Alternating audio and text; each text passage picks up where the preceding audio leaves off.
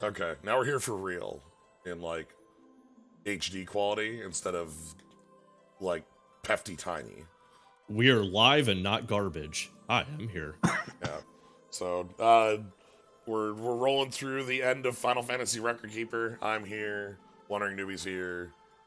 And Vpris is here. It's me. I'm a Final Fantasy now. Truly, this is the fun. By the way, I want you to know that okay, in the before times in the cut content, we didn't talk about the intro scene to the Crystal Dungeons, in which they literally fucking say, "We are the record keepers." Yeah, no, I don't think I can force that scene back up. No, you can't. I've tried. Yeah, but yeah, so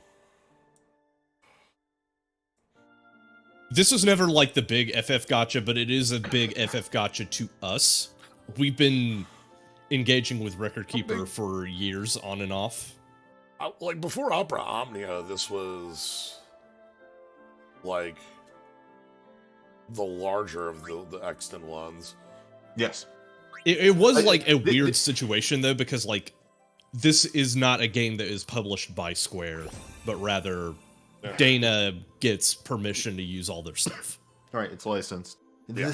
Excuse me. Sorry, I had some real coughing. Oh dear. The big thing to remember is that Record Keeper existed before any other of the Final Fantasy gotchas that you may be more familiar with. It was before Mobius, it was before Brave Exvius, it was before Opera Omnia.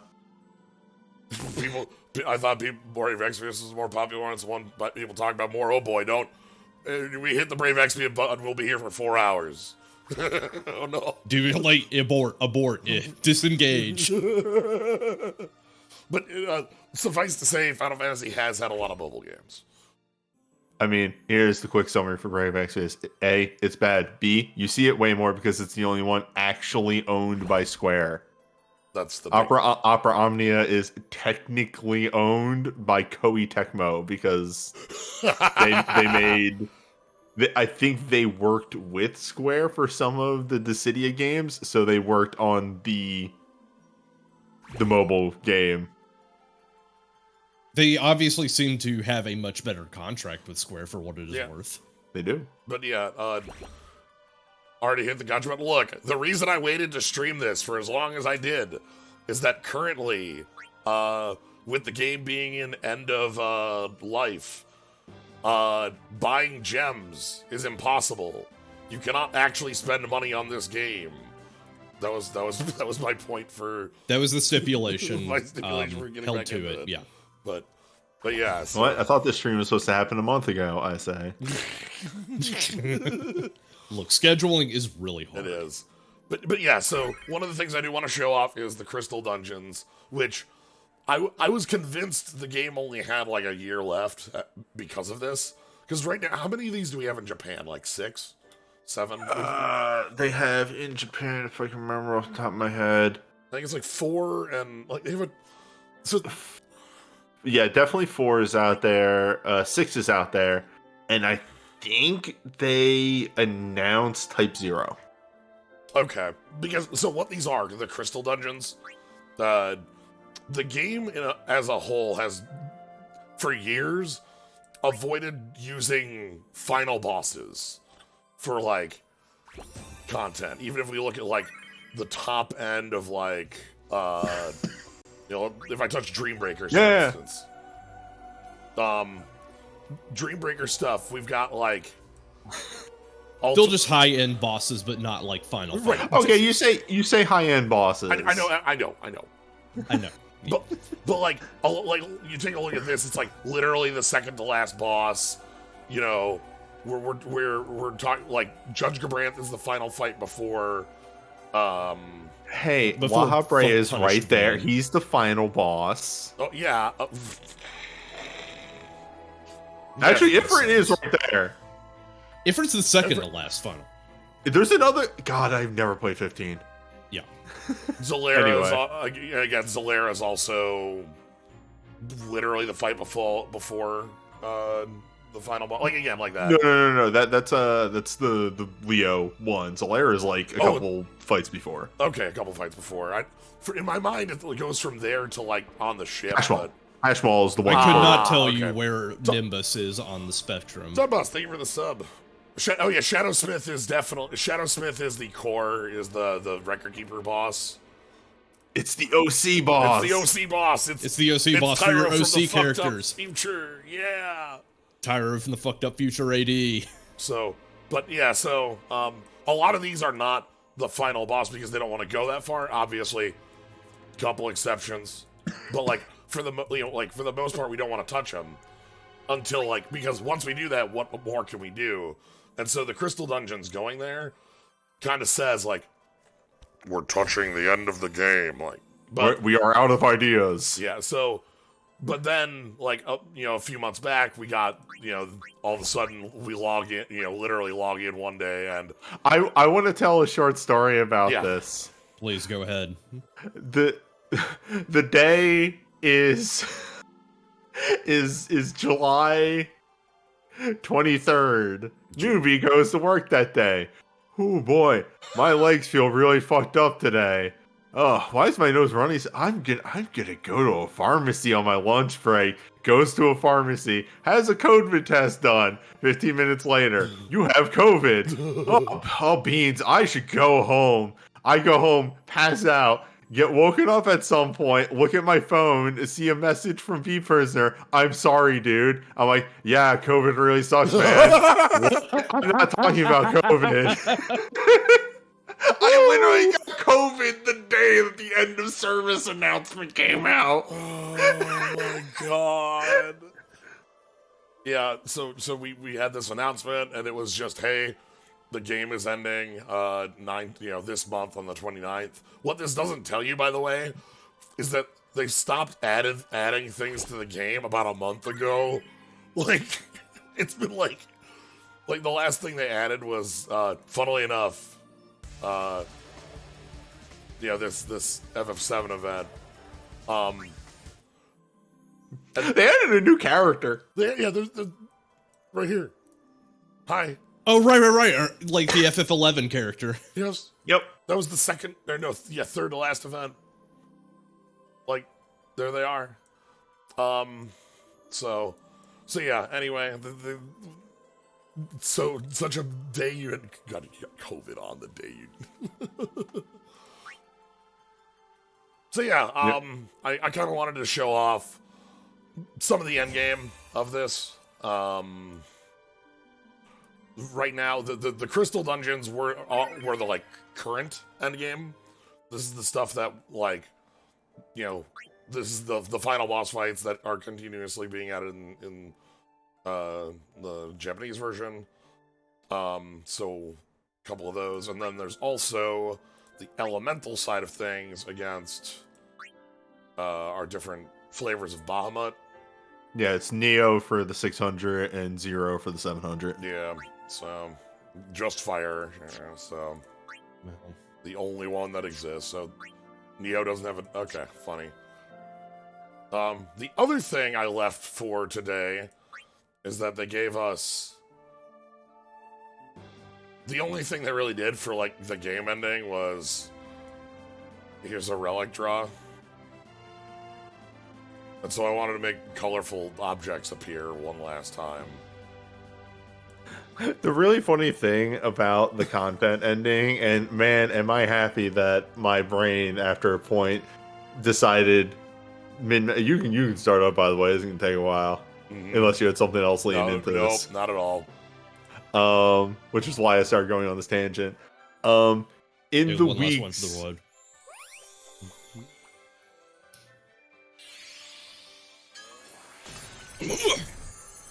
Yeah, sorry, just wanted to give you my power. Go ahead, newbie. Oh yeah, I was waiting for it. In the weeks leading up to it's hard to say, but for a while people were like, all right, when Bahamut's come out and you get the new Magicite from Bahamut's, your new deck needs to be like a Bahamut Zero and a Bahamut Neo, and then like an Odin that has passives for those elements. So people were going out and like farming up Argent Odins and fully decking them out and having like one for each element. And I looked at that and went like, man, my ass is 280 for that. Man. And man, I'm happy I didn't do that. Yeah, no, Oh, nice. Oh boy, this is a lot. Grimwoke is mighty strong. Yeah, okay. We're doing these, we're doing these just to fill out items and see shiny things, and then we can maybe do some new, team building. Oh boy. But yeah, I thought the same. I was like, oh, should I, like, actually go ahead and get myself, like, I don't go that heavy to make, like, 12 Odins, but I'm like, oh god, you know, I kind of want to get, you know, a Bahamut, so I have a physical Bahamut, and then, like, it's like, for what? For what purpose? Yeah, I haven't done Bahamut. To The beat satisfaction of a job well done. I like, I still, because I'm trying to, ooh. I'm trying to, before the game goes away, clear every Dream Breaker. That's my goal. That's my end goal. Okay. It is hard to get myself to stream on Sundays. Mm-hmm. And I also want to get the story mode recorded, but like, so What up, Barrett? one of the fights we're doing today is a FF7 fight that needs an anti-full break option. well, Well,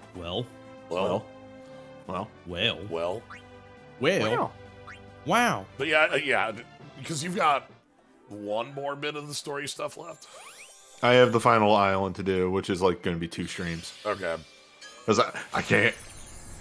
Not ever since the Home Sweet Moon incident can I do that many hours of a visual novel. Yeah, that was just like, I'm sure going to sit down and do an entire anniversary grade event in 9 hours.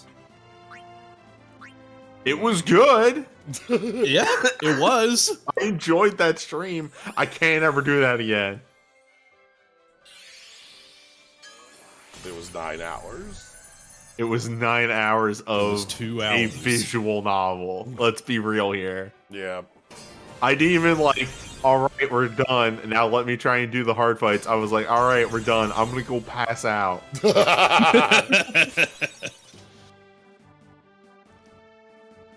Yeah, it was a month-long event done in one sitting. Exactly.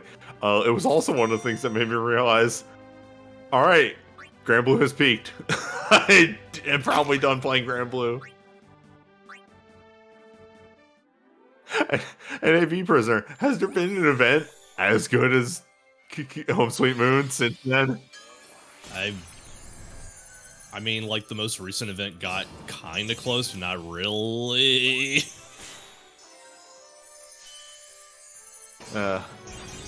Honestly, I just started realizing that I wanted to read the Grand Blue events, but they were just so fucking long. Yeah. And also the gameplay was really going in a direction I didn't care for anymore. Anyway, that's a different game. Yeah, the story mode. Oh, hi. It was a fun one. Chirpy pilot. It's actually interesting, speaking of the story mode in this. I loved the initial setup of the story mode in this. Yes. Where it's just like a bunch of, just going through like a bunch of set pieces that they made for various games, and it was really fun to see them. There was actually a really interesting discussion that I had with a couple of people on one of my last streams, which is sort of the recordkeeper.txt of this had potential, and then you just kind of went in a safe direction with it. Of it would have been really way more interesting if what the story mode turned into was, instead of just, because they started hinting at this, instead of just we're retelling the games and then also the characters are here, to okay, because the whole thing that they eventually set up is when you go into the record has to play out correctly or else, or bad. And You cannot deviate from the timeline. And very early in the story stuff they show off, you go in FF6, I think, and it feels like you're going to set up some sort of deviation off of what's going on. And then, because, like, Tyro knows all the story, and it's like, oh, this is going to turn out horribly for everybody involved here. And Tyro wants to do something to stop that. And then we just drop the thread, and it becomes time to go on a romp on every Final Fantasy. It's time to go. It's time for a different B plot to be happening, which is fine. Because, like, I kind of like the original plot to an extent, but, like, it's literally Tyro feel bad about original plot. Time to go in, and some random fucko Final Fantasy character gives Tyro the exact answer he needs emotionally for the current plot. And that's it. Yeah. Add repeat forever. So anyway, the thing that somebody brought up is the whole, like, it's literally there in the name. They are called corrupted paintings. They're called corrupted doors, whatever you want to call them. What if the whole premise that it became was somebody is purposefully trying to distort the records and you have to make sure everything stays the same, for good or worse? And then you were, like, massively conflicted about what the original timeline was. Like, wait, another great example of this is, like, okay, what if somebody goes in there and manipulates events? Like, what if somebody tells Cyan that, hey, Kefka is trying to poison the water hole. Right. But oh no, Kefka has to poison the water hole. That has to happen. Yeah. Like, but instead it just becomes, we're just gonna do the normal bit over and over again. So, and there also was a lot of, like, strange balance within that. You pull Waka's balls! Waka's balls! You got Waka's balls. We got Waka's balls. Yeah, I know what you mean. Like, early on in the record dungeon, it was... The fights were hard. Yeah, like they were meant to be, like, difficult, but, like, challenging at low level. And I thought that was a neat, like, holy shit. Yo, what up? Yeah, but eventually they just kind of became... nothing. Well, see, the thing was, they actually went the other way first. They went to the point where they were so hard, there were certain fights that were uncompletable without level grinding. And so they nerfed the entirety of the fights. There's a specific Shadowsmith fight that, like, you literally have to have your entire party be at, like, near max level in order to survive the initial onslaught. But they nerfed the fight backwards, which, like, that's fine. But, like, they basically did the wrong thing both ways. It was too hard, then it was nothing. That said, when you get to the story fight, boy howdy, enjoy that last one, it sucks ass. Yeah, that was the one that I literally called up Newbie and was like, dude, you probably should level up Biggs.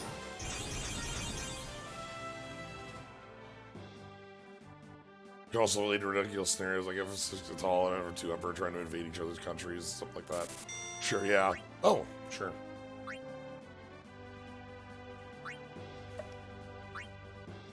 Wait, and I do wonder, like, how much of that is, again, the limits of the contract versus, like, how much they were just going to play it safe anyway. I don't know. Like, why hint at it if you can't do it?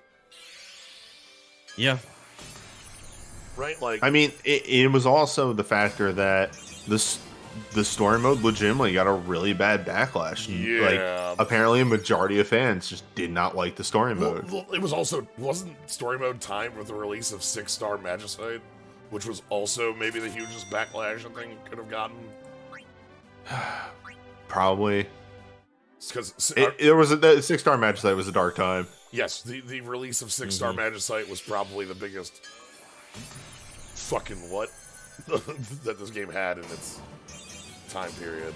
Like, it's really interesting that mechanically the way you fight 6-star Magicite, and to an extent Argent Odin, is backwards for how you actually do other fights, because excuse me, because of all the elemental diffusions in those fights, you actually want to use your glints and your awakenings early on, and then the latter parts of the fight you use your sinks so that you can just burst right up to 3 infusion.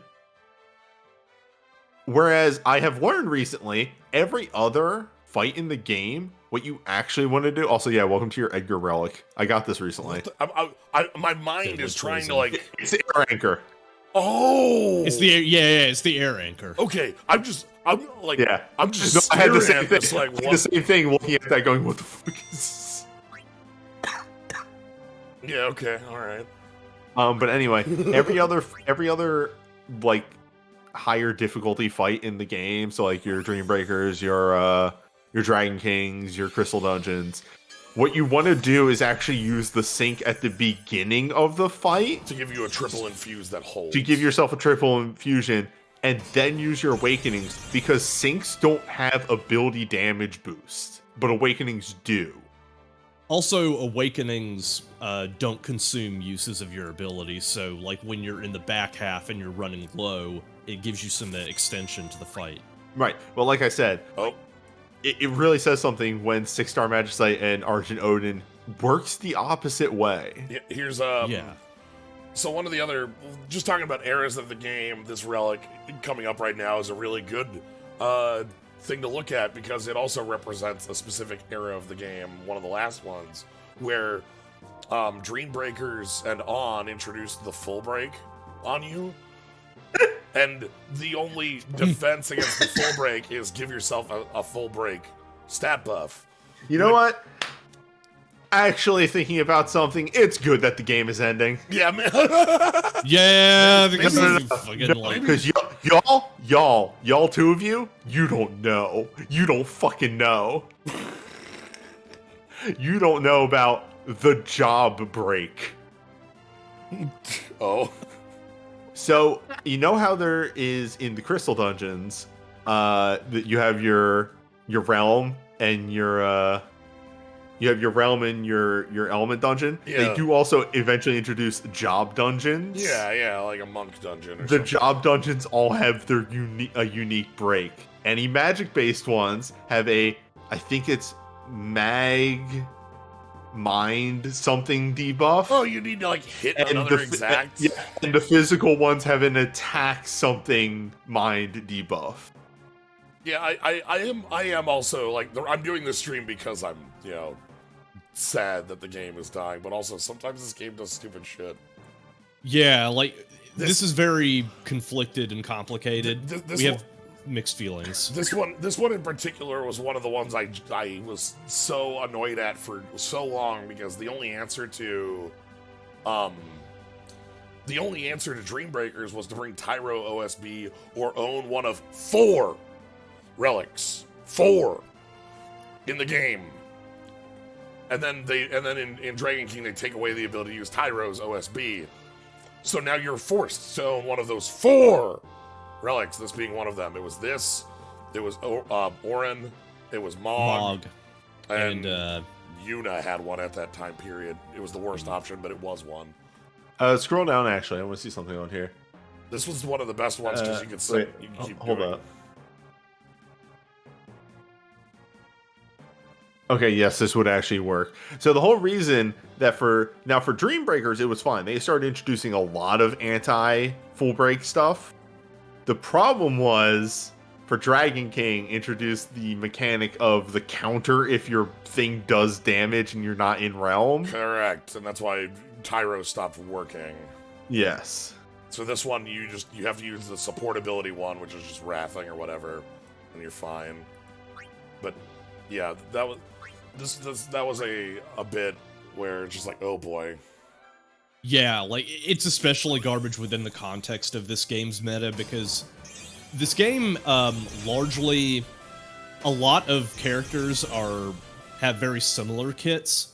So characters it means that you could just like, yeah, it became cookie cutter, but it also kind of insulated the meta in a way where like you could bring multiple characters that basically did the same thing and get away with it. Speaking but of, like eventually it was just like, yeah, here they are. Here's another one. This when I said Yuna had one, this was the one. But then, like, yeah, the meta, like, just sort of, like, consolidated around Mog, Oran, just a handful of characters with very specific answers. I'm using Oran for my Dreambreaker and stuff. Yes. Because, I've used Mog in the last 150 fights. Mog never leaves my team. It's a problem. They built a meta and they went, this will get people to pool a lot to maybe save our game. And then people went, I'm gonna use. That's right, the square hole. Yeah, the square hole. Yeah, very much. The square hole. Anyway, I just want to watch disco orbs appear for a while, and then. Oh, same. I mean, I did this too. Yeah, this is a great way to decompress. We get some disco orbs. But yeah, a lot of Record Keeper became very much it has for a very long time, for almost the game's entire duration, has been a lot of, that's right, the square hole with a lot of its meta. I'm looking at ever since USBs, ever since bursts, ever since supers, there has been a that's right, the square hole answer. At the least, for the longest time, up until 6-star Magicite, I never felt that I was forced. Like, I always felt, okay, yes, there's the thing that is, like, super overpowered, and then there's the thing the game wants you to go after, but you can still just go the third route and play with what you have. Once you hit 6-star Magicites, once you hit past that, like, if you're not playing by their rules, you're out. You know, yeah, that was the biggest, like, 6-star Magicites pissed me off at release because, like, they were the biggest brick wall in that sense. 5-star Magicites, were actually kind of fun in how you could approach them because there were ways you could just cheat around their stuff. 6-star Magicites, you just could not do that. The only thing that I really enjoyed in 6-star Magicites when it worked is, and it was the moment of me going, oh, maybe this, like when I started doing them. Anyway, I think this one is Gallia. No, this is Arden. Yeah, this is Ardeen. Oh. Yeah. Sure. So when I do weird. Okay. A lot of damage, but weird. I generally stayed up with content up until 5-star Magicite. That is where I kind of fell off for a while, and then I started catching up again, and I felt pretty good about that. Before Crystal Dungeon came out, I had a completed Argent Odin for physical, which that feels all right. Oh, except I never did poison, but whatever, poison's not real. Look. So anyway, back to my original base thought here. So one thing that started happening with 6-star Magicite, and I looked at and I went, oh shit, maybe we're actually going towards interesting content again, was all of 6-star Magicites, kind of, some of them not really, had like an MMO-ass mechanic in them that was interesting. They had raid mechanics, yes. Yeah. Like, the main ones I can think of are like Leviathan, Ifrit, Diablos, Alexander. Those were the ones that were interesting. Okay. Shiva's you can more or less ignore. Valfor's was just, I hope you brought AoE. My first clear against Shiva was a 2-minute 30-second clear. Because there's no enrage on Shiva. It's great. I don't think I've ever cleared Shiva and done anything with the ice blocks. I just killed Shiva because you don't really have to do anything with the ice blocks. Yeah. Oh no, they heal her a little bit. Yeah. Again, Valfor is just, I hope you brought AoE. Yep.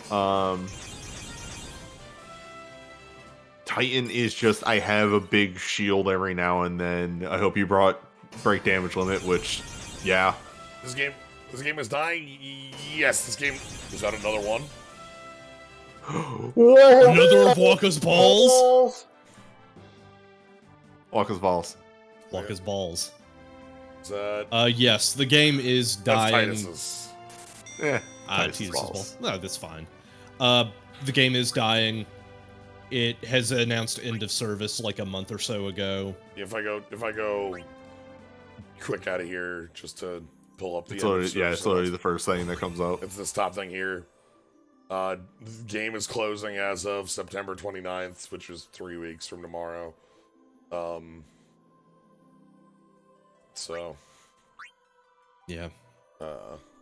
So we have a lot of thoughts about it, which is why we're here. We're here to let those out and open. Press X to pay respects. Here it is. But anyway, for as interesting as some of the 6 stars were, and then Argent Odin came out, and Argent Odin was just dial these numbers again. Cookie cutter. Yep. Yeah, you kind of just had to be like, okay, you do a status effect at some point, and your big slash does a certain status effect, and if I answer both those things, the fight is the same. Also, man, yeah, remember? like this is Sorry, I just wanted to talk. Man, I think peak. Like there is probably a sine curve on what the good content was with this, and I think peak once again near endgame, making me think. Again, I'm just thinking about Diablos and Alexander. With Diablos was so weird. Alexander reflected 14 Alexander of like, okay, there's a mechanic in the first phase, and if you don't do it right, you will die during the transition to the third phase. Porn. Okay. Yeah, it's so weird on the 6-star magic sites because like the actual fight choreography, for lack of a better term, you know, for what you're actually doing in them is really neat. They're asking some neat questions, but the an element requirement just made them hot garbage for they were bad. Like years. they literally nerfed that requirement because it was so bad. They had to Yeah. Anyway, I was just like because Newbie and I have for years been talking on stream about the nature of what makes a good record keeper fight and why like we tend to really enjoy the fights that actually try like weird gimmicks and stuff and make it beyond just dial these numbers, but it seems to just have been unpopular for a lot of people because they were also pushing the Magicite speed meta so hard. I think the most telling thing of all time in this game's life cycle about how bad the player base went in one specific way was when, God bless them, the last time we had a 14 event, and they did Ifrit EX and Titan EX, and people hated those fights because they couldn't just eat hot chip and do damage. Yeah, because Titan forced a phase change, and you had to... What the fuck? Nothing. Yeah, and by the way, again, Ifrit had the 13 nails. You don't just rush the 13. Mad. People were so mad because they're like, oh, this is a... Oh, there's the boy! Oh, yelling! People were so mad because it was a difficulty 180 fight, and they couldn't do it on auto. That was literally their complaint. And I'm just like... I was so sad that... dog. Yeah. I mean, yes, the Japanese fans can complain about it, I think, to an extent, but American fans were so pissed. Yeah, it was not just one or the other, global or Japanese, on things like that, but It's so fucked there's too up. much game in this game. That also is probably true.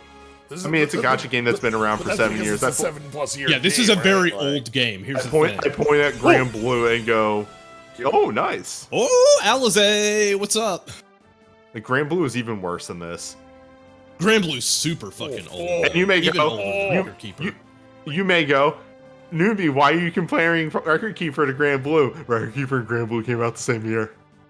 By the way, hey, Slayer, you want to just like use Alizé for a thing? I planned on just doing the 14 Dragon King for no reason. Yeah, use Alizé for a thing. Yeah, because I have because like the 14 Dragon King is one I know like the back of my hand. So, but now I have to emphasize that Alexander and Diabolos were the last time I had fun with the game, but technically those came out before the EX Titan fight, which the EX Titan fight I adored. I had like a 25-minute video where I cleared that fight and was explaining like all the mechanics and how to go through it and being like, oh no, yeah, this is exactly from Titan EX. The thing that I adored about that fight, absolutely, like I thought was the best thing, because it was always what Record Keeper fights should be, which was a direct translation of the original fight. yep. So they first show you the mechanics. Dark Tire. No, I think that's Setzer. I thought there was like It's either Setzer or Wedge. Oh, maybe it is Wedge. I would say Wedge is who I thought, but already on that sync. Game, please.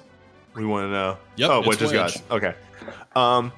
So in the middle phase of the Titan EX fight, there's a moment where people get put in jails. Yep. And then you break them out, and then they immediately have to defend to not get landslided. Yes. There is a later in the final phase moment where people get put in jails. And if you let them out. If you break them out, they do not have enough time to defend to not get hit by a landslide. So you, in fact, instead have to leave them in the jail so that the landslide targeting misses them. Then you can break them out. Which is exactly how that mechanic works in Titan EX. Yeah. You have to delay. To address Idric's question, seems like a free money thing. Why stop it? About a year ago, they dropped language support for, I think, everything but English. Was that it? Yes. And the moment they dropped language support for everything but English, the game fell off a cliff as far as money it made. I think it went down to 10%. Not down by 10%, but down by 90%. Like, just fell off a cliff.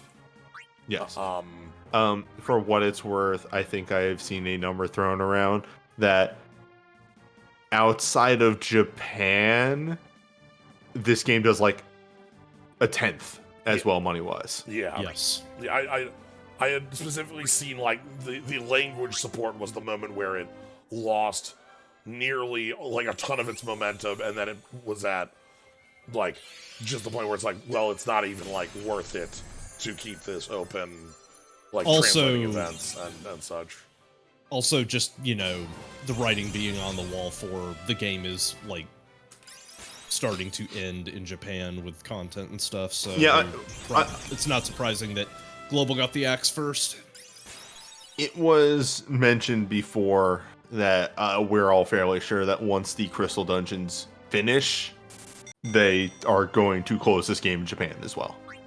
Like, what do you do past that? What do you do after the final bosses? They will probably have like an event that is the big like Record Keeper original finale as well. And then they'll have the second half of Heavensward. That's right. It's time. Dude, there's an event coming out. Japan is getting another 14 or got another 14 event that has like Shadowbringers content in it. What the hell? It has Titania. It had Titania. It had like they just like, well, screw it, jump past the second half of Heavensward. Tsukiyomi. It had Tsukiyomi. Yeah. Tsukiyomi and Titania. And there was another new boss. I can't remember off the top of my head. Would it have been Susanoo? I don't think it was Susanoo. No. Jack Garland is not in this game. Jack Garland is an Opera Omnia, though. Jack Garland is will be an Opera Omnia, and he breaks the meta. I wanted so bad for Jack to get in here, you know? Time for Record Keeper 2. Don't understand. I have to pull Jack Garland. It's not a hope or a dream. It's like a hunger, a thirst. I will also pull Jack Garland. Is that sync? That's... I think Alara's sync. Yeah. Yeah. She's a healer, so she doesn't get many other things. No! You're wrong, it's That's Freya, right. motherfucker! It's Freya's outfit when she's Doing the Burmesian dance, yes. Oh, is that what it is? I thought it No, was no, because she didn't... Yeah, like, she didn't change her outfits for that. It's her trance outfit. Yeah, that's her transfer. Okay, gotcha. It looks very cool. And also, wow, a useful 5-star, thanks. Those exist? I still see them every once in a while in an LMR where I'm like, wait, that's a character I use. Like, wait, I can actually use this. You know, Galoof, I need to pick up Strangers in Paradise still. It's good. I'm like, the first DLC's out. I'm waiting for the other two to stream the DLC stuff. I am legitimately, like, I held off because I want to play it on PS4 and I need an optimization patch. Yeah, like, that's the problem. Stranger of Paradise is such a good game, and I'm so fucking sick and tired of having to put a million asterisks in front of that because of optimization problems. Cool. The same sword. Rams is ready to go. Hey, I use Ramza. I use Rams as a DPS still because I have this and You use him as a DPS because they turned him into a DPS. right, because true. That's that I was think Record Keeper's other problem. Everybody's a DPS. Unless you're Mog. Unless you're Mog. Then you're a healer. I believe they Hunter stuff. I believe they actually fixed hair. It's Stranger of Paradise. Yeah, they did fix some things, and oh, I love this one with the little disco orb at the top. I think that's Dr. Mog. Is that the Dr. Mog or it's Arya? No, yeah. Sure. It's the anti-Ifrit Arya one. Oof. You want to talk about a weird genre of Soulbreak for a while? Elemental Stone Skin, baby. There's Rydia Water Sink has like a stock 10k or some nonsense for that reason. It's very silly. I think it's Rydia. You remember when they had Firestone Skin, then Darkstone Skin, then We Give Up.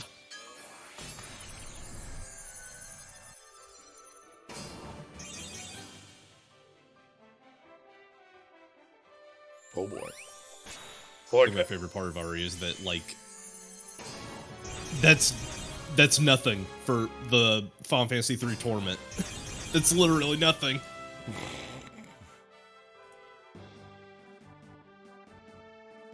Remember? Okay. Oh! Ooh!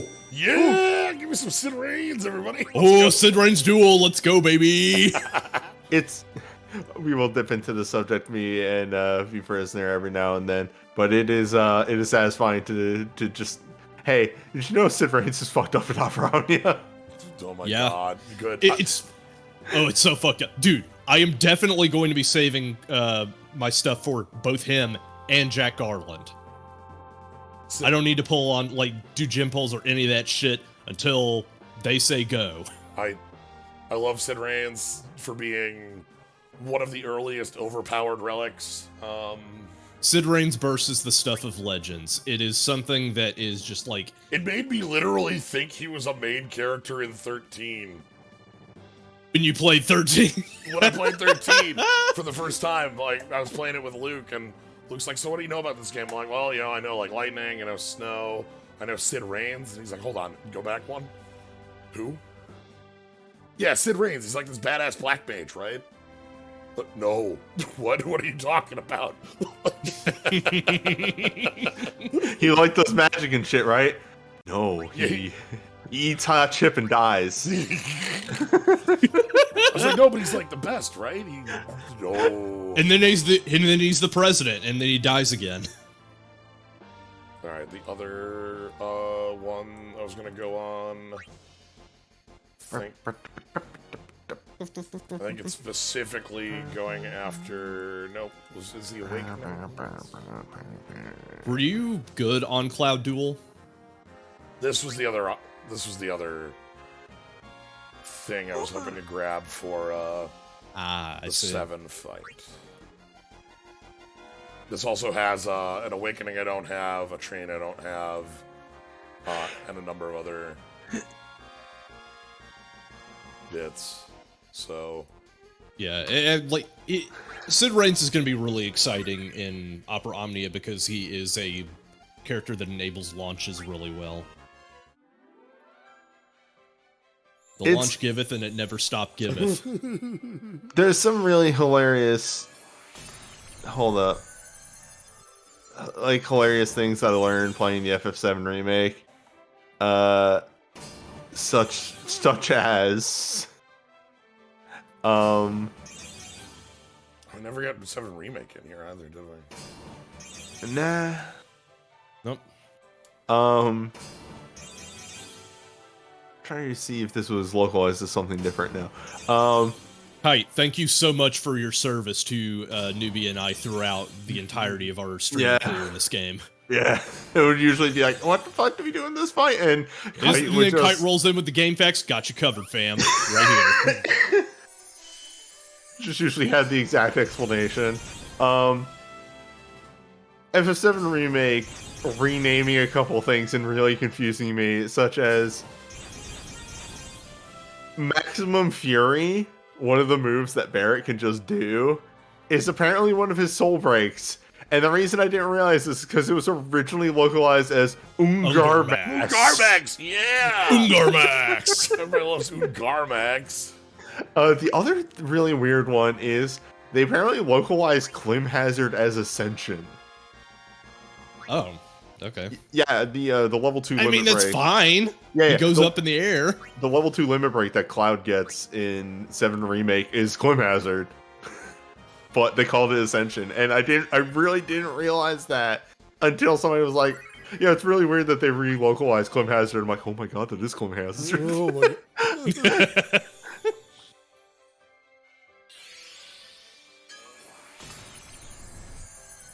Well, yeah, congrats on the Barrett dyad. At least that'll really go well with the sync. Yeah. I only have 3 other mithril pulls. This is the only banner I care to have anything off that exists, so here's where we're sitting for the rest of it. Because this has some Cloud stuff and some Barrett stuff. Good riddance, folks.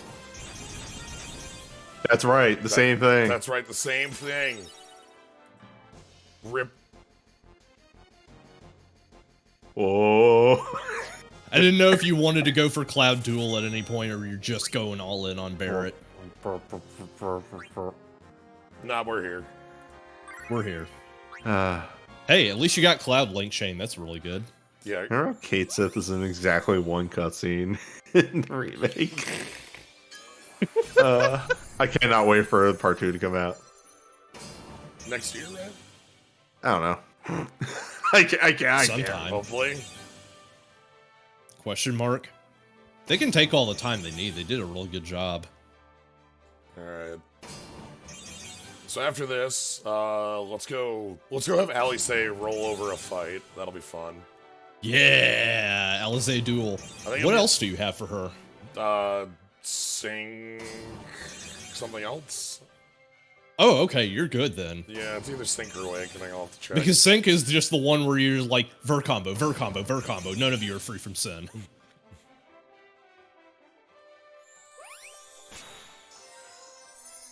Alright.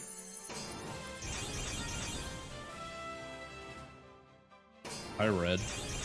Okay, then that's a Sync I already had there. Alright, that's fine. Yeah. You got some good stuff. There's this weird, Oh, this is Tifa. Oh, that's Tifa's. Okay. That's fine. That should do fine enough. Alright. But yeah, so let's go ahead and No, is that all you had? that's all my mithril and all the tickets. I still have realm tickets. Oh, I should probably spend those, huh? How many of those do I have left? I haven't been saving those as much, so I have like 40. 2.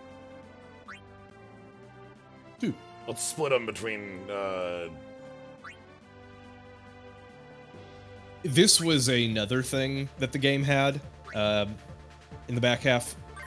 You could accrue tickets by doing various missions or getting them as rewards, and spend them on a series of banners that were recurring and constantly got their pools updated. I can't imagine this game without a lens shop. Yeah. I will say that the ticket system was one of the best things that Record Keeper had ever done, and also probably one of the worst things that Record Keeper did, because it's probably attributed to people not spending that much money. That's Oh boy. well, that's the problem of gacha in general. Yep. My final the more thoughts. generous you are, the more people will spread word about your game. But if you're too generous, then you don't make any money. Such is the problem with gacha. Gachas only exist if whales exist. They are a problematic game type.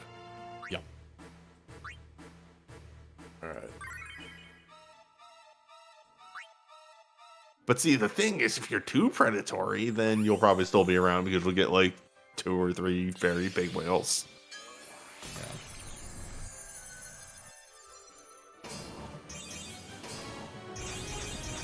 Oh boy. Oh, speaking of Speaking of which, I was going to say, like, fucking, we like, Newbie and I have gotten into Opera Omnia as just like a Record Keeper replacement. Another awakening for Cloud. I think this gives me. Yeah, that gives you plenty of stuff for Cloud that you can use when you're not using this chain. Because this is the one that gets Soul Break. Yeah. Okay, cool. Good combo stuff. That means the last banner left would be a 15 mithril. There's no way you're 15, right? Yeah, I don't think so. Obviously, you're pulling here. I already did that. Fuck. Yeah, nope.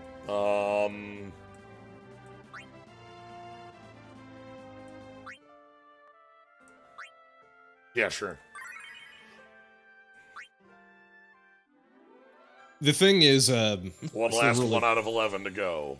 Here it is. 5-star, 1 out of 11. That a game can survive on so few people. The other thing is that, like, I can speak to Grand Blue in particular. You have your super whales that are definitely contribute a huge amount to the income of that game, but also the brand is everywhere, and like it has a whole bunch of merch and stuff. Well, when I think of like other mobile games, so Record Keeper is one of 2 mobile games I've ever played. I played a lot. Oh, maybe 3. Depends on how much I consider me recently picking up Tekken. But the other games that series that comes to mind is the Tales mobile games, which are like kind of jokes to the point where like they had Tales of the Rays come out, die, Luminaria come out, die, Crestoria come out. I don't know if that one died or not. And this was like 6 months to a year on the multiples of these, like coming out in global and then just crashing and burning. For every gacha game that does well, there are like 40 that are released that die immediately. Yeah. Mm-hmm. All right. Anyway, time to do some team building, which is the stuff I enjoy the most out of this game. And see if we can't do some, yeah, still going in Japan. I always keep an eye on it because the stuff that Tales of the Rays does is really interesting to me and me specifically. Because I like Tales games. Yeah. Here's the thing. Record Keeper has a fun combat system. It's ATB focused, and it is very like based on traditional Final Fantasy combat, and so it scratches a very particular itch for a lot of It folks. used to be fun. I'm gonna okay, just no, slide in there. like, but finish your thought. Sorry. Inherently, like, the system is good. The stuff that they did with it, less so. Kite, that's not really a thing, because do you know how many mobile games have had a Persona 5 collab? It's like 5,000. Like, literally... Let me tell you about AFK Arena and Grand Blue. Like, Grand Blue had if it exists, it had a P5 collab. Like, I went to pick up another Eden. Oh, look, a P5 collab. It was like every mobile game under the sun. So... yeah, 40 of them die for every one that lives, probably. All right, we're gonna go ahead and beat up Bizarro Sephiroth. What's so bizarre about him? I think it's the orb, or maybe it's Bizarro energy. Maybe it's the second smaller Sephiroth on top of the Sephiroth. Or I forget. Oh, okay. So, Slyo, does Bizarro Sephiroth still use Bizarro energy, or did they fix that? Are they allowed to fix that? Does the contract stipulate they must use the localization as it was presented? Because they'd still called him Safer Sephiroth, so my money's on it wasn't. Okay, so... why do they call him Safer if he's the harder form? Damn. Why do they call Ask it the hard hot questions. food when you oven cold fuck? I'll give you the gold star. Thank you, I tried. Okay, yeah, I can probably go here, because I've also got the realm chain that is the override on the full break. So here's the thing about realm chains that are the override on the full break. These are actually not great. I'm aware. Okay. They again, when I mentioned like the existence of relics that let you overwrite the full break, I don't consider these most of the time, because the timing you have to use them on is awful. It means you have to reset your chain at the moment where you want your chain to actually be at 99. I will lean in here close to the mic and say, these aren't the absolute worst. I cleared a Dragon King using one of them. Yeah, I've used, before I got Bog Awakening 2, I used Minphilia, or I used there were two of them I cleared with a realm chain like this. So I'm gonna go try out. We're gonna go Barret. We're gonna go Cloud.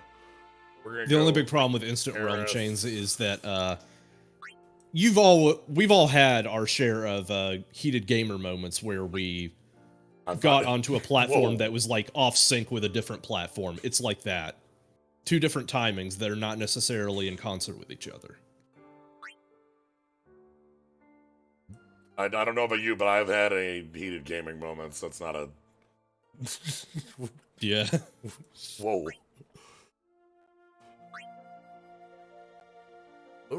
So I know... Do I still want to bring Mog? So what? Let me see your Seth boy again. Your Seth looked dumb as hell, for what it's worth. Sync away. So you have his sync. Just gonna look at that. You have his sync.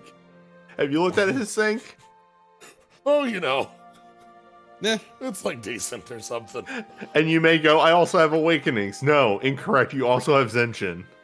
Yeah. It's You also have Stigma that goes into Zenshin, because Stigma works so well with that. There's Zenshin. So, part of FF7 as a realm is that they have to overtune everything in 7 in this game because of the existence of these two. Cloud. Yeah. Well, Cloud, and then by extension, Sephiroth. So, Cloud had a particular relic that allowed him to break the damage cap and massively boosted his physical damage. This fucked up everything. So for the longest time, the one I use for Cloud that is the huge breaker is hitting USB into this, which just goes wild. Damage cap's 4 9s, but if you use so this relic right here, Ultra Cross Slash, enables the user to break the damage cap. This lets you hit for 5 9s. Let me tell you about how Record Keeper makes relics sometimes and does not playtest them. The game was balanced. They did this at from that the time. very start, like Sentinel's Grimoire, the triple boost to defense and resistance. That fucked everything. So, all right. The other thing I'm gonna want to do. Break the damage cap. What's the worst that could happen? Uh-oh. Uh-oh. Oh, Don't worry, it's fine. We'll make an entire meta around breaking the damage cap in limited ways. okay. I do have this. So, one thing I should probably go do. The big thing that I just want to lean in here and point out. I see that Barrett's there. Yes. If you're bringing Mog. Well, I need Barrett. Yeah. The question is then, do we go? I have Kate Sith. Kate Sith is a magic boost. Magic. Yeah. Yeah, that's magic boost. We don't need Barrett if we're doing Mog, but we get a little more. I'm just taking a look at others. No, Rufus wasn't usable, and Geel actually. I feel like Barrett's totally fine because your Barrett's really good, and if your Aerith is good, shit, then right. that's fine. Have you looked at the Chocobo shop recently? Yes. You Okay. infinite lenses for everything. Yes. The first thing I want to do is go give Eris Awakening second use. Just no reason.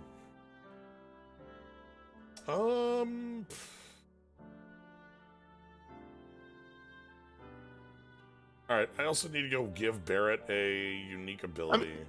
You can always go the test run with Barrett and see how it works out. Yeah. I mean, the 600 ain't that rough. You'll probably be good for that. Yeah, so let's go. Let's go head over to Barrett.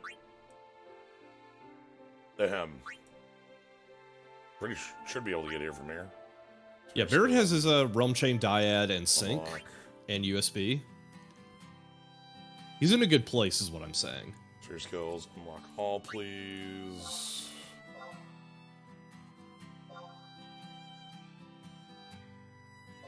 I'm so wow. glad that you're using Zach's theme. It was the last track they gave us in the game. Also, the other thing I'll lean in here, if you haven't yet, once you do this, you should buy his job node to full stars, so he gets that little bit of Machinist bonus. Yeah. Bonus. 3% damage is still 3%. So right now in the shop, you can just go buy record sapphires or anything. So I think I have 10,000. You son of a. Get more slots. You have Mithril. Get more slots, dummy. Hold on. It's true. What is my Mithril gonna do for me anymore?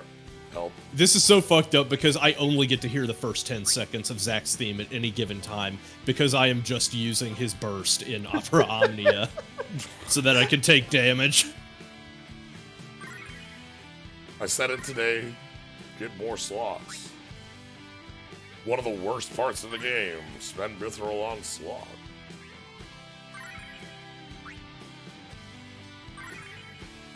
There we go. God damn it, I'm having to select these all I can one more time.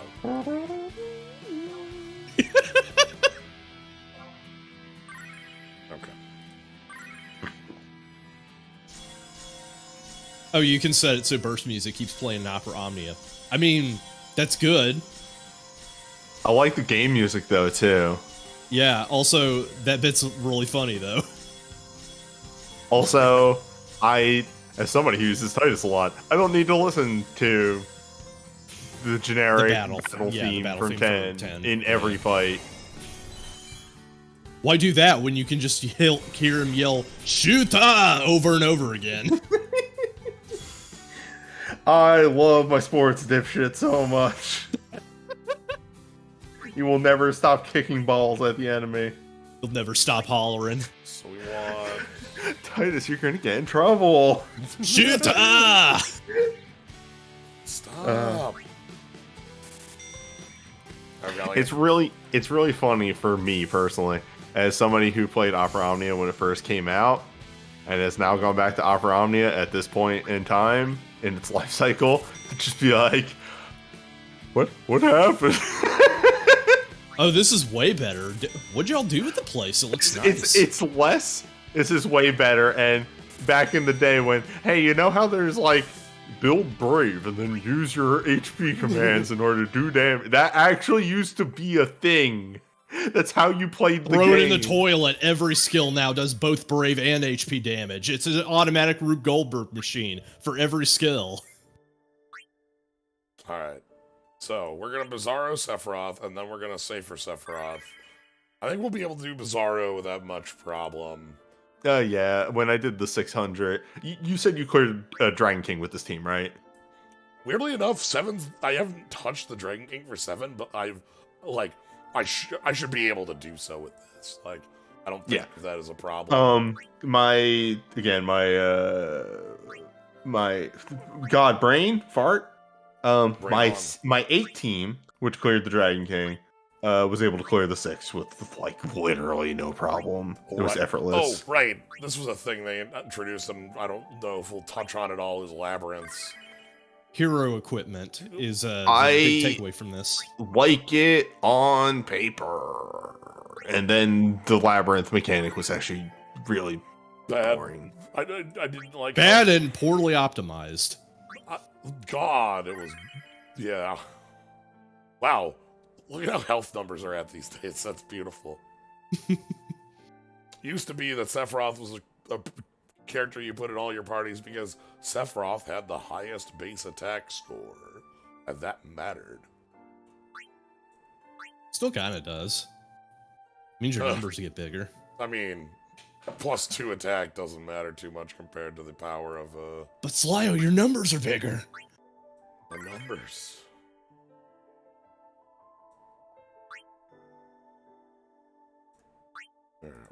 That, and then we're gonna give you a... Yeah, I one of the things I do like the Labyrinth for is a route to power that is not the gacha. I think that's especially considering it is so much more powerful than any of the other gacha items. Yes, that's what I really liked about it. And then, again... Recordkeeper.exe. Yep, Recordkeeper.exe of, you made a good thing, and then you didn't get it. Dun, dun, dun, dun.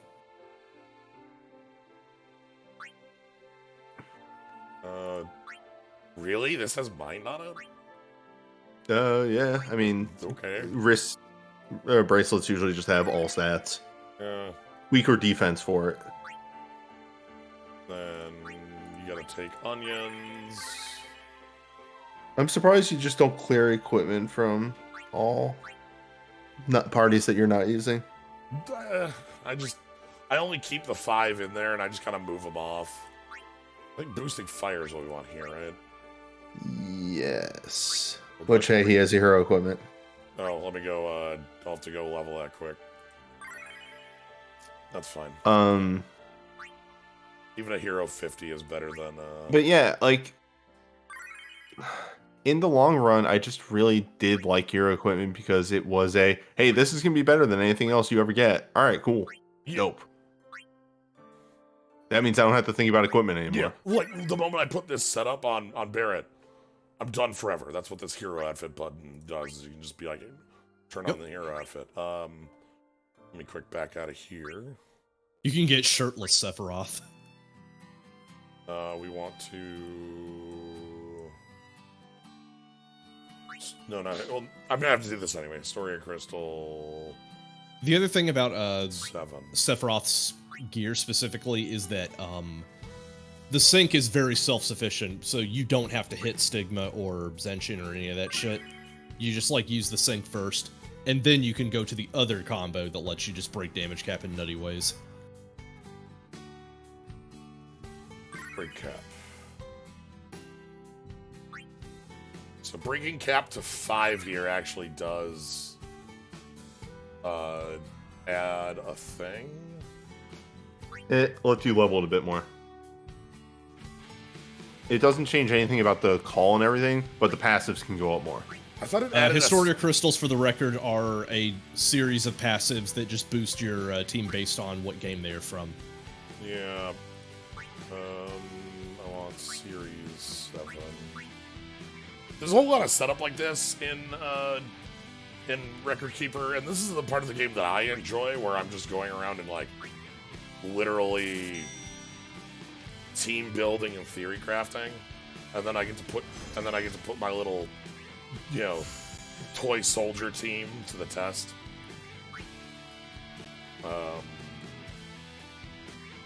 Let's upgrade your coat to max.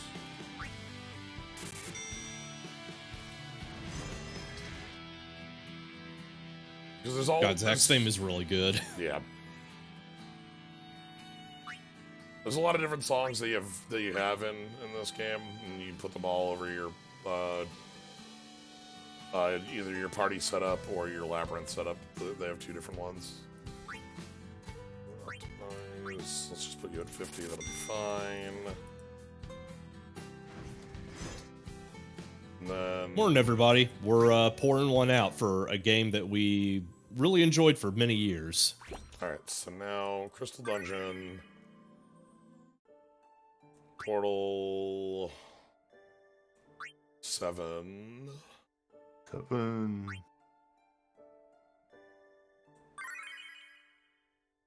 I came back to it for a little bit and then just stopped after a bit, and then it turns out that I was completely right in doing so, but I will still miss it. Machinist. I don't even know if I want to. I have so many things for Barrett to be using. I don't think I'm going to be handing off Meter. Yeah, no, Barrett's actually got a job to do. He actually does his job I'll well. take Trinity Bombshell. This one's actually pretty neat because it self-cycles for fast cycling. Mm-hmm. It will always be a weird place in my heart because Record Keeper was the game that was like, I was starting streaming and still had that kind of old LP Mentality. Thank you. In my head of like, well, I gotta do something that, you know, makes me different from everybody. What am I bringing to the table? Yeah. How am I built different? And I looked at my side and went, well, I play this phone game. Let's see if I can get an emulator and get this working. And you were very well known for, like, actually trying to make teams and do fights in ways that were accessible to people. I despised meta. And unfortunately, this has caused a stigma in my brain with a lot of games that I still play now. Okay, so no, actually what he wants in his command 2 is Taboo Raid. Oh, really? Okay. I was going with Touched by Darkness as the build-up. You just use Heartless Angel. Okay. At least that's what I usually do. We'll see how it works. Yeah, because my thought process is I also have, like, Imperiled Dark is going to help Cloud as well. I mean, go. Yeah. If you have a game plan, go for yours. I'm not gonna try and. I should not backseat that much. And then gonna kick you out of bed for eating crackers. Also, you don't have Rufus, so Touched by Darkness would be totally fine there. Well, you don't want to bring Rufus to this fight specifically, because the way this fight works is that if you bring, I think it's Rufus or Zack, one of its movesets changes to Bar Dark or Bar Wind. Or no, sorry, Rufus or Red. If you bring Red, it becomes Bar Earth to like, it just offsets the Imperiler you bring. If you bring an actual Imperiler. In an extremely guilty gear voice. Cool. Yeah. Cool. But yeah, for many a year before, it just kind of became, I don't need to do this anymore. I made it my effort to be like, hey, let's see if I can do fights without bullshit. And it turns out, you can actually do a lot in this game without bullshit. As, hey, here's the game releasing the new super fight, Apocalypse. I'm like, what if I did it with only Super Soul Breaks, though? What if I didn't use burst or USB? Because this was in the USB era. We want the right. It's also kind of the thing, like, again, I enjoyed the 5-star Magicite era after it got going, specifically because you could just sidestep a lot of their gimmicks and use stuff that, like, you may not have a very dedicated elemental coverage in, but you can still bring Vivi. You can still bring a good mage. Yeah. Also, the other the other thing that's really, I think, where I took off, which was doing nightmare dungeons without soul breaks. Huh. Which, hey, I'm gonna be real. Some of those were not easy to do. Hey, hats off to you for doing it. Some of those weren't easy to do. Some of those were Atmos. You did the damn thing. Atmos, which is always a joke. It has always been a joke. Atmos has a mechanic. I still can't tell you what it was.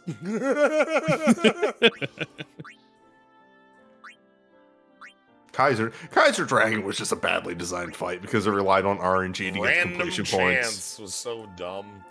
That one. I miss which weapon was it? Was it Atma weapon or something? The one that was just like, I'm going to nullify buffs, but specifically only buffs, not like he had. You could raise your defense and resistance. It was your base it was, defense and resistance. It was one of the only fights in the game that had. I have a buff piercing move, not a defense piercing move, but a buff piercing move. So you can defend against it with base high defense and resistance. It was so cool. Again.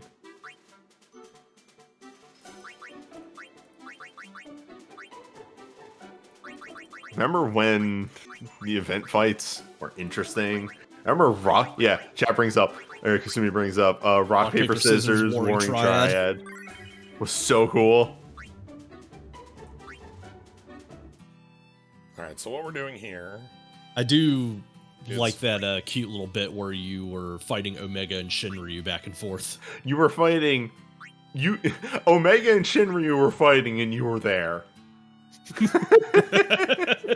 Where is Star Pulse? This is it.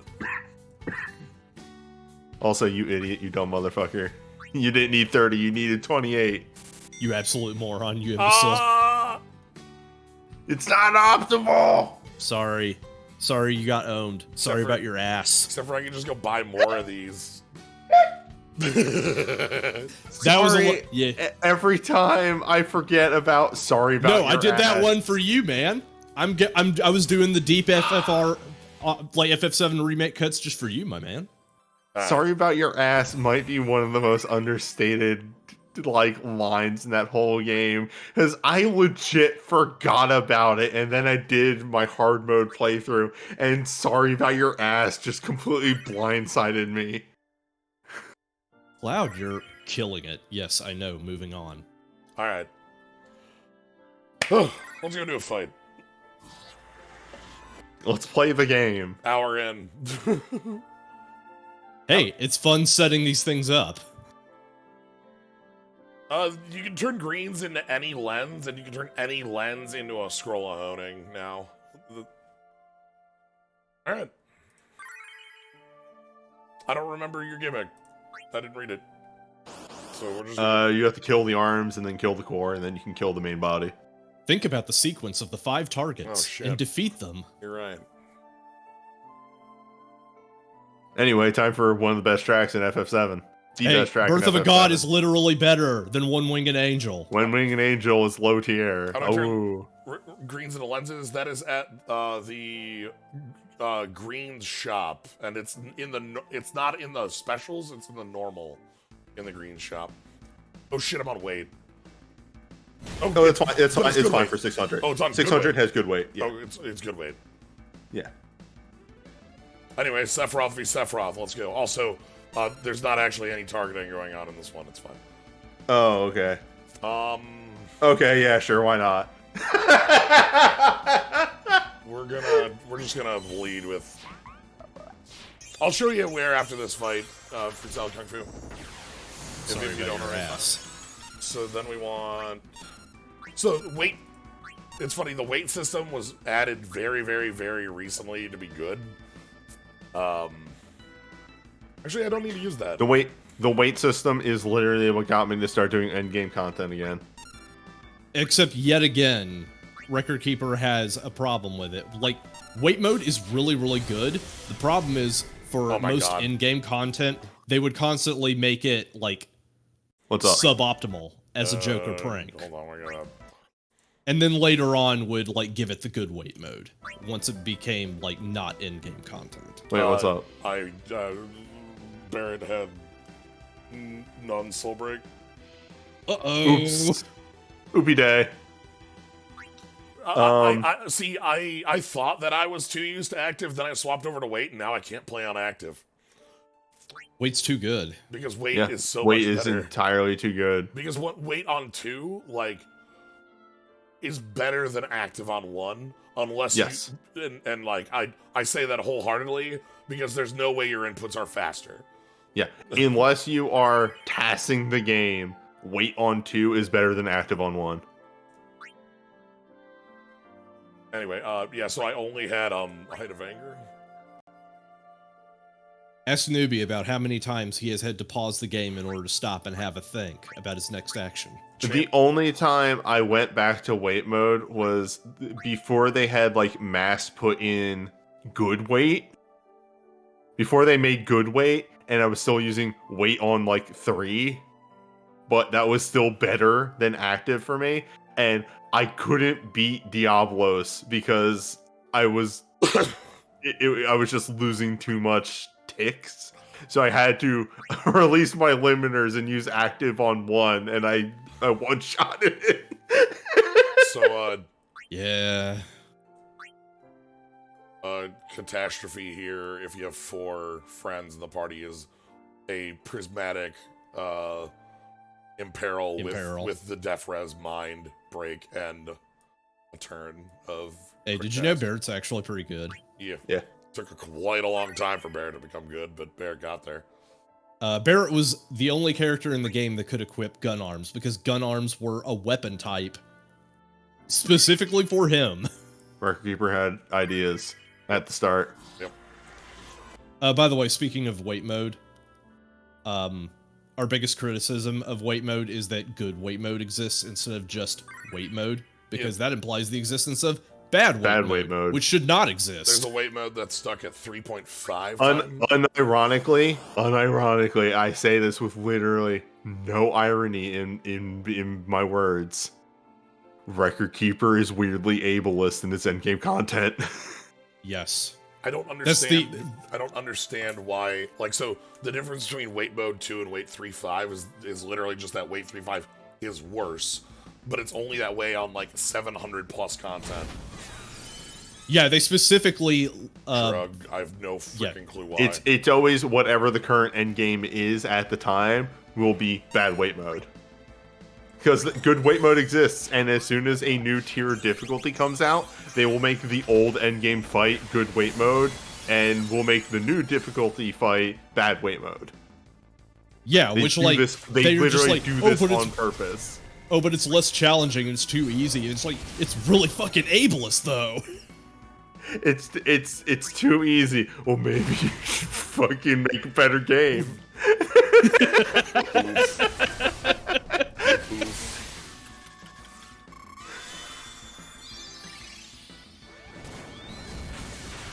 Alright, so our first couple turns here are set up.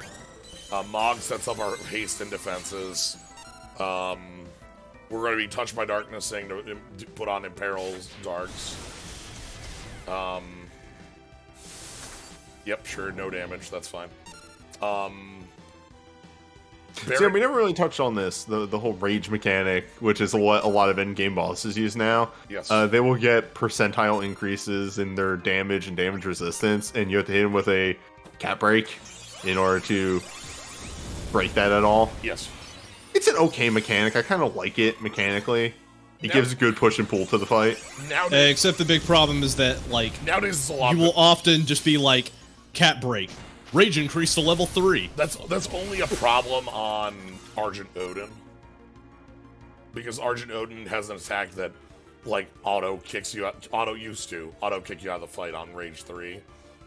And also, the way Argent Odin worked is that at 89, 7, 5, 3, and 1% were +2 rage points. And it was just really dumb.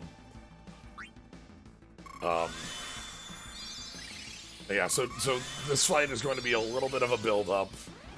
Mog's going to be using a chain here next turn. And then we're going to start turning on different damaging modes. Yeah, this is probably it.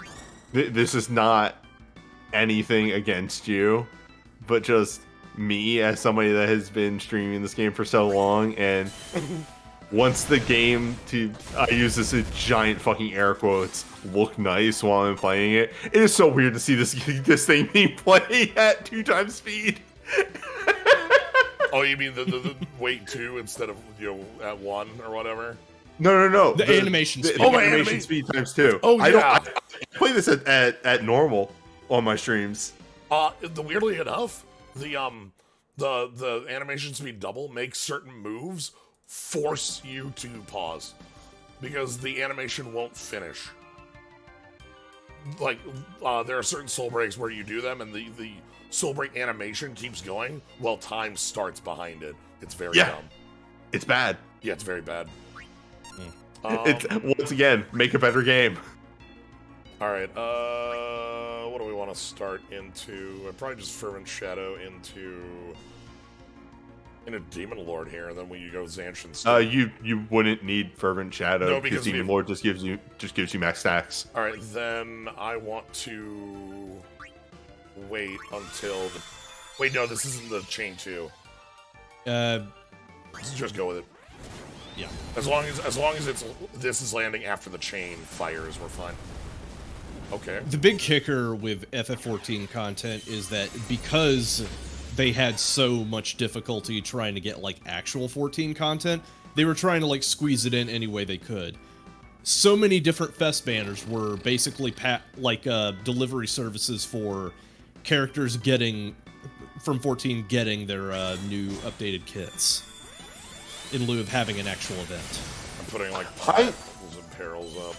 I'm opening the game on my phone because I want to see something real quick. I'm morbidly curious. I'm morbing out here. Okay. And I don't want to, bury the lead before I have the app open. Also, I haven't gotten all my tickets yet, all my end of era tickets, because I don't open the game up.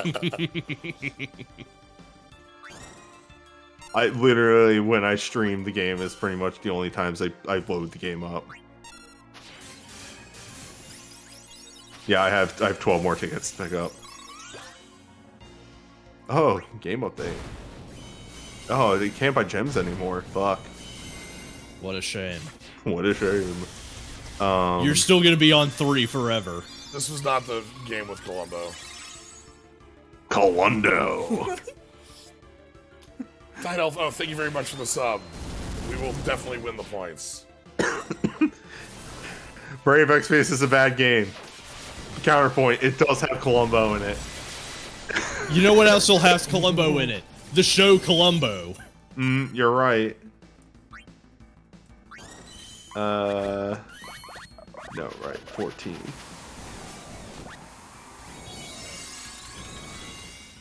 Alright.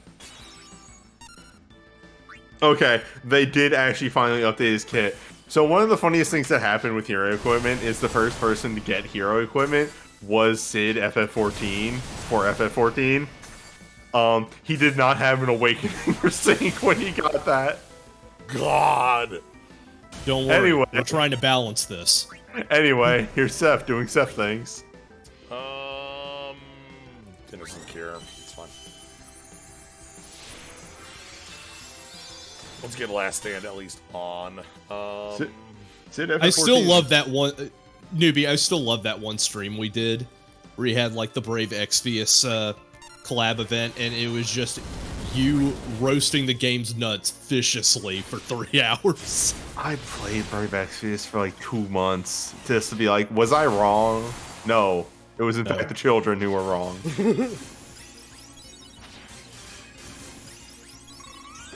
The best part about this fight here is that this is phase 1 of my damage. Like, we're not... Yeah. Sorry, continue your thought. Like, this is the setup before Cloud and Sephiroth go wild. Like, these numbers. Yeah. Dial these numbers. Anyway, yeah, because there was a brief confusion. Yeah, there was not a collab with Columbo. They just made a character that looks like Columbo called Colundo.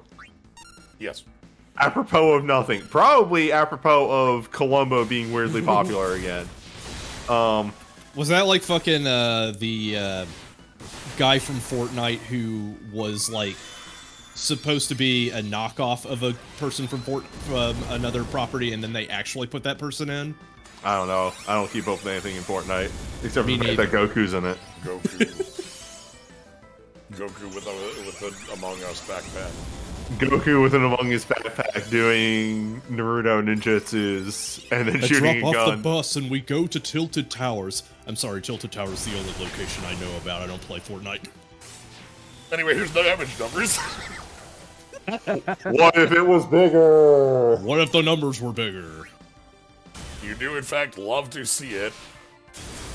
Yeah, the FF closing posts on Twitter was the fucking Record Keeper account telling everybody to go play Brave Exvius, and I want to hit them in the head really Again, hard. because it's the only one that they exclusively own. The damage in this fight is quite low. I know, man, but it's also like Brave Exvius is really bad. You're right. Yeah. No. You're gonna be fine. You're gonna get there. It's still scary.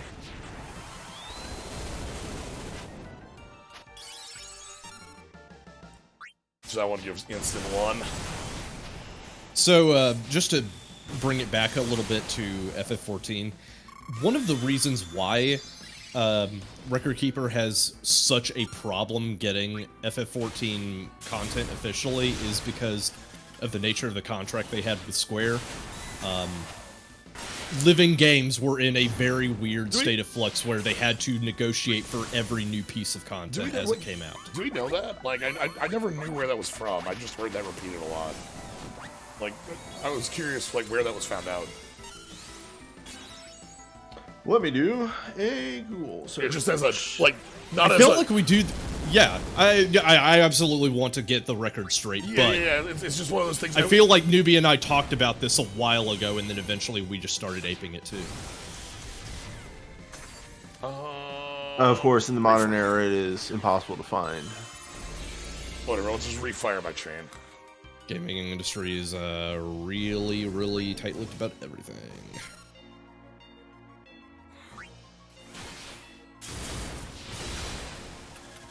Oh boy, my damage is right off a cliff because my chain's at low. That's fine. Hey Crumb, how's it going? The game's dying. The game's dying, Crumb.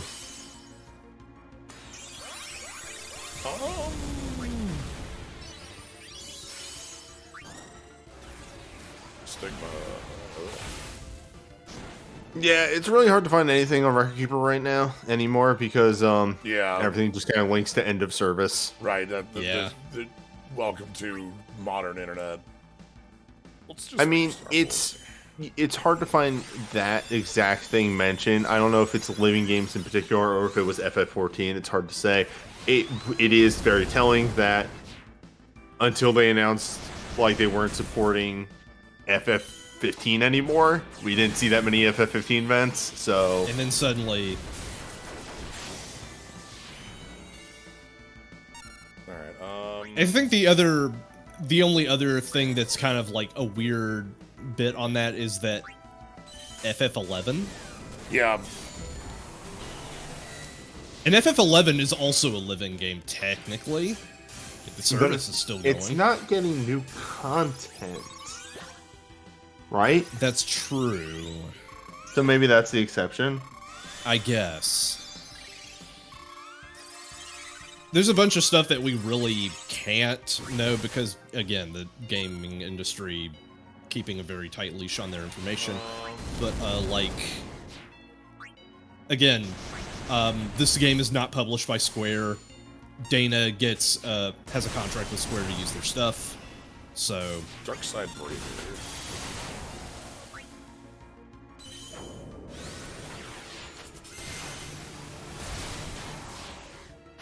Alright, so here we should start seeing numbers reappearing.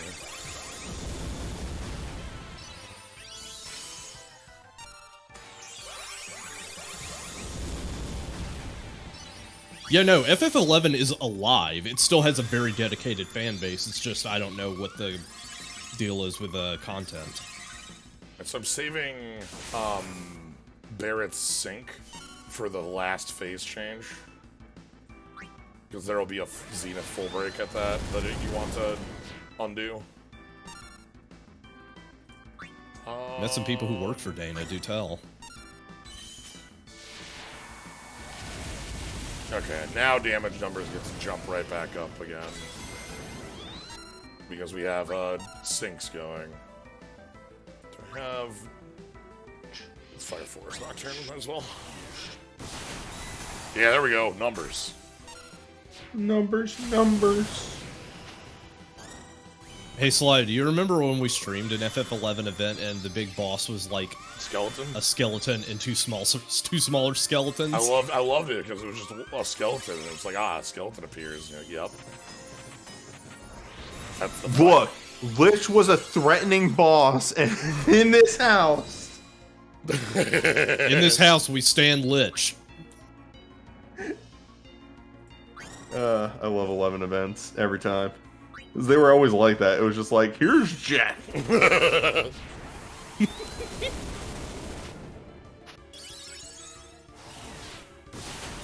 Honestly, yeah, like those streams that I had with Sly09 were fun, and like that was kind of like how we hit it off, more or less, right? That was when we That's started. how we formed our rapport. That's how we started streaming together. Yeah. Oh boy. Yeah. It was the same thing with you and me, prisoner. We didn't really hang out Yeah. much until we started doing the Record Keeper Record stuff. Keeper streams, and then like, yeah, we just kind of. Jack Fantasy did not get into this game before end of service. Fire. For us. Yeah, who knows? Never know. Who knows? Zenith for Arsenal- Japan. oh boy! Oh, right. I think I wanted to mention, which was one of the funniest things going through the Dream Breakers, is fucking two-headed dragon's opening move. The chomp. Chomp. Yeah. The big bite. Two-headed dragon was always my favorite boss in FF3 specifically because it's just damn it just hits you really hard. Particle beam. Particle beam. Particle beam. Well, no, like, dude, not even that. Like, meteor, particle beam, it's chump shit. What if I just punch you in the head really hard? Okay, so we're about to transition to phase 3 at 40%. Yep. I'm trying to time it so that the chain line falls off. Oh, and then you're gonna redo it with Bird's chain. Yeah, that's Like, the if you idea. like Berserk Shinryu, you may like Two-Headed Dragon.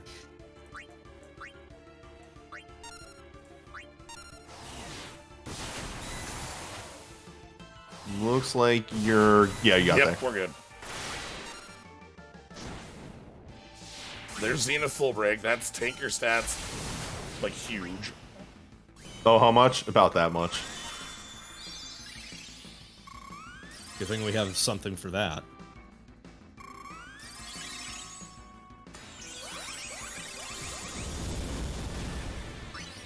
Oh, excuse me, Mog has to take his 30 turns. Yeah, It's still his turn. unbelievable.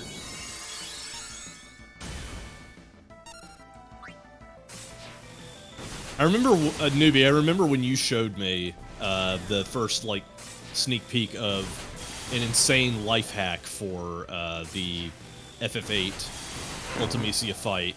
Again, it is the It's factor still of- Renoa's turn. It's still Renoa's turn. It is the factor of watching any endgame content now in this game. It is like somebody that has dyads and duels on every character, and they have all the good gear and everything. And it's like, this is so fucking boring.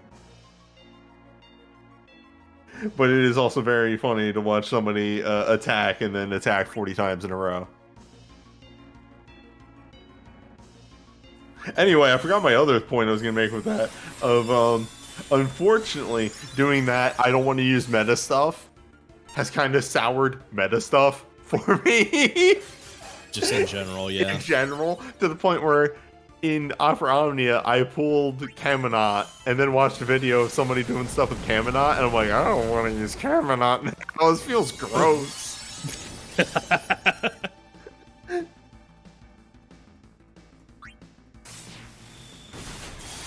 Titus and Selfie get invited to the launch party, and then Cam codes in and he goes, also I have champagne! See, but Titus is a himbo, so it's funny when he does it.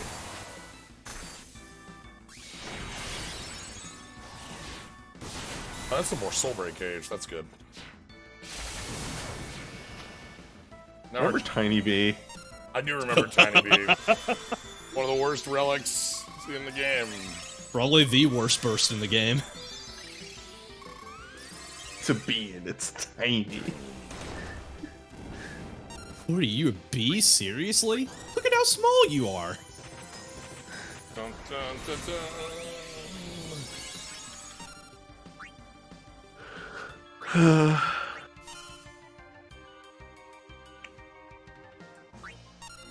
So I will just throw out there that limit gauge is just sitting there. Yeah, somebody's got to fire things off. I want to get to the max chain. Max chain. You want max chain, and you want him to be out of rage mode, because rage mode is the only thing that can reduce the damage from a limit. So okay, we're at max chain, so I can fire it next turn. Yes, exactly. Oh, there it is. There's the move. Cloud's getting ready. Cloud's gonna morph. Cloud's gonna morph. I love that that's still real. Like, oh, the hell's this one? Sure. Anti-heal. Alright. Anti-heal. Oh, god damn it. It's fine. No, no. This attack will happen first. Anti-heal thing they introduced, because healing was, it looks at my notes, too strong? Oh, you might push him to 20%, which I think is a rage up. No, we're good. It's close, but 24. Alright, here's Volcanic Cannon for a bunch of 9s. Right? No, not quite 9s, but close enough. Yeah, that's good enough. That's damage. Also, this is the point of the fight where I'm just firing every arcane I have. Correct. Also, my favorite part of probably my favorite part of FF7 is how many limit breaks are just like, well, the final move is garbage because it doesn't hit 21 times.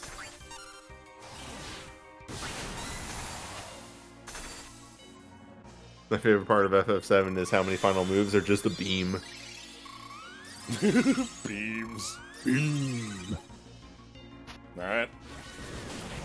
We're just dealing damage here. Ungarbax. Ungarbax. So this is Sephiroth's arcane. No, he has a multi-hit one? Weird. Yeah, 21. Yep. And then... Nope, we're still not on clouds. I'm not using it until we're out of, Awakening. You might want to use it soon, though. I have one more. I have another chain in the pocket if I need to. But yeah, it probably needs to be instant cast. At this point, yeah. First Nocturne. Damn, Cloud's so rude.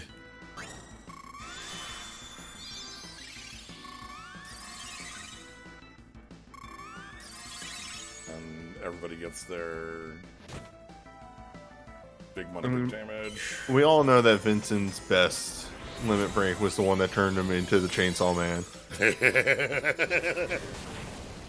Splatter combo.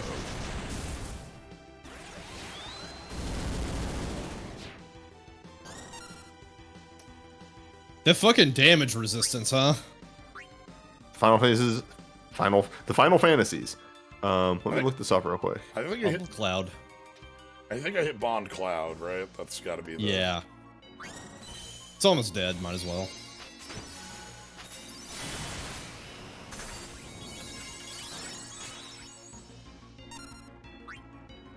What is Bond Cloud? It's a limit chain.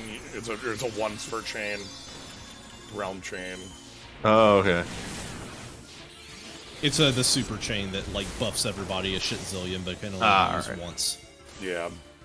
Alright, looking at this right now. In the final phase, Sephiroth has base. Oh no. Oh, you took too long. I took too long. Here I'm sitting here going, prepping for my giant hits, and we're already dead. Well. Sometimes you just get shown the skull. It's fine. But yeah, looking at it real quick, in that final phase, at base, Sephiroth is taking 25% of the damage you are throwing at him, and at level 3 Rage, he is taking 21. Yeah, wouldn't be versus yeah, that's right, baby. Yeah. It's time for fucking crashes on the emulator. We're good.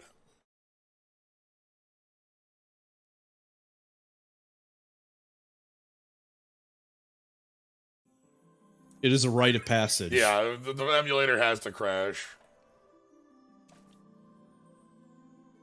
A quick thing, as it was asked earlier, where are those things that you can get that you can turn in lenses? Go to Fat Chocobo here. Fat Chocobo will let you turn greens in anything, basically, at this point. You go to Other. Or not Other, sorry, you go to Special. Here it is.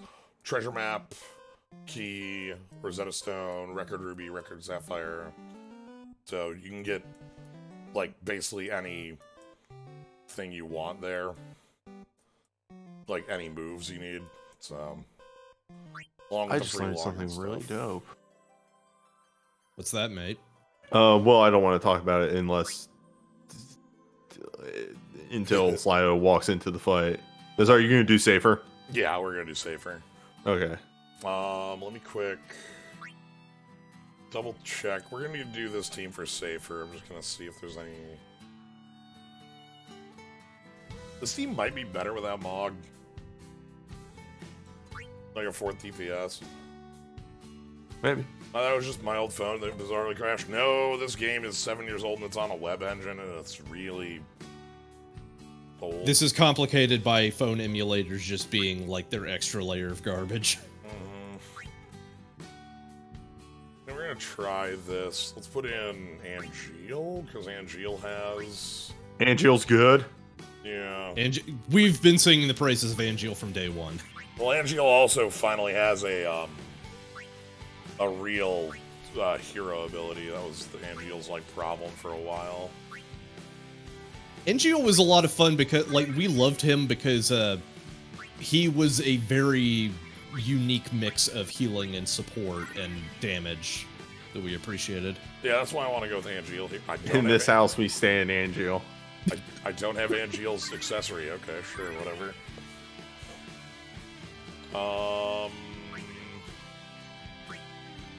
I think this is basically the setup we want. Idle Rage is the one that gives you 2 barriers and crit. Yeah. Okay. Then you want Wind.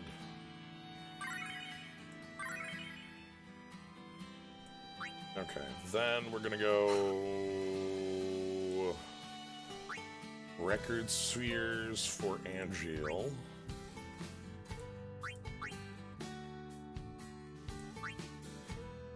So many systems in this game. It's been here for a while, so they all just sort of pile up. Here we are. Deal 4 physical wind holy attacks followed by 1 additional. This is the improvement on his first one, which was 3 or 5 hits, depending on if you had a damage reduction shield. And 3 hits for an ability with no other positive upside was very bad. It was complicated by the fact that Angeo hits for Holy and Wind, and so got penalized for multi-element. But yeah, you get the crit damage on that one. We're gonna bring both. We want to own that ability. Hey, Newbie, why is Zach so fucking cool? Oh fuck! Sorry, I dropped my phone. Hell yeah! Don't want to answer that, huh? A likely story. All right, we're gonna do safer. I don't plan on going back to Bizarro because the only difference is I fire off an arcane a little earlier and win the fight. Like whatever. Yeah, we've shown off the fight more or less. Shrug. If I can show him the skull, that's the end of the fight. I mean, the real question is, why doesn't Zach smooch Cloud? Hey, So you're asking the tough questions here. So, say for Sephiroth, because after this I want to go in on Ultimecia, specifically for the music. Let's be real. Yeah, Ultimecia's music is really good. But yeah, here's say for Sephiroth. We're gonna get our ass kicked. Yeah, Zenith full break. When heroes outside of realm deal damage, Zenith full break. Zenith Endless Fantasy. There's also this, which just says the fight is over. It's really funny because there's also shown the skull, which is also the fight is over, so I don't quite get. But anyway, let's ride. Let's. Oh, this is also a kind of nifty bit. You can see like successful parties. One thing I'd like to mention on the successful party screen. Here's all these little bubbles with the characters, and then for some reason, Kate Sith goes outside of the bubble instead of inside the bubble. Because they're right. Like everyone else is in the bubble. Do they still have the shitty Crunch Death Skull? They patched FF5 Pixel Remake to upgrade the skull.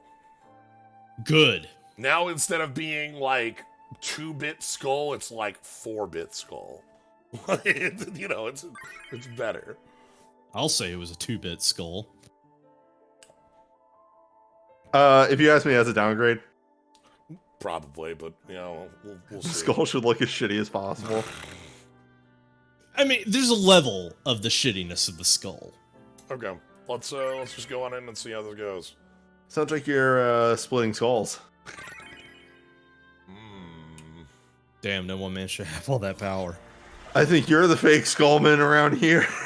I'll make you skull those words. I'll make you eat that skull.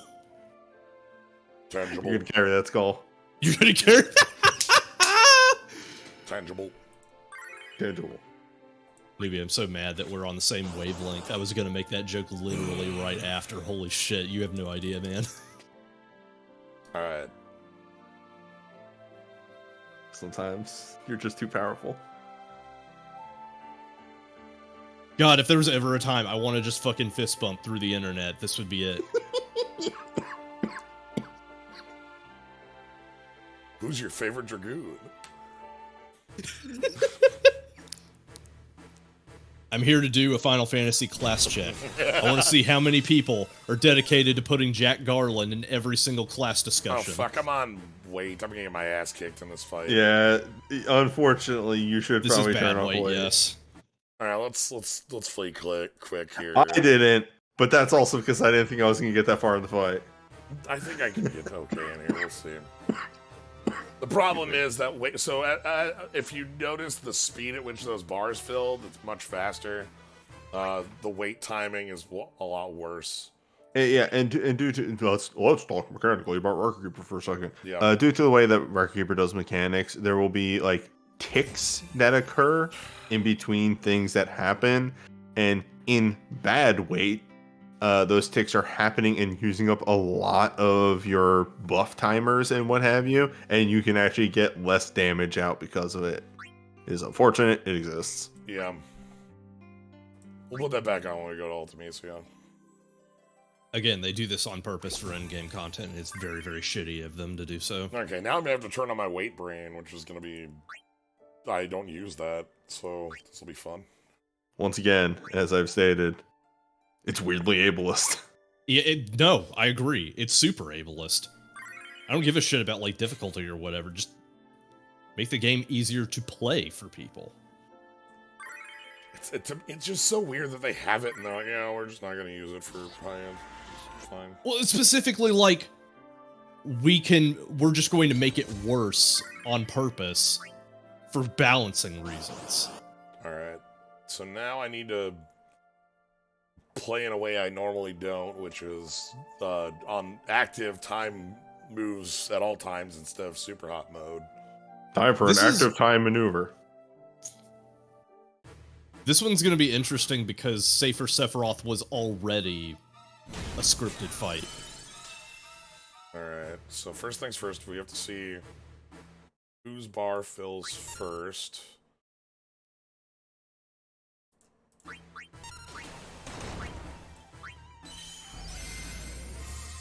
And this should be here, here, here. Alright. Now we're okay. I'm sorry, are you humming low tier in the back there? Look. Okay. You're the one who's going like, oh, One Wing Angel's low tier, and you trying to get me told? After Dean, we're gonna go ahead and heal up. It's got a good beat. I swear. I like those trumpets in the back. Ultimate Dusk Fall, that's some damage. It's got trumpets in the back. It's got trumpets in the back. Okay, we're setting up the Dark Imperils. I'm using Wings of Pride here just like to build rather than anything else. I think Angeal's gonna take the turn off to start the chain next turn. Okay, that's not exactly what I wanted to target, but okay, we got the wave anyway. Yeah, just go into it.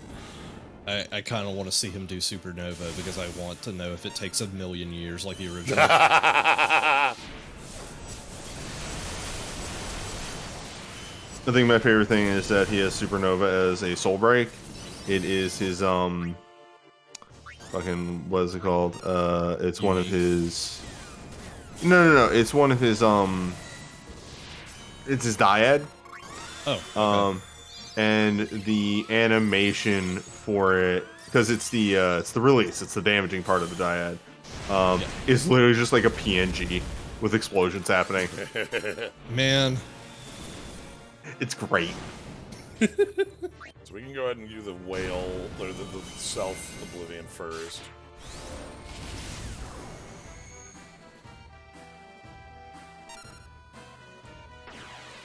I'm still kind of mixed on those sorts of things because it's just like, okay, we get it. Knights of the Round was cool the first time, and then it's just interminable every other time you have to sit through it. But also, Supernova's really fucking funny.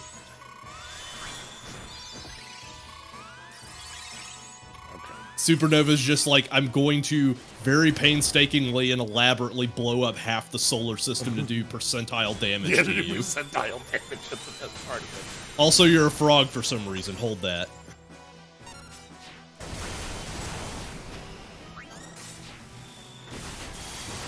Okay.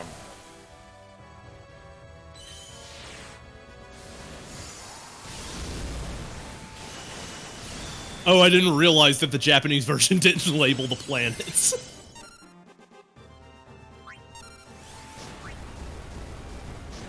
It's fine.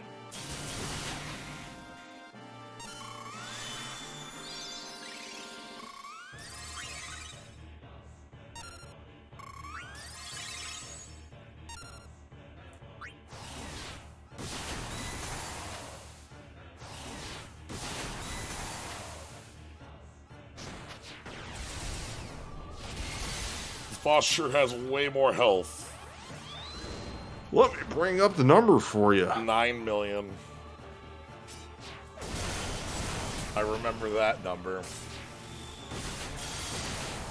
Okay, Well, you know what? Fair. Pandora's Box is still the best animation in Final Fantasy VII because it is just a question mark floating through space. An animation literally so good that Loon still uses it to this day because Loon is funny as hell. I love that move so much.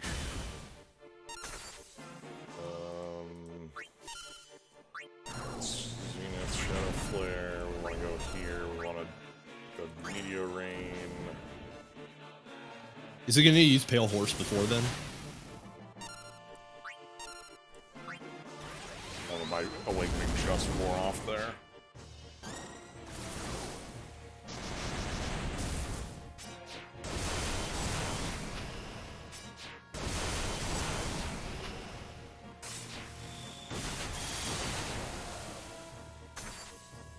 Okay. Oblivion 7. If you have one off-realm member in your party, Sephiroth by default takes 80% of the damage that you deal. Cool. People going, yeah, you should just use off-realm people, and me going, why? Like, if I can make a party without off-realm, I'm gonna do that. The fight is easier. He also deals 20% less damage.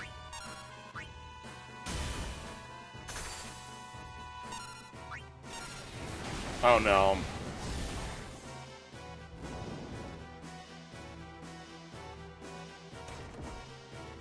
I need my damage to be way faster than that, huh? Dean. Oh my god. Yeah, because everybody's currently paralyzed. No, you're done. If you don't beat the countdown, you're pretty much dead. It is a prolonged. You have lost. Yeah, what's the percentage I need to hit? 80?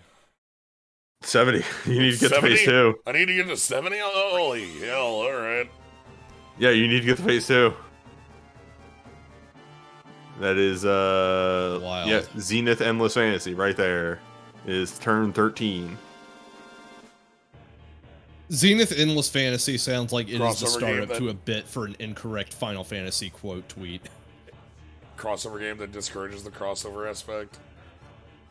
That like, I mean, if you wanted to get more extreme, you have 1, 2, 3, 4, 5, 6 turns in phase 2, and then the fight ends. that's fine. This is fine. Yeah, by the way, the other thing that I am really enjoying about Opera Omnia, it is not particularly picky about what teams you should be running. You can just run whatever team you want to. It's fucking fine as long as you got the answers. Yeah, as long as your character can do the thing that the fight wants done, they don't care.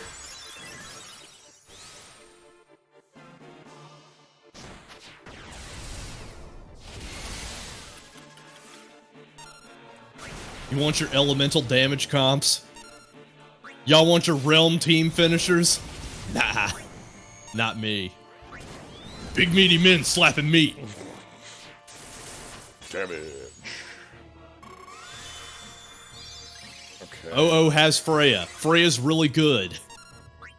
She's a very strong healer battery that also does good damage. She can also just leap into the air and stay up there like her trance does and just like fling spears down all day. Opera Omnia has Kane, who does the same thing. Yeah, they can just both do it. They're friends. They can also just both do it, yeah.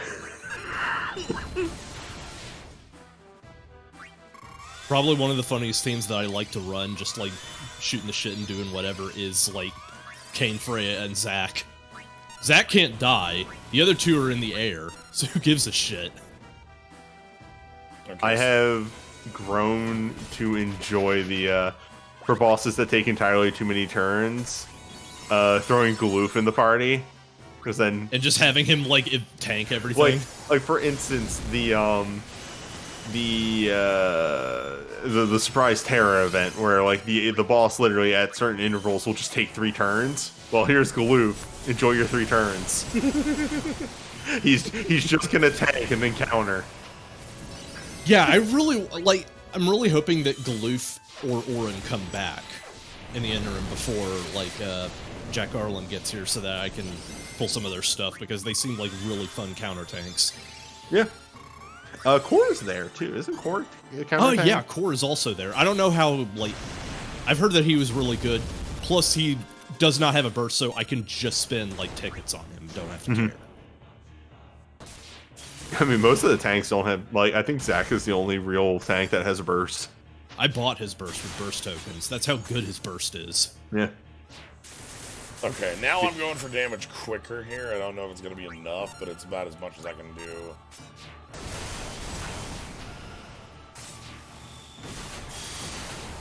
It's like now we're breaking rage modes and we're dealing like reasonable damage. Problem is, I think we still aren't going to be quick enough. Core is soon, and Gloof is expected in November. Core is at the end of the month, yeah. Tonight we are getting... actually, in less than an hour, we are getting Savin and Kuja. Man, I have not done really a lot of Opera Omnia. Like, I've been doing daily stuff and spending my tokens and what have you, but I've been trying to do MSQ just because it's, like, that's gem mines. I can just amass a pile right there. But, like, I haven't done the news story stuff to get to the Luna Freya stuff, and I haven't done the intersecting will that they released. Yeah, Which talking about Opera Omnia being a good alternative to Record Keeper, ignore that post on Reddit. I think, like, I get what that guy was going for, but I think that guy burned himself out real bad. Real bad. But anyway, Opera Omnia definitely focuses a bit more on character interaction in a really fun way.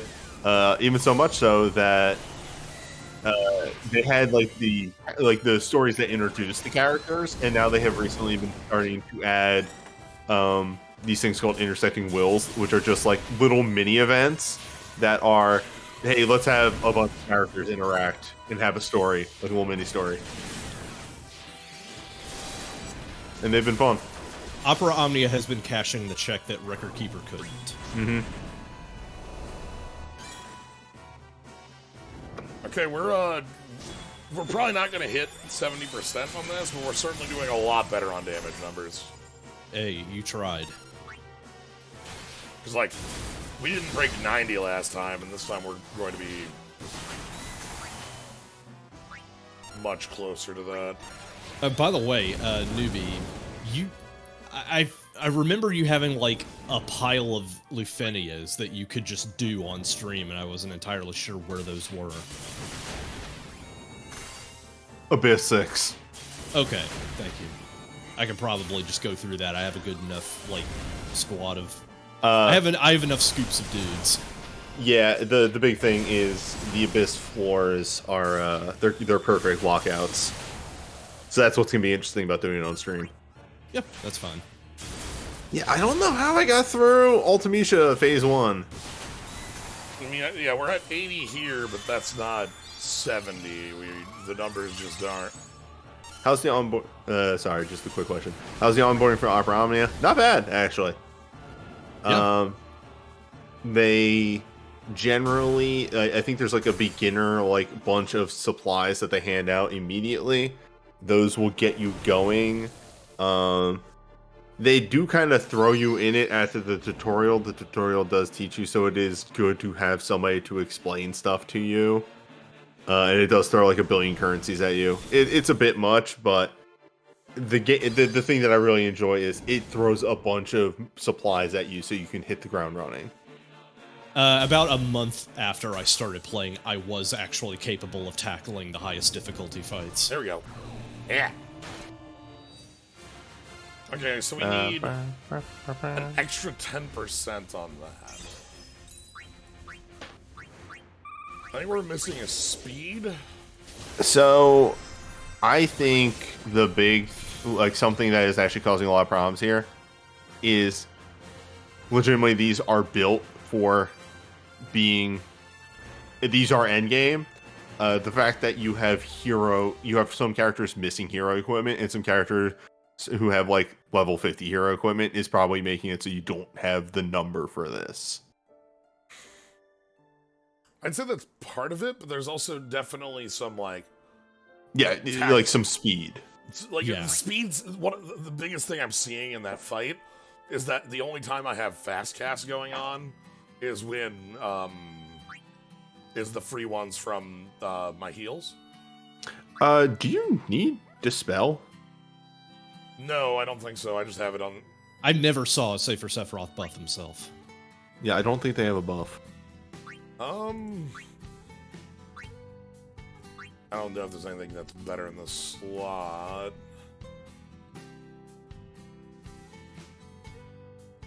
Just Ultimisia's non-binary flag palette. I mean, I can tell you who is a very, very big meta character for physical damage in Record Keeper. That's right, baby, it's Quina. Queen is another character who just gets stapled to your elemental teams because their physical damage support is just insane. I love my large non-binary chef. Yeah. Ooh. Sorry. I just tilted my head and it cracked my neck real bad. Uh-oh. Positive. Yeah, Quina is also one of, inexplicably, a few characters that are not in Opera Omnia. Hey, ask Newbie about why Riku is not in Opera Omnia yet. You know, Riku. Okay. But also Japan is getting Quina soon. Okay, they are getting... Quina with voice acting sounds cursed. Actually, I take this back. Opera Omnia is a game.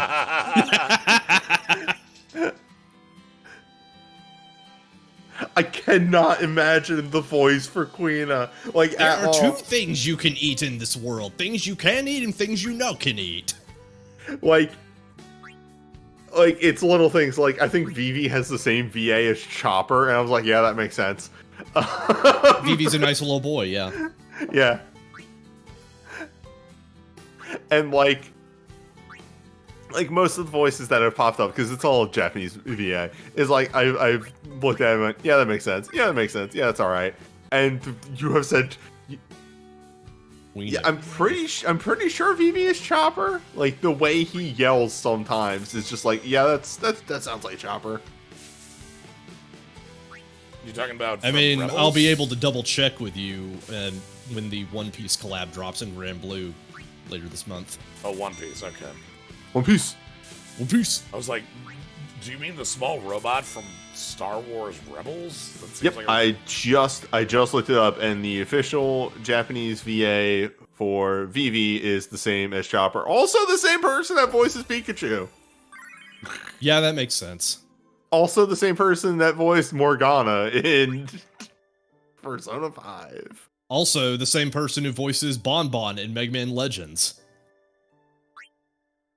Also, that's right, Albert Einstein. And dirt. Okay. One of the other things we are able to do is that I can actually fix up the hero equipment stuff. What is funny? They also did a like an extra in JoJo's Bizarre Adventure Stardust Crusade, just named Mannish Boy. And that kind of just took me. Oh wait, that was the baby. That was the baby Death 13. Is that baby Death 13? Yeah, that was baby Death 13.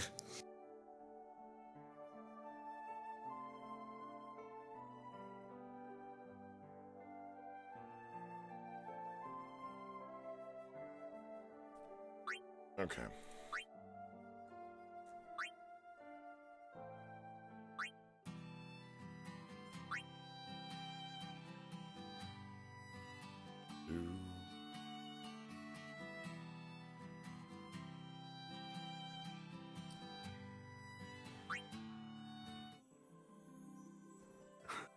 Wait, sorry, I keep going down this list and keep getting hit by more new weird things, such as the Japanese VA for Dot Warner.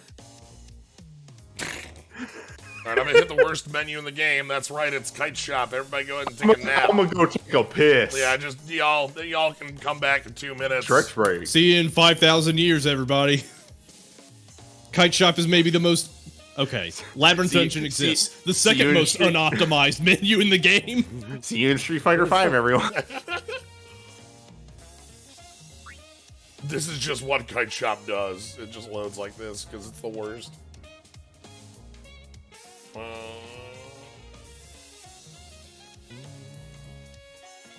Kite, you know we don't mean you. You know we love you in this house. You've provided an invaluable service to us over the years. Can't believe Kite created this shop. You still got my back in Opera Omnia, buddy. Don't you think otherwise?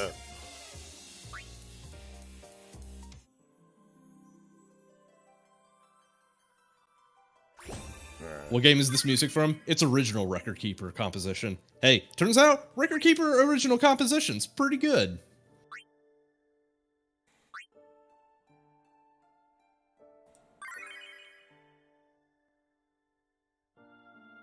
Alright, we're gonna try...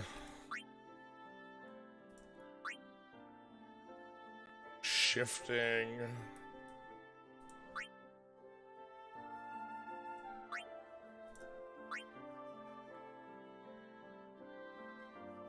Alright, hold on. If I remember Meteor Rain...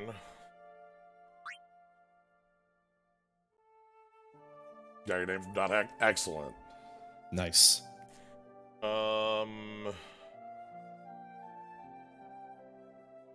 CyberConnect is a company that I really enjoy hearing about because they seem to be like a bunch of people who just really want to do the types of games that they want to do and like whatever it takes to keep the lights on so they can do their passion projects. And I'm like, hey, more power to you. All right, we're gonna set up the full darkness swing combo. God, do I want to start you with... No, we want to start you. This is actually how we do damage in here. We're gonna steal the Mako Might, or Dr. Moggs. So we're gonna steal Dr. Moggs. What we're gonna do is we're gonna have Cloud to try to go into infinite damage here. We're gonna go Ultra Cross Slash into Meteor Rain. Okay. And then we'll go ahead and Braver back and forth into Darkness Swing. I want to play the Dot Hack, the original like Dot Hack games again. Yeah, they do interest me. So yeah, I think that's what we're gonna end up doing here. I will also say CyberConnect is responsible for Osiris Wrath, so they're basically my fucking heroes. Y'all want to make all the Fuga games you want? You want to make your like Wars Hell Furry games? Have at it. You've earned it, my friends. Clarity abilities, Spellblade. I want like the one that's just like well equipped, not with a katana. Well, actually, hold on. Yeah, part 4 was the one that was like really late, or like late in PS2's life cycle, so it's rare to find. I think we have all 4 of them sitting around here, though. Alright, so then we're going to take the darkness damage up.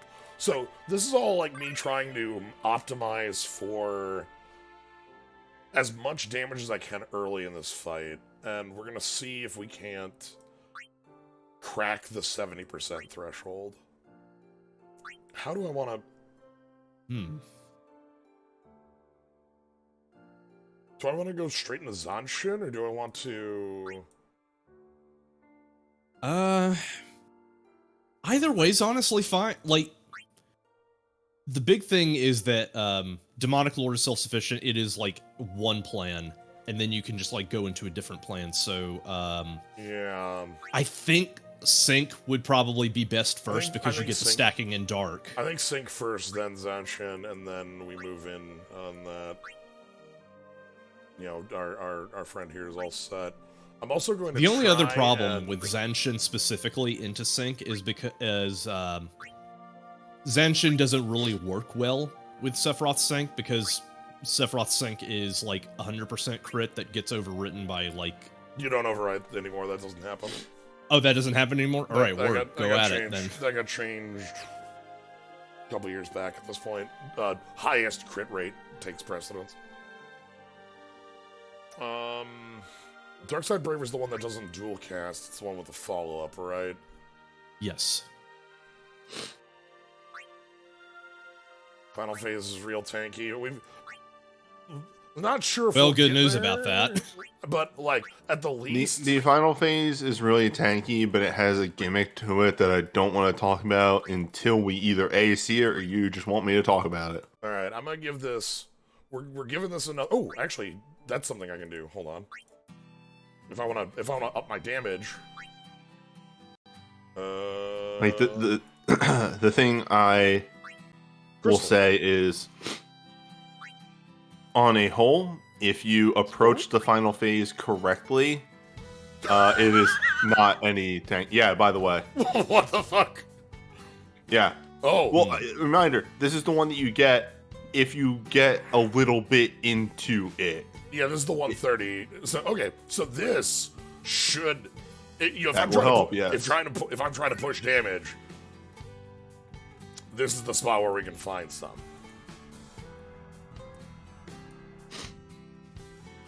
Dark Cloud is weird. We're talking about the video game for the PS2? Yes. Okay. Well, no. Damn it. I could just stop right there, but Dark Cloud in Record Keeper is weird. Oh, okay. Specifically because heavy support is weird. Yes. But yeah, I'm trying to go with this setup. So, okay. The idea is, with this setup, we're going to... Let me get into the party, and we'll kind of talk about what our game plan is here. First things first, Barrett is actually just gonna feed 2 bars over to Cloud. Cloud isn't gonna spend them immediately. Cloud is gonna go ahead and go into USB 1 into sync. And the idea is we're going to command 2, command 1 the sync back and forth. In that time, Barrett is also going to go into sync, which has an attack magic def res on it. My hope is that we're just going to use the chain to reset the Zenith ones we see at phase changes. I know that's a bad idea, but we don't have another one, so we'll just go with what we have. Sephiroth Angel is going to go into sync early as well. The idea here is that the bottom one here throws up a bunch of damage barriers, and the top one is pretty hefty when Cloud is in the party because it increases wind damage over and over and over again. So we get like a boost on using it over and over again. That's why we're on wind boost. Do we need this trance, or is that better as... This is probably...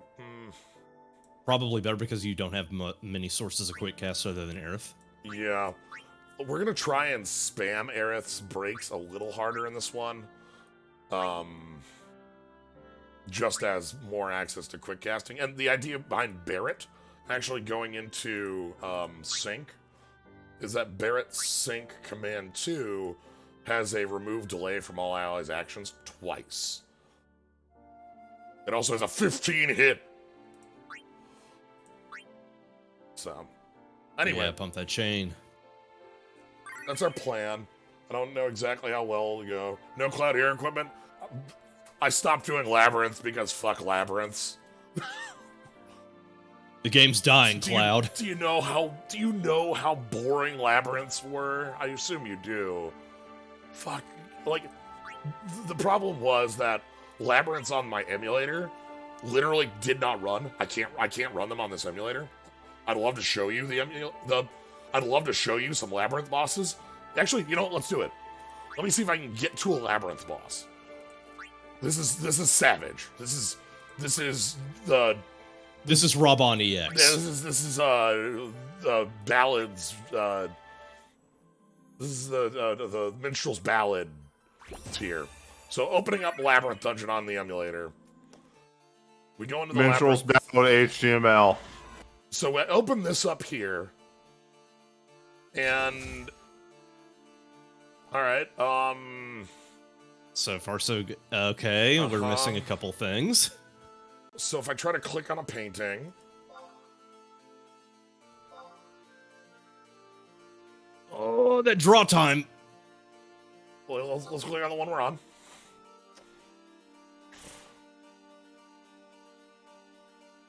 Okay, I'm gonna hit enter.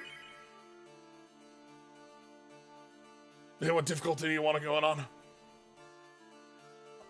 Hey, do you want... 650 since it exists. Yeah, but like, you say you want to do magic. You want to... Where you click? Oh, there we go. Finally. Usually these don't pop up. This is every screen in the Labyrinth on the emulator. And my phone, for the longest time, also would crash on Labyrinths because my phone was just that old. So I just didn't do Labyrinths. My phone currently can do them, but the game had announced end of life, so...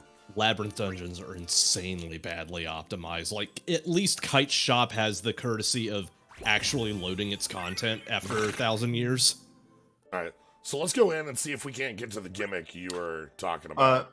So you went into Kite Shop to get equipment. It's just not on sale. It's just not on sale. Cool. Yep, the only stuff in there is the most recent season. Cool.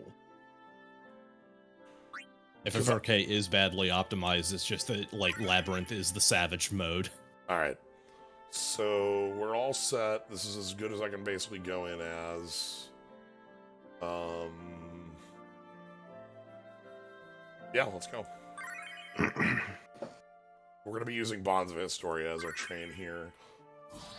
And Gilles fired on turn 3, I think. Maybe turn 2.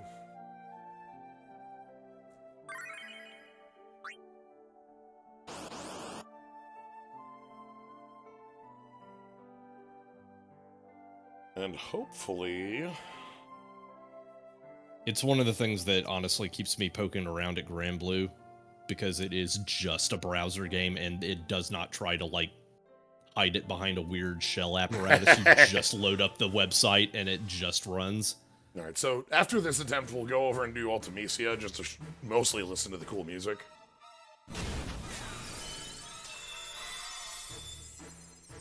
Alright, so we have Cloud should be starting as fastest character.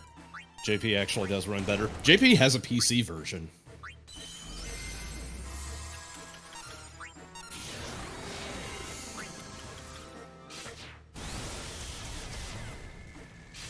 Good.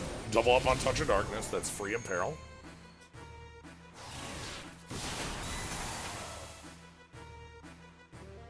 There's Dean.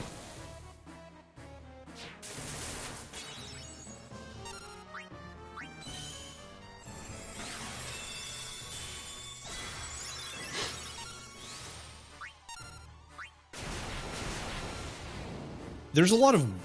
Okay, there is a very weird trick that you can do, specifically if you're on iOS.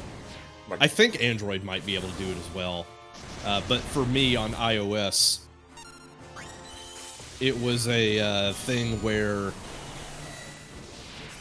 like, you have to scroll down in order to, like, turn on the notifications menu overlay, and have that on top of every loading screen, and every time you come across a loading screen, you just flip that thing down, and then you get 60 FPS fights.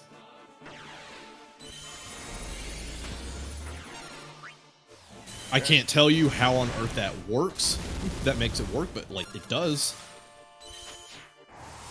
Okay. So we're moving into damage mode.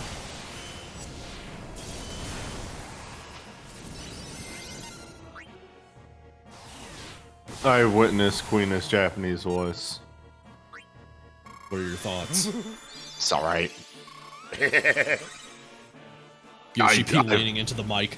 Nightmare. I've heard worse.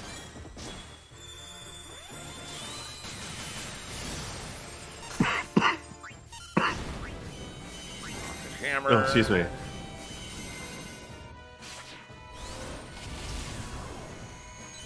Also, I don't like Kate Sith's JP voice. I think it's fine.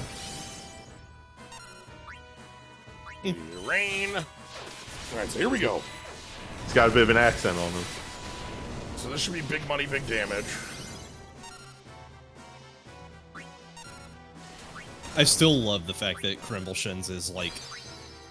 The robot is Scottish, but Reeve is not. But what about when the robot is piloting a man-sized Reeve robot? And the Reeve is still, like, doing a normal is still Wait a doing minute. like his regular voice, and then Kate Sith pops out after having piloted him and is doing the Scottish voice.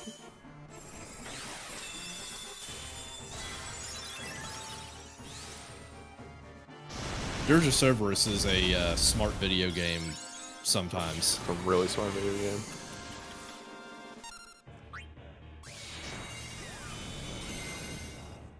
Okay. We have heavy 2. Oh, there's damage. Kate Sith's death was a joke. Also, just kind of, it's weird.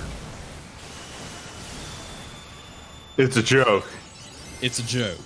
Your video game has a joke in it of, oh no, our good friend Kate Sith sacrificed his life. Whatever will we do? Hi, I'm Kate Sith 2. I'm a robot, guys.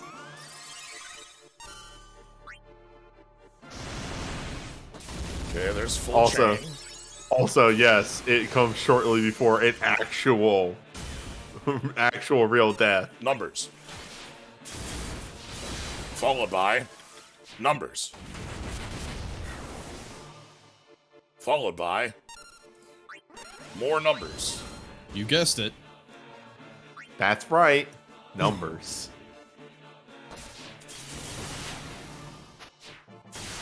He betrays you before you go to the temple, and he gets crushed by the time cube.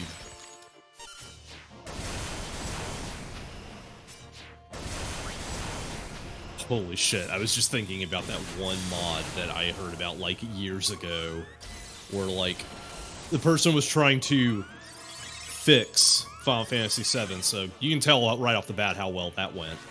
But one of the supposed fixes to the script was replacing Kate Sith with an OC named Jude A. Siskariot or some shit. We're actually gonna get there. Are you actually gonna push to 70? Yes. Oh yeah. When you just go hard, you can get there real easy.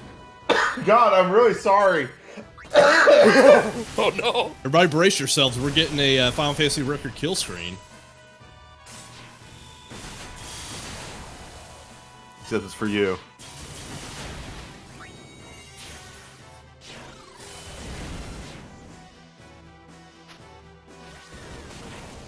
Okay, there's 70. Monk.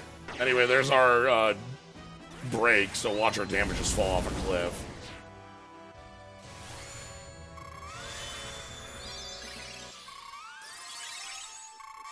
Yeah, I'm surprised it didn't immediately go to 2 digits.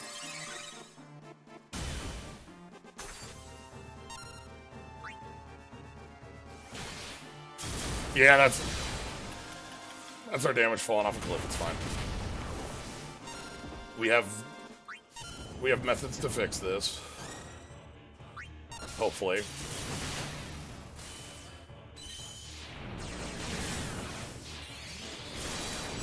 Barrett's gonna recast a chain.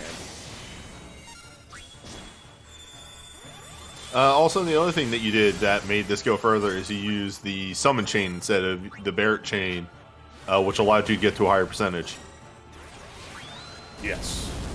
That is another reason why the counter chains aren't always the best option, because they have a lower damage cap. Yes.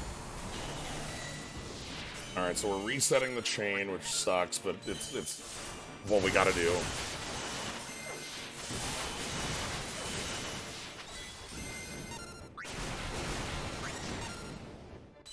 Okay, fire off Innocent Cure. Fire off, I'm the leader. I'm the boss here. Oi, governor. What is this voice you were doing? Do you have a banana butter pie? What is this? Alright, here's damage. We're gonna start building real numbers again. It's time for me to show Go up. up. Do you not remember this? I figured you would be exposed a little bit more to this than anyone else. I'm the boss here. That's the one that I had forgotten. Flare. Okay, you have 2 turns. I have something important to tell you in advance. You have 2 turns to do 23%. Good luck. Okay. I believe in you.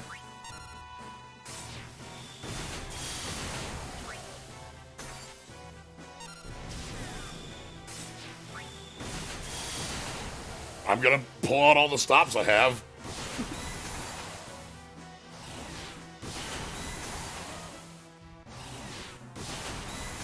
I don't think They're believing.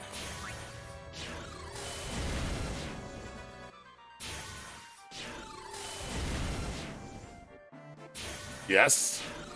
I would insecure, honestly. I'm waiting for... I was waiting for the hit. That's fair.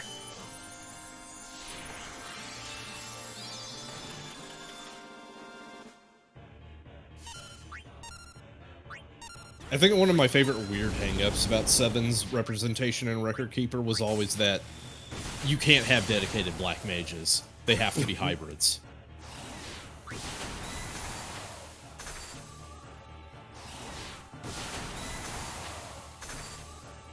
Like, I get it because materia is a thing, but, like, it's still really fucking funny. And we approach the final turn. I'm at under 50. So, I actually think that I messed up Barrett a little bit in this fight.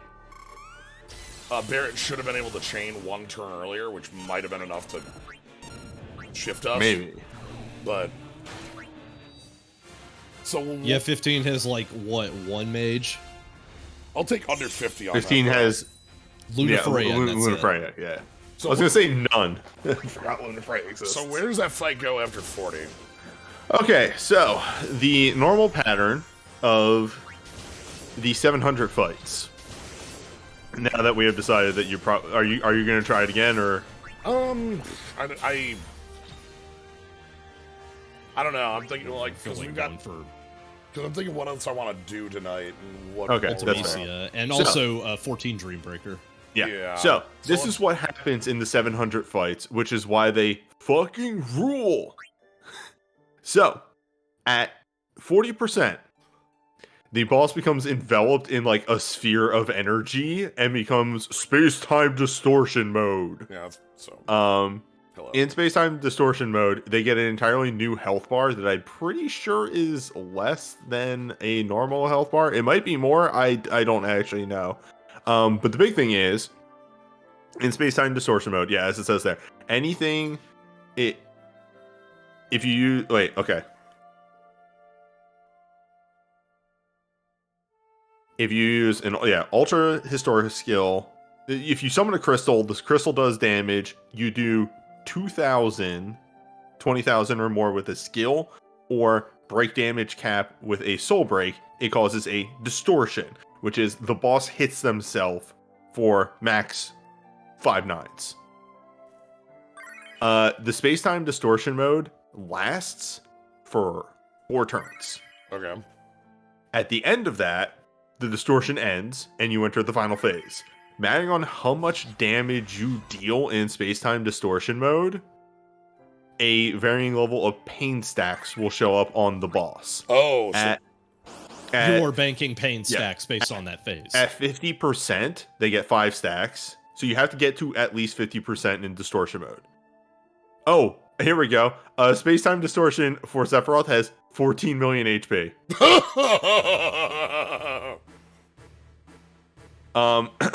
Which is why when you said 9 million, I was like, yeah, you're right, it's 9 million. So yeah, 50% is 5 pain stacks, 40% is 6, 30, 7, 20, 8, 10, 9, depleting its HP bar is 10 pain stacks. Okay. This matters a lot because in the final phase, so to put it in perspective, let's look at the damage reduction that happens in each phase, right? At base, phase 1, which this is actually pretty interesting. Oh no, never mind. I'm reading these wrong. All right. In the base, I'm going to do only 0% rages here. All right. Level 0. Phase 1, he takes 38.5% of the damage you deal. In Phase 2, it's 32.3. In Space Time, it's 30.3. In Phase 3, he takes 6.6% of the damage you deal. That is why the pain stacks are so important. Okay. Furthermore, mechanics change mattering on the pain stacks that they have. In the final phase, Sephiroth uses Zenith Fallen Angel, which does exactly what you think it does. If he has no pain stacks, he hits all slots. If he has 5, he hits slots 2, 3, and 4. If he has 7 or 6, he hits slots 2 and 3. If he has 8 or 9, he hits slot 3. And if he has all 10 stacks, it's a dud ability. He just wastes a turn. Okay. Furthermore, it's stuff like he uses Phantom Shadow Flare, which also inflicts pain stacks, but inflicts less pain stacks the more pain stacks he has. So yeah, the time distortion is a really important thing. Very huge. The most dope thing about these fights is when you come out of space-time distortion, it plays a remix of the final boss theme. Okay. It's a Record Keeper original remix.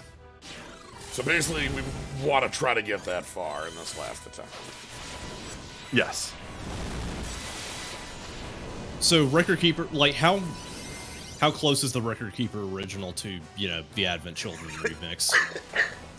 Okay. So this is where I reveal one real thing. I watched the Sephiroth fight on the JP version first. I didn't realize it was a remix. One Winged Angel is such a nothing song.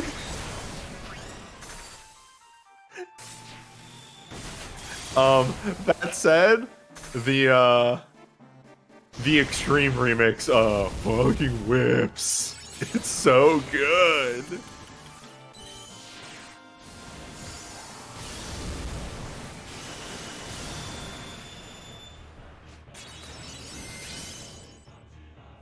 But now I'm curious. I'm gonna look at this real quick because they're like this does seem rougher than the Ultimecia fight. I'm gonna look at those numbers real quick. Probably because you know the 7th penalty. Yeah. Yeah. And looking at the numbers. Oh yeah! Wow! Wow! Oh, that sounds like Ultimecia's numbers are much more tame. So you know how he has 9 million? Yeah. Ultimecia has a 6.5 total HP, or like that's her normal HP bar. Her space-time distortion is only 3.3 million. What the fuck, man? Yeah. Hence the wow. On top of that, hey, remember how Seth is only taking like 6% of your damage in the final phase? Yep. Ultimecia takes 17%. Fuck, man. Also, remember how Seth was like at best a 63% damage reduction? Ultimecia's in order again at rage 0. 43, 41, and then space time is actually the same. It's also 41. Okay.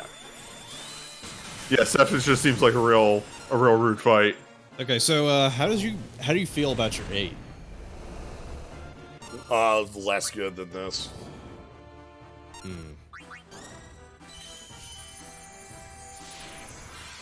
My 8's weird.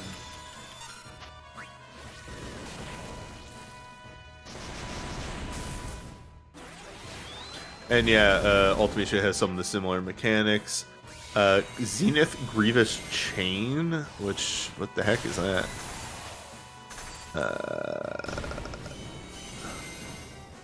I think the one thing that I'm still, like, a little sad about for a particular fight in 14 is that they use some of Ultimecia's fight themes, but they did not bring back Maybe I'm a Lion. I cannot find what this move actually does. It just says, oh, it's an interrupt. It's an AoE auto hit interrupt. Okay, that's what it is. Yeah, so she has a similar thing. Grievous Chain she uses on turn 2. Has the same sort of slot mechanic based off of pain stacks that Heartless Angel had.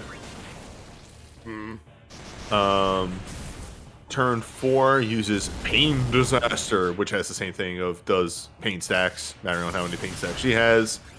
And then Zenith Apocalypse, which can break damage cap on turn 7 of phase 3.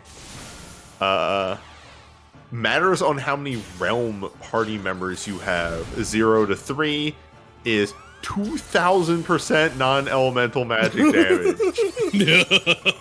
By the way, yes, ignores resistance and blinks.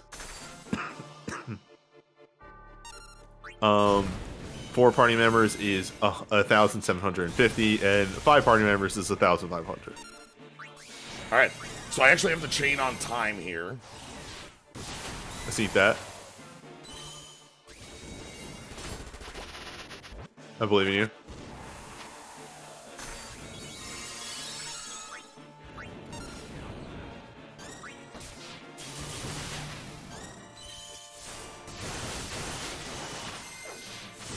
Hey, Genesis. You exist. Super Nintendo. My accountant handles that. Okay.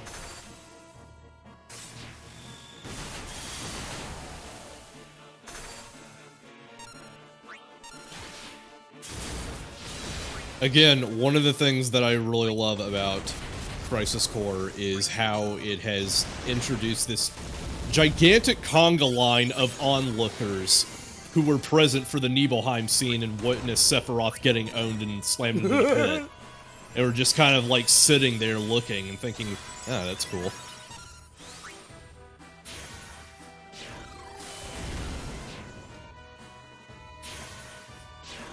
Like, I may have said this many times on stream, but I have so much more respect for the original FF7 now that I'm an adult.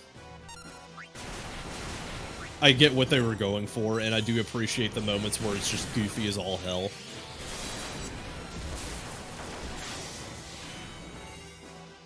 Helps me really appreciate the remake as well, since the remake is a completely different beast and it does not try to supplant the original, but rather celebrate it and do its own thing.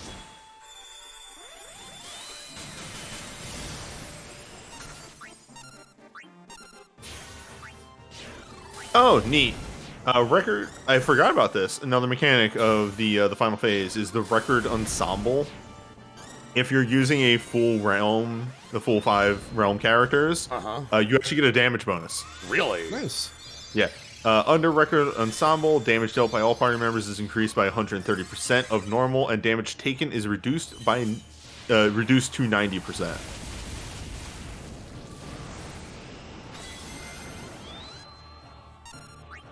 I wonder what that is in 8.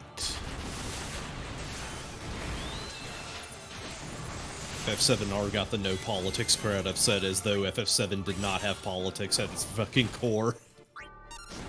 As if it was not starting with literal eco-terrorism.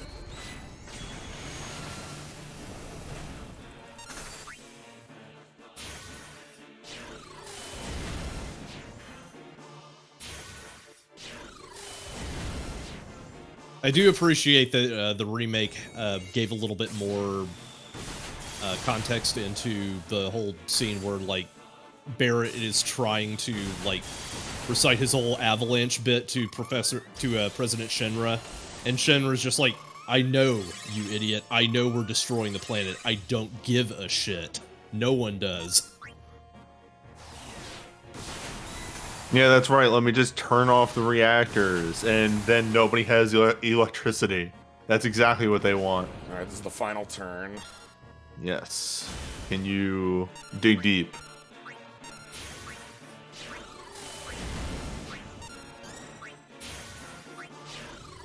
I'm just really happy about Remake because it brought back goof-ass Cloud.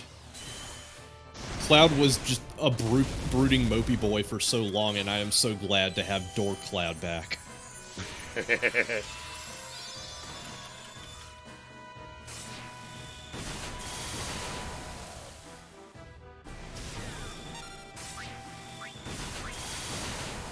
Maybe? No, I'd need a triple. Well, Goonies never say die. Damn. Damn, 41. Ah.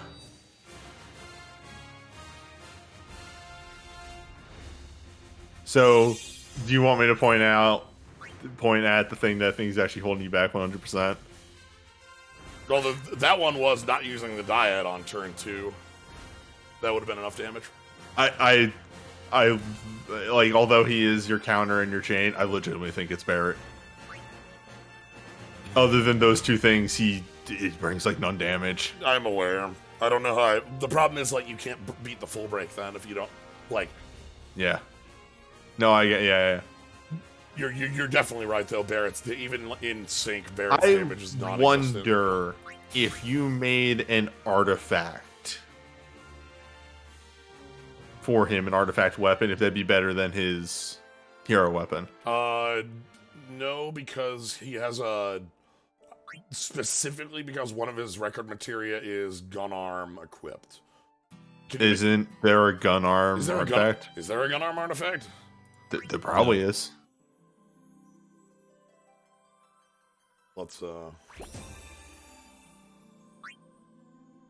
Let's go to the tapes. Artifact.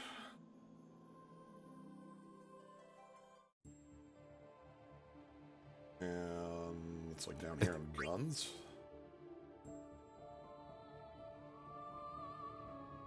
Okay. Check the ones in realm. Well, the problem is Slyo doesn't have a maxed out hero.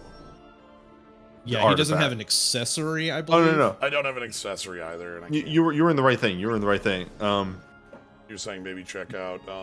There's one that's like miscellaneous. Which one has books? Is there really no gun arm artifact? I guess that kind of makes sense. I think the thing there is specifically if I had used, I waited way too long to use the intro on this. Yeah. And the intro on this is not only a double imperil, but it's also a Defrez Mind. Right, but he can wait. regular guns, but this is no, this one right here. When a gun arm is equipped, it's significantly more physical damage.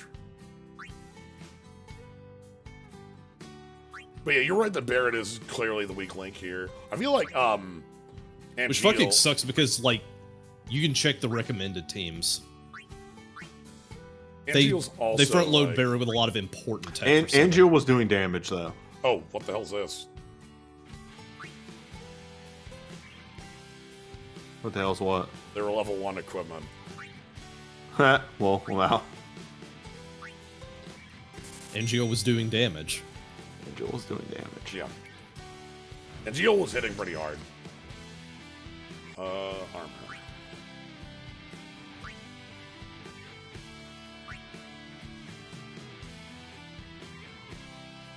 And Geo.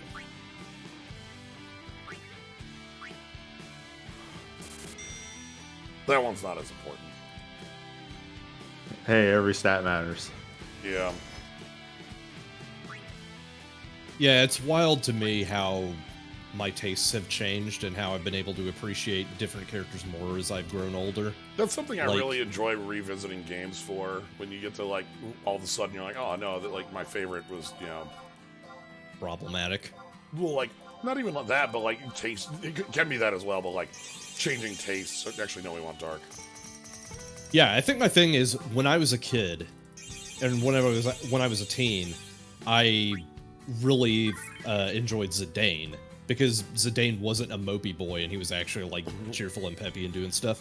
But like now that I'm an adult, I get where they were going for in Cloud and Squall a lot more, and I can appreciate their characters and what they go through. Whereas with Zidane, it's just like, oh man, he's chasing that ass. Also, Zidane just kind of sucks in 9 as a fighter.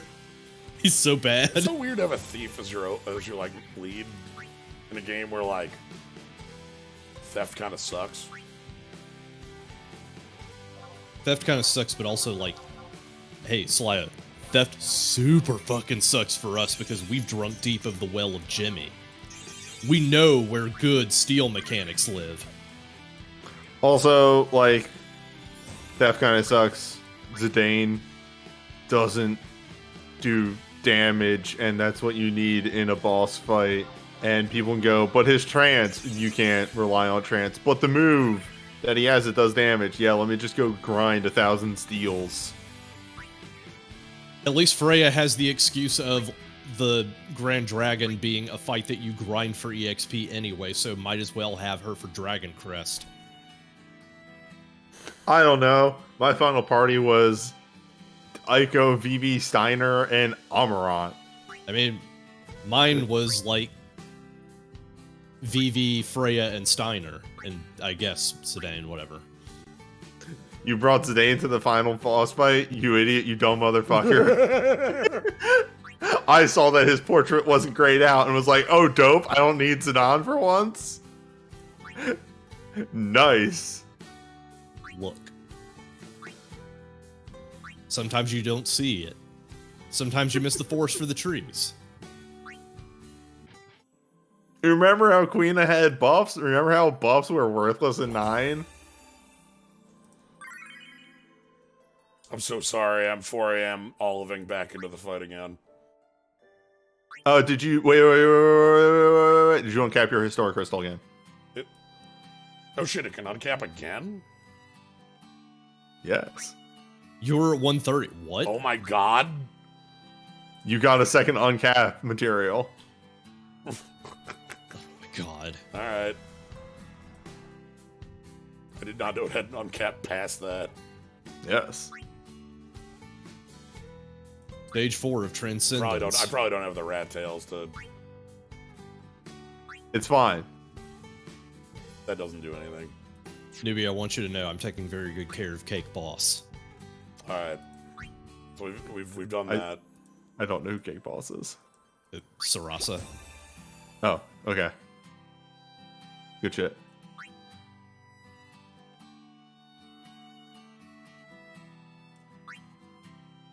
Okay, Angie, let's go.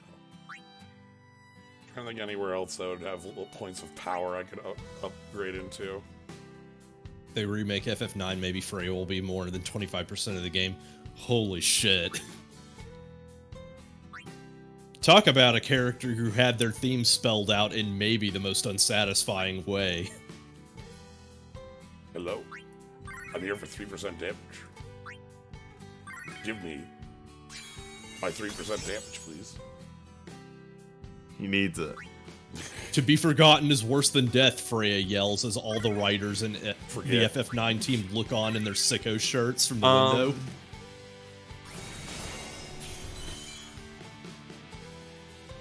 Oh, wait. Go to Angeal, because I think his moves are night-typed. Let's check Angelia. Yeah, Unity Record Keeper's going away. It's got a lot of feelings for us. End of the month. Record series, please. Oh. Or they might be Spellsblade. You might as well get that one as well. Oh, Blade. I'm sorry, did I just bottom out on night? That's funny.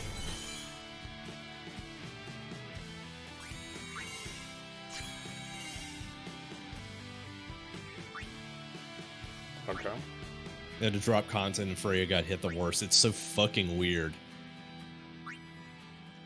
Everybody pouring one out over Freya. Meanwhile, the Chad Amarant likers over here are like, yeah, must suck.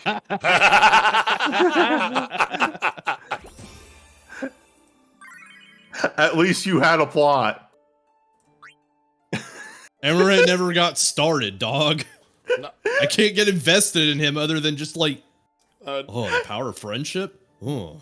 It's not ending in Japan, it's closing in global, so that's Oh, We where see the writing on the wall in Japan, kind of, just because they're doing in-game stuff. I want you to know.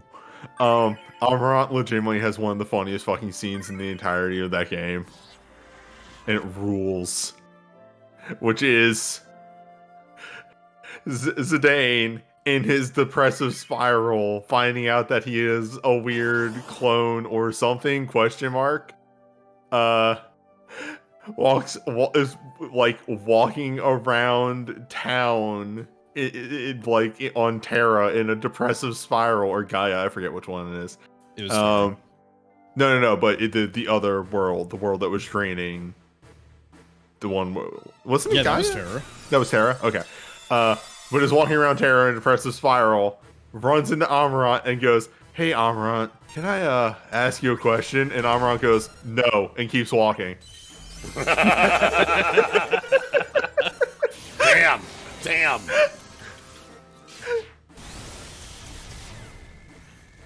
No. Good stuff.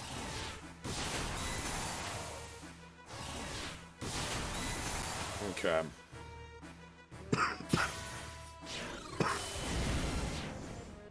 So I've kind of got probably my favorite. Oh, go ahead. No. I was just gonna say I think I've got most of my mental plan for the fight down now. So I think my favorite detail that they don't really like go into with why Terra is fucked up and dying and is constantly trying to stall for time is because like Terra's civilization figured out how to become immortal.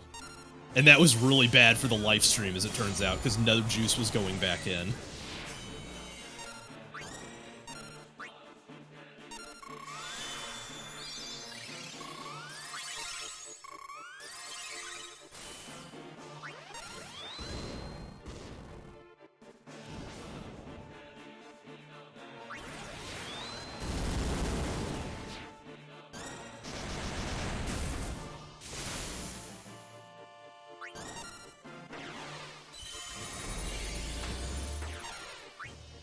okay.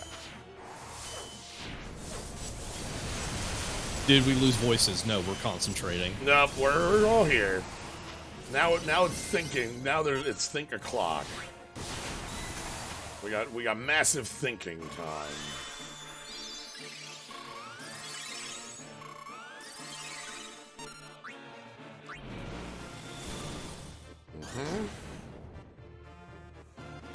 Fire this off.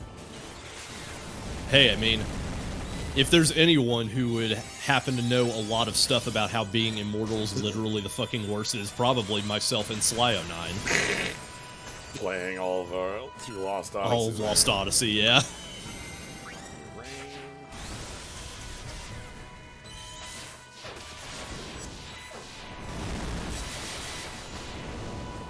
Okay.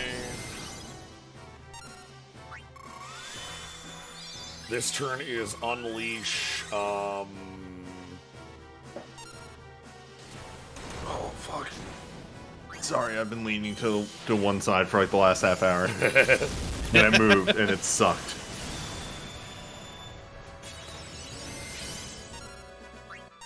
Is it on Steam yet? No. And that's one of the great crimes of this world. It's still stuck on 360, and I guess X+, so Xbox One, Series X, or whatever.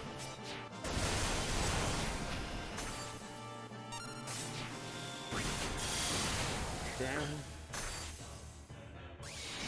There's the charge.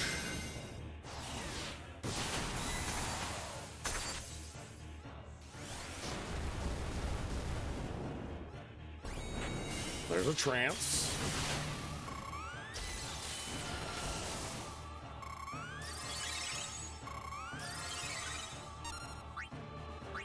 Fire off the arcane.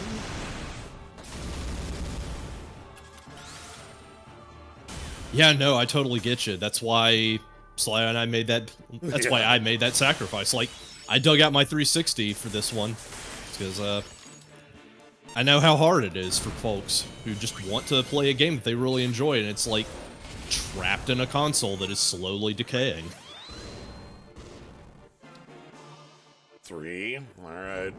I need to be putting out massive damage right now.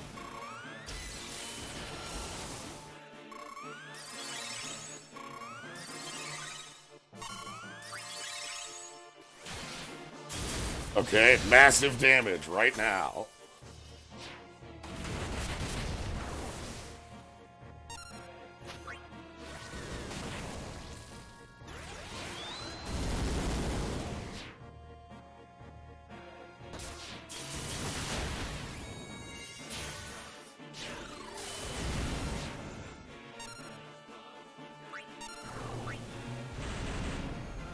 So I remembered about how, like, a run at SDGQ or whatever got ruined because of cosmic rays or something, and now I'm just thinking, like, could a game theoretically be created entirely through bit rot?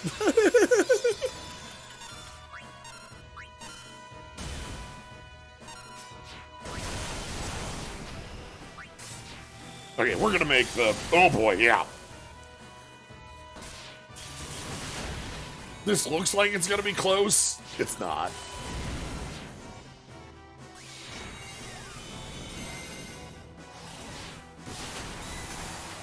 Yeah, again, like, I think the biggest problem with Barrett is that, like, you kind of need to have him because he has so much important tech to bring to the fight.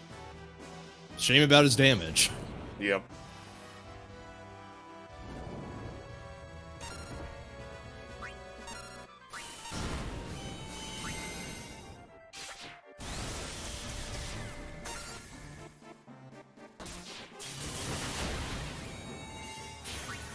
Alright, so check this out.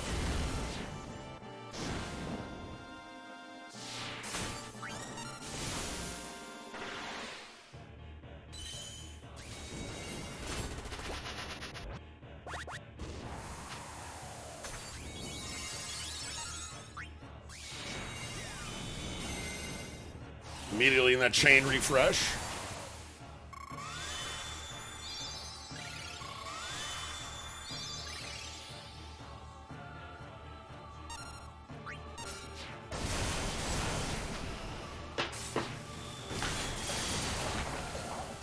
Yeah, that's the big thing. Yeah, you can give Barrett a hero ability, like, you could give him Big Shot, and that's your Overstrike move. Yeah, big shot overstrike move, and he wants to be a big shot. And he'd be great because you have his chain pump move, and then you have his overstrike move. Because I can admit, from personal experience, a character that just does nothing but an overstrike hit is really good in this stuff because they will still they'll still break damage cap sometimes, even if they don't deal a lot of damage. There are use cases for both, is the thing. Like, you want your chain pumping moves with lots of hits, but you also want your overstrike moves for when you don't have a lot of multiplier and you still need to break cap for something.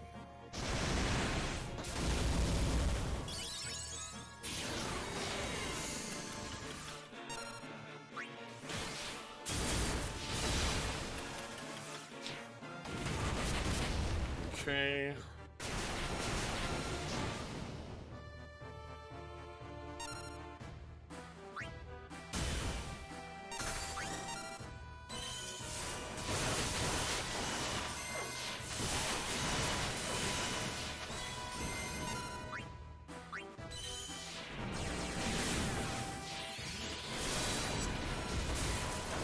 Like, here's an example. In my my Dragon King clear of 8, after he does like the Super Dragon King mode, the one where you have to, cap break X number of times in order to get rid of it. Yes. Just having somebody who's like in Awakening hitting with an overstrike is...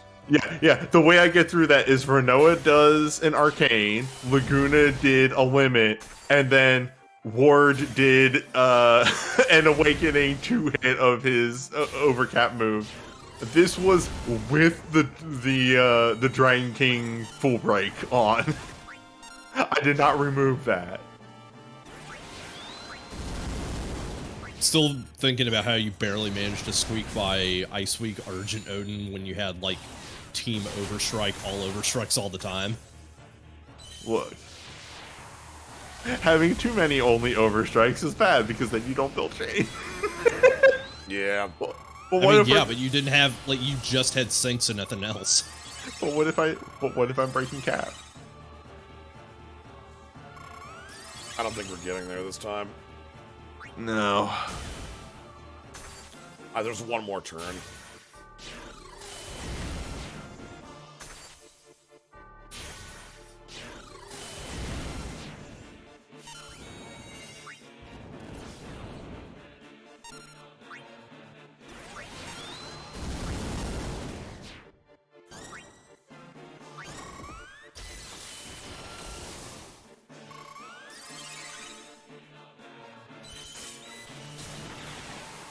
Well, yeah, that's not going to be enough.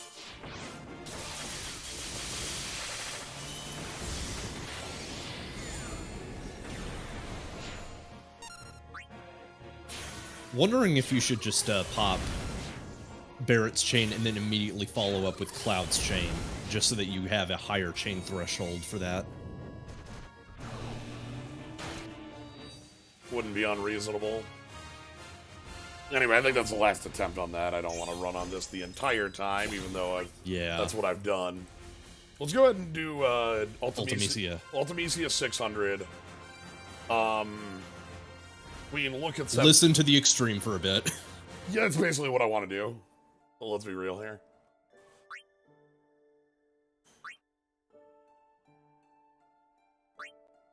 And then we can go beat up a Bahamut, and I think that'll be our line. Alright, so this one is a lot easier. I'm just going to go ahead and go into my favorites. We're going to store this party, even though I'm never going to use them again. Wizard Jail. And we're going to pull this party out. This is what my, So, there's a question. What does my, 8 look like? Weird? Ultimately, why do you have the wrong... What is this?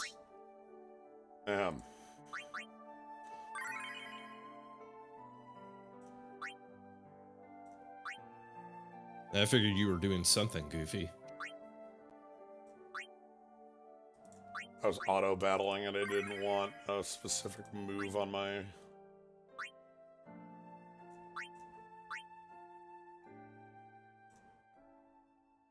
spot. Okay. And then... Yep. Yep. Yep. Yep. Yep, okay.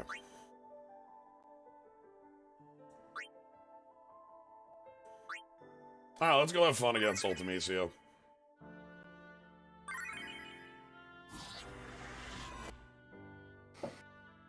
This should be cool. So is this the part of the phase where you get to do Maybe I'm a Lion? Yes. Good.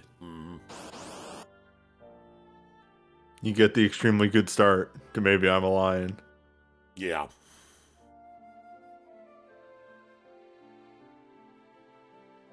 Sometimes I think about how FFA has really good music.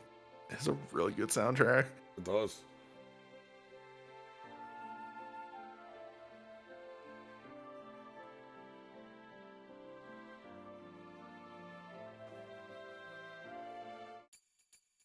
Alright.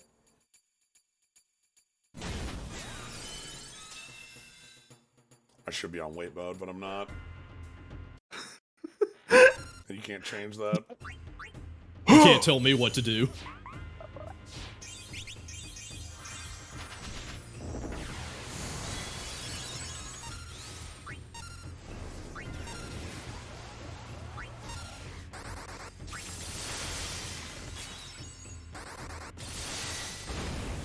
God, seeing damage numbers this high at the start feels a lot better, huh?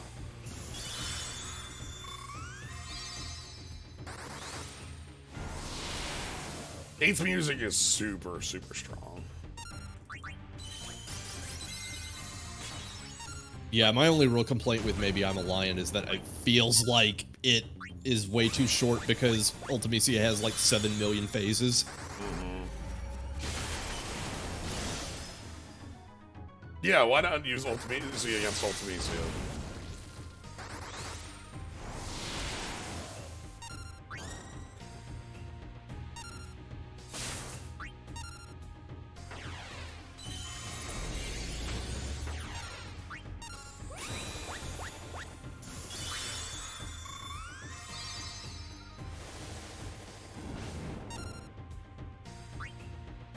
Trust no one, not even yourself. I love Mog with the shades. Oh, never mind. Goodbye, Mog with the shades.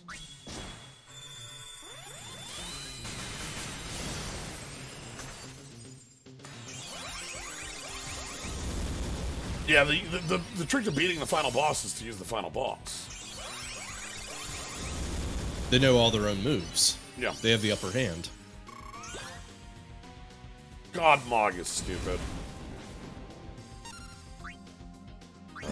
Epoch. Engage Dyad. Hit the heal button, hit the heal button.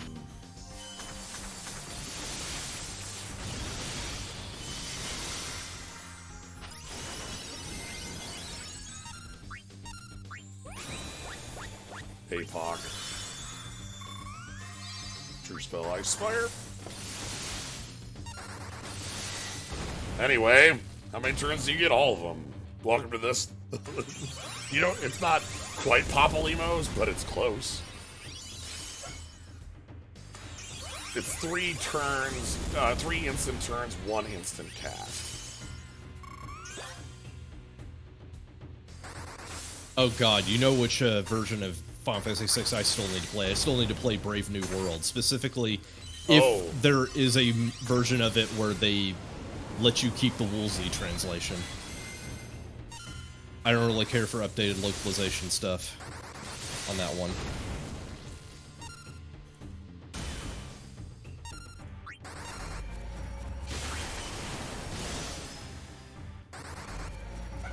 Zane and Papalimo take all the turns. That's their job. Chaos Jawbreaker.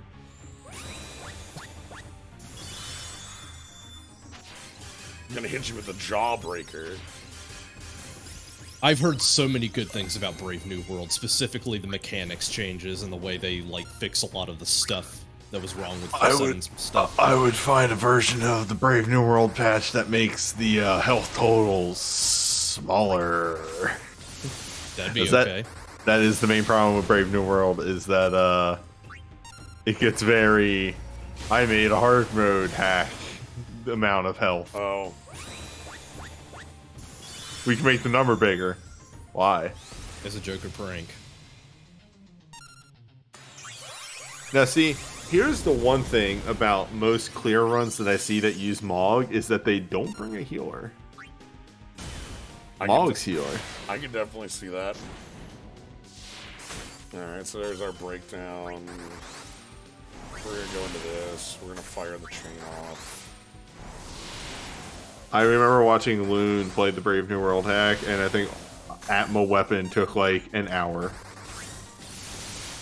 Not because he was dying. Okay. I was kind of hoping that was not the case, but like, I noticed that when I hear about cool, interesting hacks, they tend to just hide the part where they just go big wombo numbers further in the back. Okay, apparently they may have patched that to make it better. Okay. That's good to hear. Because yeah, Brave New World is really interesting. It just has that problem. Understandable. Yeah, so by the way, this is my understanding of a lot of the 600 fights in these, is that the 600 version is like mainly just number. And there's no like enrage mechanic. Yeah, there's just the dead end. I don't even know if they have a dead end. They do. Oh, right, you hit it on... Right. Yep. I'm not like specifically interested in a hard mode hack, but more like a hack that fixes a lot of the problems inherent in a game. Like, Final Fantasy VI's big problem is that everybody's just kind of the same and Magic's way too fucking busted and everyone just gets all the best spells. So Brave New World attempts to fix this by making characters much more specialized and allowing them to only equip certain kinds of espers. When I played through 6 on stream, I actually used the Brave New... Like, I didn't want to play Brave New World because at that point it was still bad.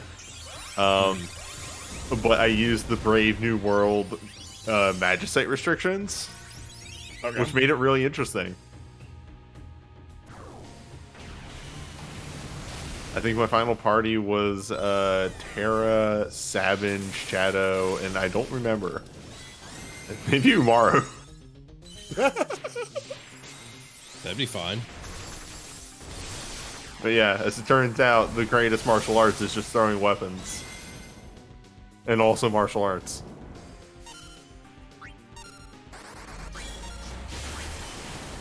Also, they severely limit the amount of encounters you can encounter on the Veld. Like, Gao is much more streamlined. Yes. Original Gao is bad. I will not sugarcoat it. I do not think original Gao is good at all. Yeah, you just get straight cat and I guess magic urn and you're done. When God Gao, a build that was so busted it was permanently patched out of every version after the SNES one. Alright, so here's the...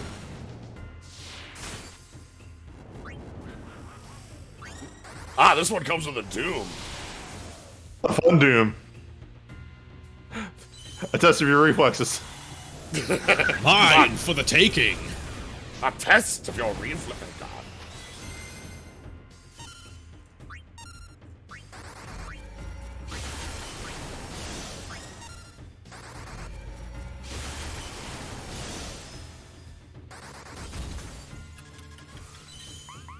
Alright.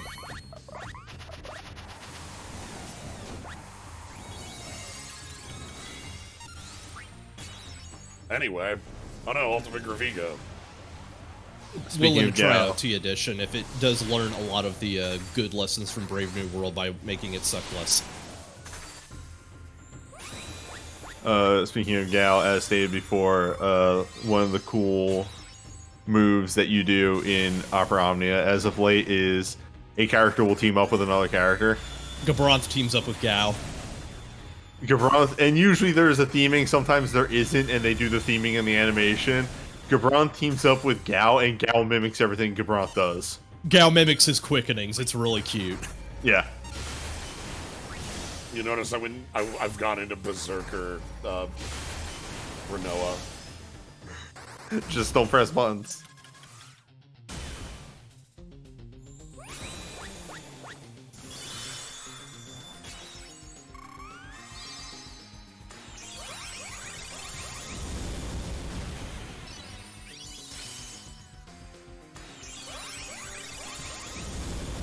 Some of the force attacks are really cute, and like kind of cool. They have Titus team up with Theodore, and they do it in a really cool way in that they do the cross slash. Except Theodore uses casts a white magic spell shaped like a blitzball, tosses it in the air, yeah, and then Titus just kicks that son of a bitch. Yeah, they start out doing the cross slash link attack, and then they do that. Also, their theme is dad issues. Yeah. I'm trying to think of some of the other, fun one. Oh, Kaminat teams up with Cypher. Do not hold me back. Who do you think you're talking to? Lunafreya teams up with Rydia. Rydia. Yeah, summoners that are linked to Leviathan.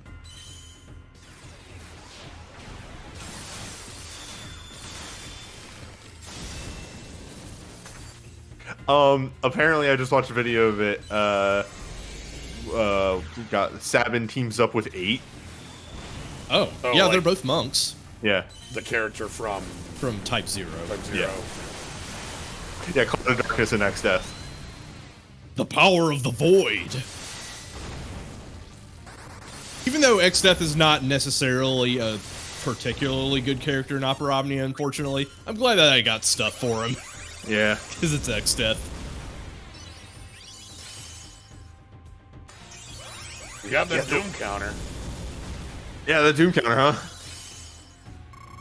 It's Oh, there. dude. Oh, Unity. I think X-Death literally does have the turtle line as a multiplayer stamp in Opera Omnia, too. He does, in fact.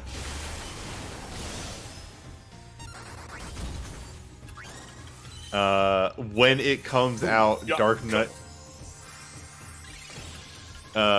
Knight Cecil teams up with Kane. Because yeah. Yeah. Yeah. Yeah, okay. And I think legitimately the start of their animation is the scene of the game's, like, there is a scene that occurs when you start up the DS remake where Kane walks up to Cecil and then they walk towards the exit of Baron Castle. They recreate that scene. I'm trying to remember who Ursula teams up with. was Ash because they're both princesses. Yeah. Okay. Oh, they're both fight princesses. I tried to play Type Zero a little bit, but the gameplay felt really Clunky. Yeah, that's a Clunky. real good word for it. I just couldn't get on it. Also, the motion blur really sucks. All right. I believe in you. We can definitely get our ass kicked in here. I mean, we can listen to the extreme while we get our ass kicked in here. That's fine by me. Hold on, I gotta...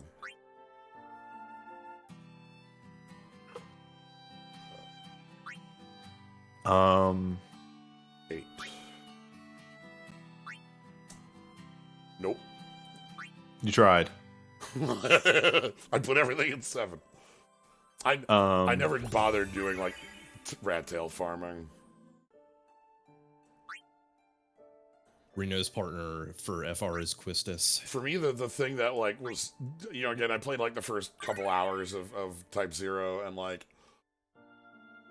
I had just come off, like, 13. And so, like, having a character shouting about a Lassie showing up was just like, I'm like, what the hell's going on? Like, what do you mean this is a Final Fantasy, a Fantasy Nova Crystallis game, like, Fabula Nova Crystallis game? I did not know that going in. But yeah, I did get to 50% on this Ultimacia before. Type 0, the Fabula Novus Chrysalis line was just weird because, like, they were Good, yeah. Oh, yeah. They were trying to... the way that they were trying to, like, make a new canon that would be interlinked throughout the entire series was they were just gonna, like, shoot out all their various ideas for where the Final Fantasy game goes and then see which one sold the most copies. Here we go. We get some real cool looking bits here.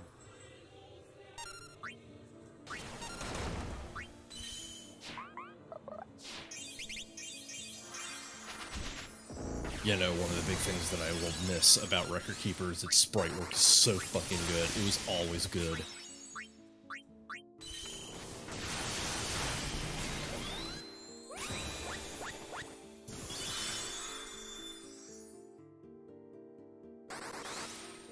Yeah, Galaxy.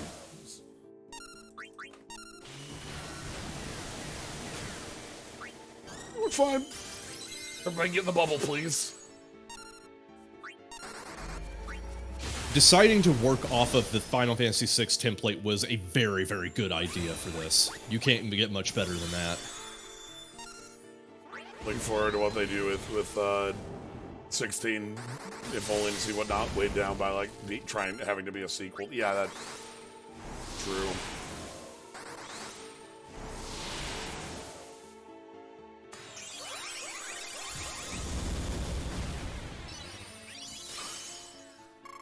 Alright. So now we want to fire off a chain. Oh wait, Core's FR, he teams up with Gilgamesh? Word. Well, Now the extreme kicks in.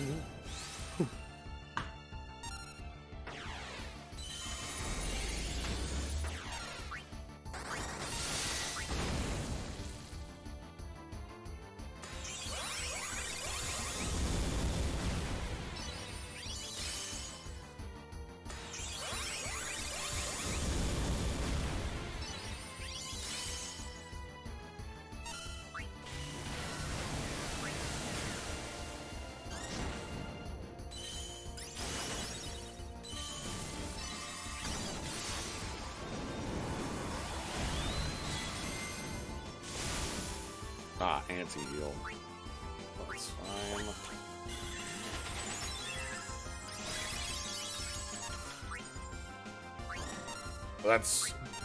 That's probably not what I wanted. That's fine.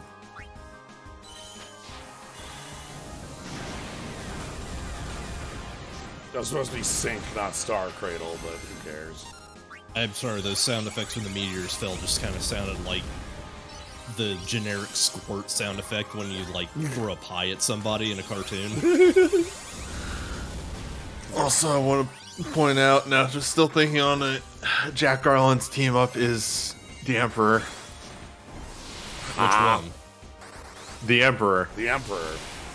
Oh yeah, that guy, the Emperor. Mateus. Yeah. Yeah. Emperor. The animation is Mateus catching Jack in a trap, but then he blue mages it and throws it at the enemy.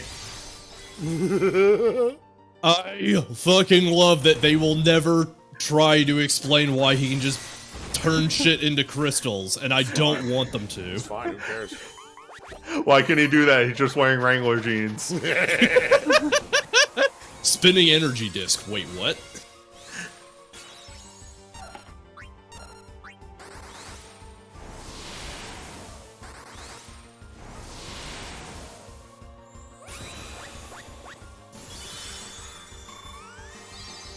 I will forever love the Twitter continuing to put him in every... It's such a good bit! Who's your favorite monk? It's such a good bit. Who's your favorite white mage? Who's your favorite dragoon?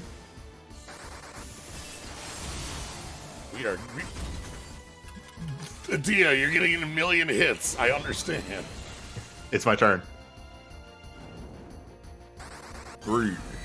I don't know why I have Ultima on, but whatever.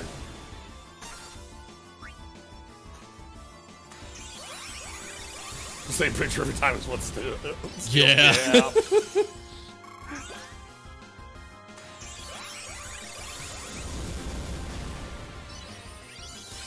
I think my favorite bit is that they, like, the early parts of the marketing were very needlessly self-conscious about how it was being received. It's like, I don't know, the writing team sure got the joke. They were sure in on it. I don't think you needed to try and change the bullshit scene. But even with the change, it was still funny. Ultimate. Well, let me tell you about Opera Omnia, which has many Crystal Bear characters.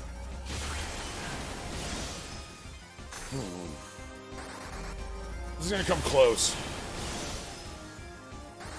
I believe in you. Yeah, oh, Opera Omnia does sorry, have- it's Adia's turn. I forgot. Oh, right, it is. It's her turn. Yeah, how could I forget? God, and she gets quick cast off that. The director shouldn't have been self-conscious about it because it was funny as fuck, and it was still well written.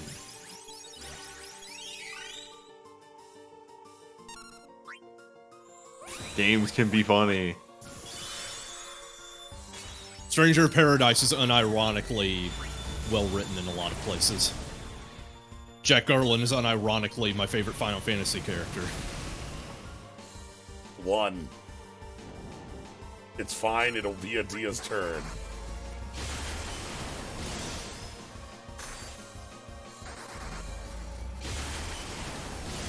Oh, she's under Dyad too, so she has double cap break. don't know if it was Idea's turn enough. Renoa has instant cast.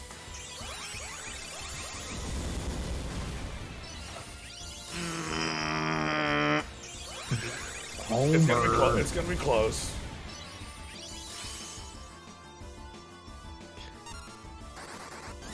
That wasn't the one I wanted. Mash that motherfucking ability, Berserk. Anyway.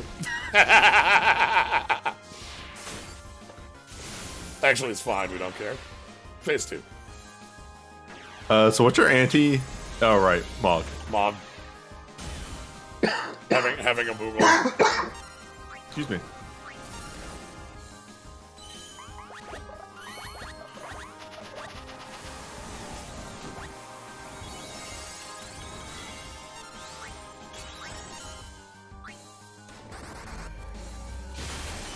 Alright, now Renoa can start doing real things. No, she's still Berserk.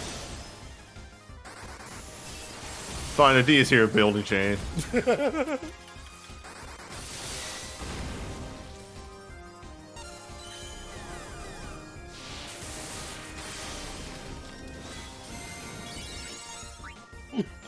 That was what honestly surprised me in Opera Omni. I was just like, wait, why are there so many Crystal Chronicle characters? I would say also you would have popped the Yeah, as soon as the historic crystal second time. That's gonna be selfies on her. Yeah, that's smart.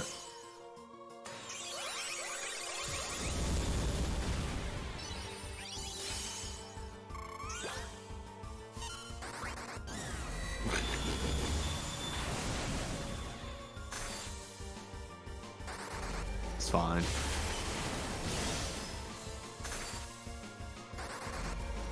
I love Adia taking like a million turns.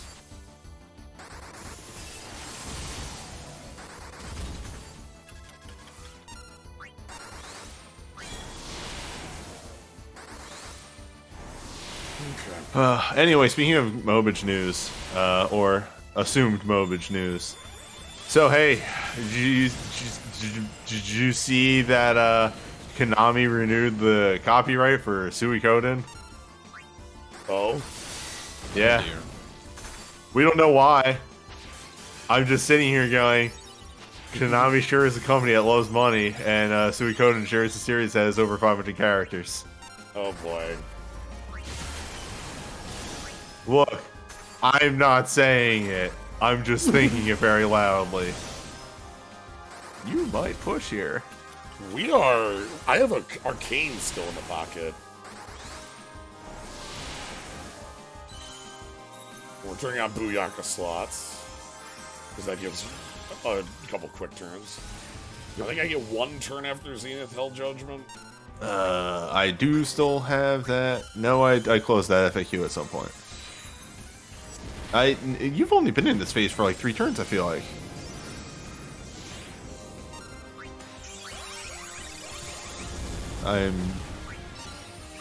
What was the move that was just used? Zenith Hell's Judgment. Zenith Hell's Judgment.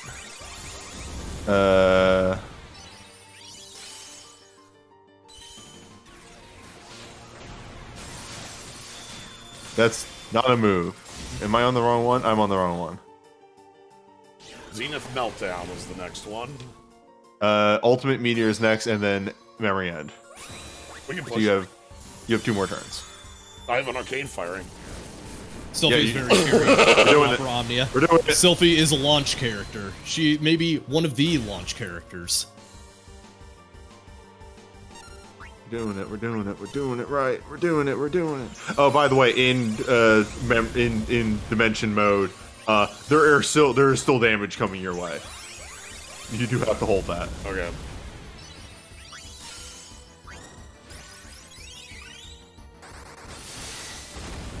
I want to believe I'm what. Time Okay, is distorting.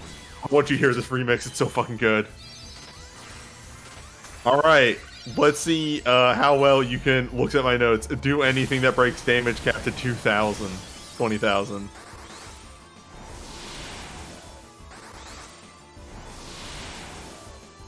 Well, what if I just put damage on the board? That works too. Chain Dartka. Ooh, thank you. Turn 1. APOC. It is Chain Darka, and then Zenith Ultima.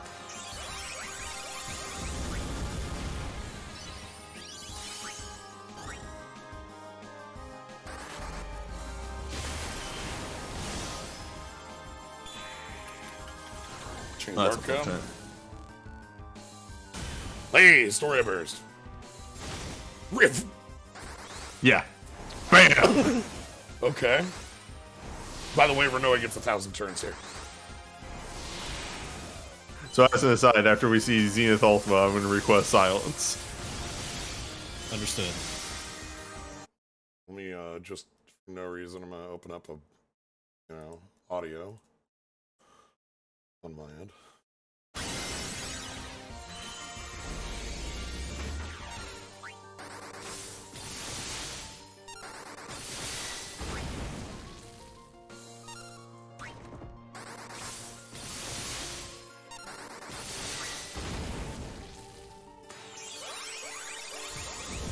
Glad we did get to see this today.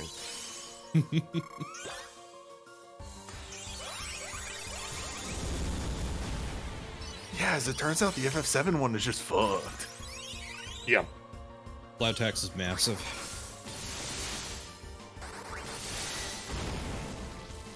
Zenith Ultima. Here we go.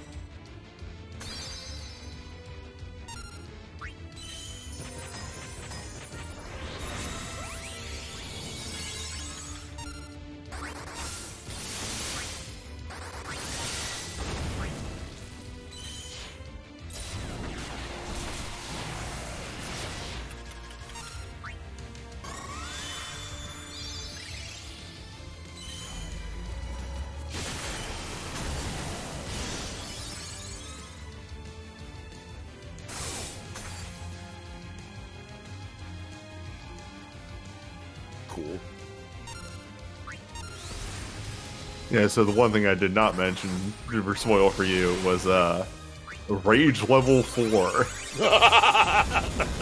Oh shit, she's got LB4. Yeah, so normally, there's not that much difference in the rage damage reduction across these phases. It starts at 17.2, goes to 16.9, 16.7, 16.4. In Rage 4, it's 12.2% of the damage you're dealing. Also, I didn't have an anti-full break there, so you're watching my damage fall off a cliff. Yeah.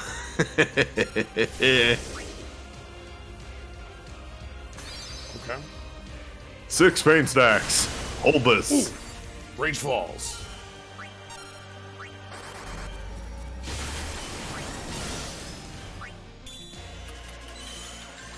We're doing fine.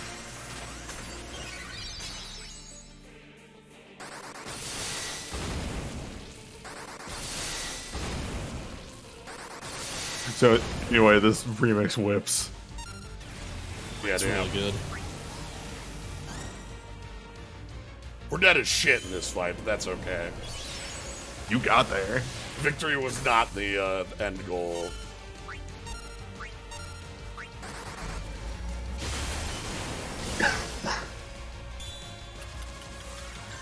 Oh, hell yeah, draw Apocalypse. Yes, yes, yes! Just the march. This is gonna kill your ass. I need to die so bad.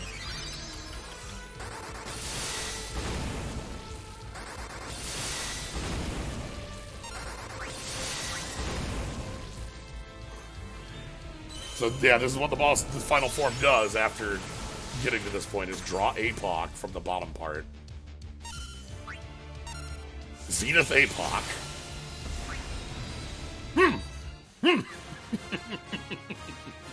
So, with one off-realm character, the Zenith Apoc there dealt 1,750% non-elemental damage. Piercing can break the damage cap. Ignores the resistance, ignores blink. Cool. That rules. Oh yeah, you just put a blast in. It's fine. Easy. I mean, you get a free turn, right? The draw APOC is fair. I mean that legitimately. In a fight like this, like usually you get that sort of shit like back to back. I mean, yeah, Selfie has USB 1. That's right there. Booyaka slots. It's easy. Anyway, that ruled. Happy we got to make it all the way to see the space time and the.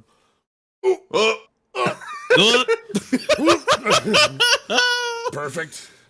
And frankly, on top of everything, as far as like if Slyo ever kept, if the game was not dying and Slyo keep playing, there is they only had a 99 historic crystal. There's another uncapped that you get from that gives you more damage, so on and so forth. Yeah. Oh, by the way, she does do her whole speech over the course of that. Good. Yeah. Childhood will not wait for you, etc. Yeah. Reflect on your childhood at 40%. At 30%, your sensations, your words, your emotions. At 20% time, it will not wait. At 10%, no matter how hard you hold on, it escapes you. At 5%, end, and that's it.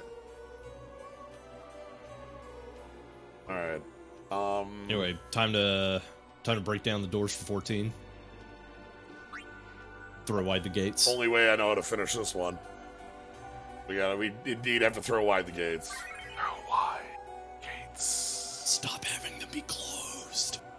Why are you closed? All right, I think People want to shop. this was a squad I used before for it. Minfilia was my anti-break. Now Alizé's here. Yeah, I'll have to level up Alizé. She's at 65 right now. Because that's how I track my characters. Oh yeah, my wind team, which was just this. I guess we'll build it from scratch. But first things first, we need to put Alizé up. And here you get to see some of the old cruft that still sits on this game. If I want to level a character up to 99... How many menus do I get to go through in sequence? Yeah. Something like 6 or 7. This is after the fix, too. Alright, so we go here. Break level cap. That button wasn't there before. You'd have to go out into the other menu. It doesn't bring us directly to the character that we were going to break. We got to go break ourselves. Who else? Ravis? Ravis is... Ravis 15? From 15. 15 yeah. Character? Brother of Lunafreya's brother. Yeah.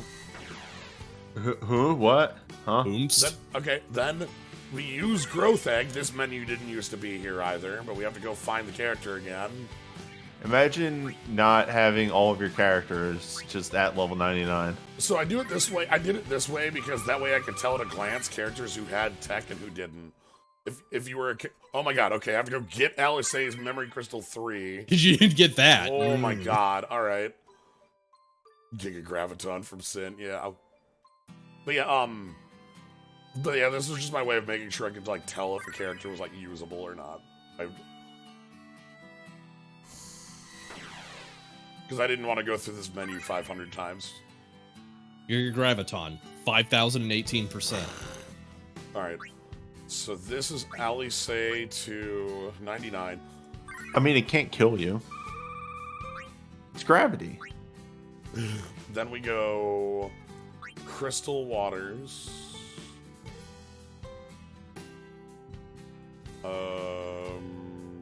Alisae. Oh, she's already done that. That's funny.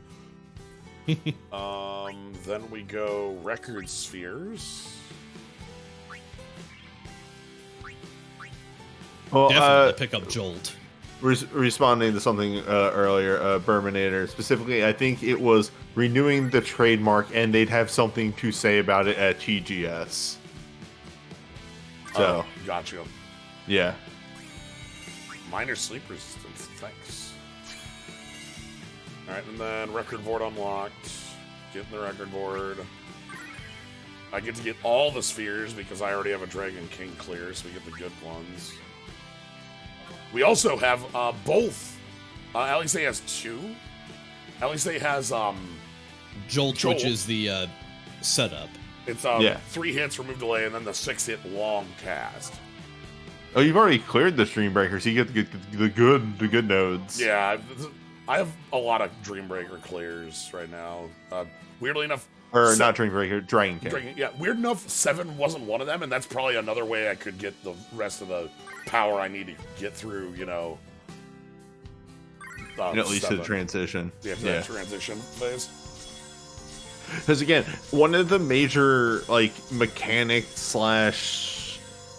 things that you have to plan around for the Crystal Dungeon is maximizing your damage in a 3-turn window during Dimension time. Right. So you always your chain needs to be up, and you need to be in Awakenings. You can't take time off to. Not only are you in Awakenings, but you're in Awakenings with duels or dyads on top of it because you have to be doing 20,000 damage. Yeah. It's the dual and sync power hour too, because duels and sync stack up really well with each other. Yeah. All right. So then.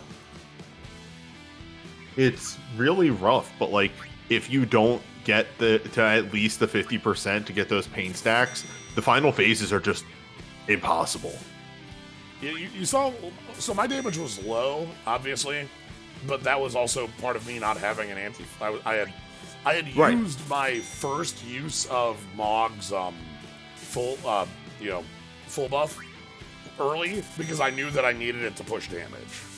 But for example, considering that when you have the pain stacks, you're doing 100% more damage. Yes. That is the difference between 70% of the damage that you're dealing and 34% of the damage that you're dealing. All right. There are 50 separate tug of war layers going on in the back regarding power damage multipliers. So the fun thing about this fight against Bahamut with the 14 squad. As you said, a lot of times when you bring Mog, you don't bring a healer. We're going to be doing that. Sort of.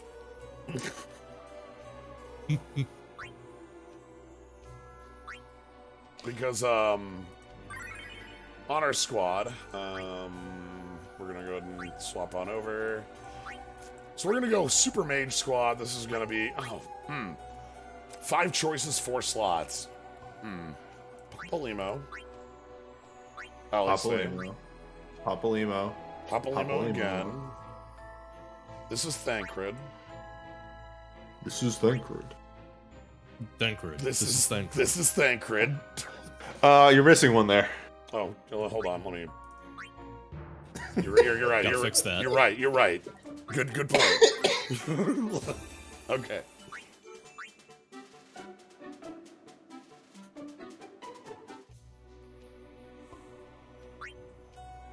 Okay, now we're good. Yeah. I can't fix this for Papalymo because I don't have Papalymo's dyad. Such is life. Who cares? His sync is busted. Remove ATB 3 times, remove delay 3 times. Hey, guess who has a glint that also removes delay 3 times? It's this guy. You don't need it. You get it for free with this. Yeah, I'm just saying, you can do it afterwards. You can do it afterwards. Screw it, just keep having it. So you can Papalymo. Alice, Ishtola. Do we do Elfino or do we do Thancred? Elfino can also pull duty as the other healer if I wanted. Because I have Elfino's healing sync. Shit, newbie. What's Log up? into Opera Omnia at your leisure and get an eye full of Kuja's alternate outfit. It's a bit much.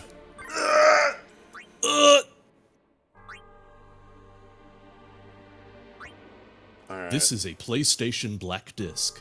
Cut number 1 contains computer data, so please don't play it.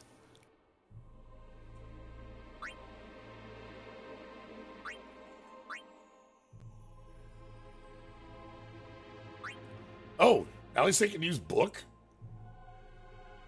Yeah, why wouldn't she be able to use Sure, book? right. She's Alphino's brother, yeah. Alright, we're gonna steal Alphino's armor.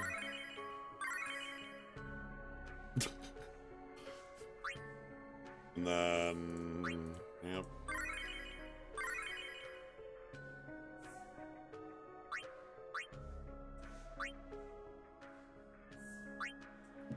But yeah, so, Ishola is here, not as a healer. we don't do that around here. I'm gonna truck that shit. Yeah. I mean, I have Pulse of Life. I'll use it if I need to. But...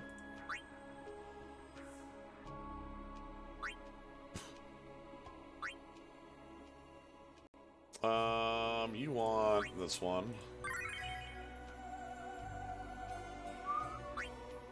And you want the one that gives you... this one that's yours.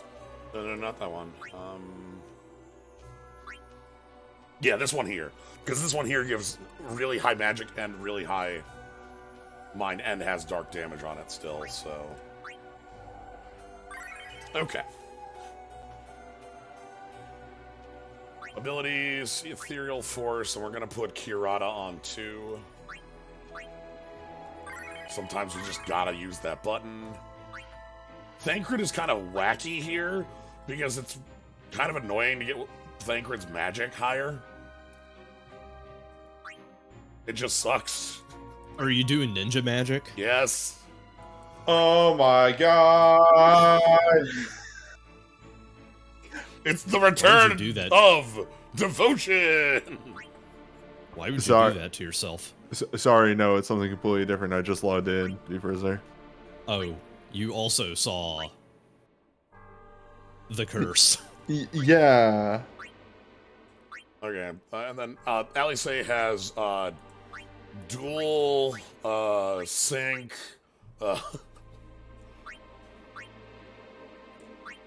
Alright, so let me read how these things work. Double cast black white, or, sorry, triple cast black white, gives you dual black mana.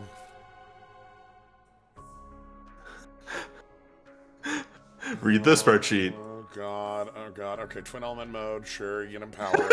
It keeps going! Oh god, it's got a it has an all buff and a Yeah, no, you looked super hard. what the hell? This thing does everything. Okay. Up to then dual enchanted. Sure. Yeah, there's a billion things this does. I mean, how true is that to actual FF14 Red Mage? Alright, so then from here we want Jolt on 2. We also have Vercure, just in case.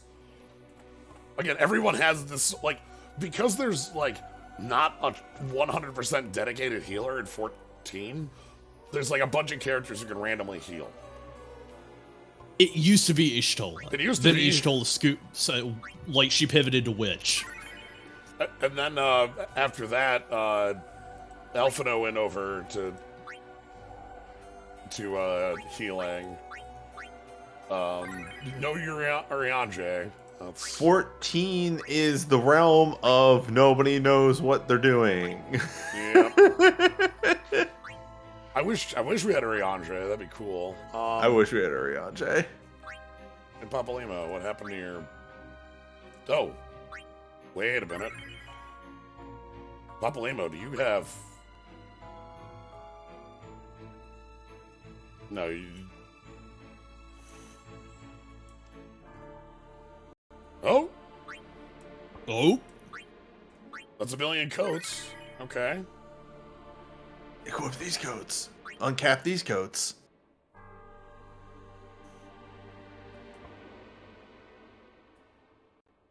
Oh? Alright, Uncap these staves. Alright, let's go quick deal with that.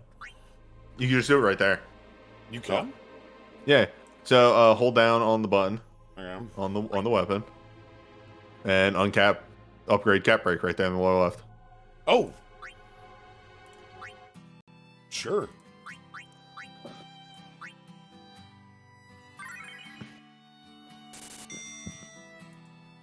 I did not know you could get there from here. That's nice. Pop, pop, pop.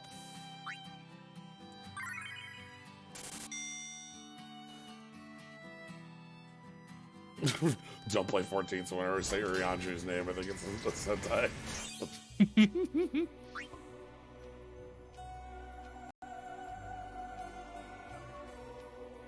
Alright, so then we upgrade them from here as well.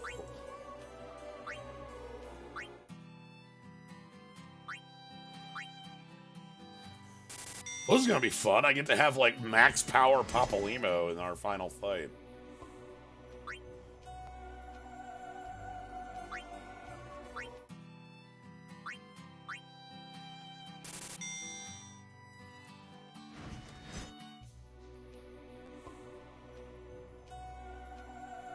Alright.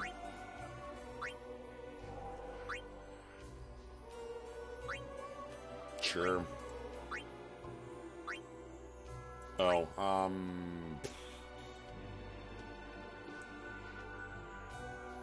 Thunder God's Might? Yeah, why not? And then... What's this one? Oh, you're Chaser. Okay. It's kind of funny. Alice here has, like... Because Alice is a red mage, all of her stuff, like all of her tech, says black and white magic ability boost.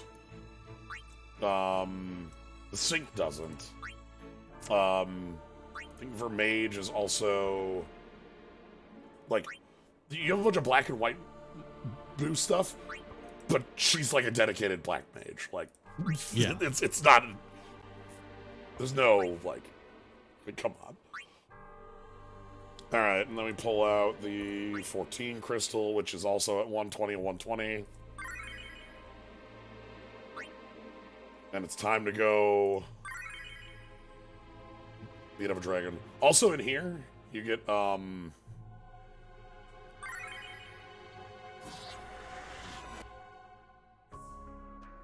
Oh, one last thing I have to do before we go in. Well, let me... That's easy enough to change.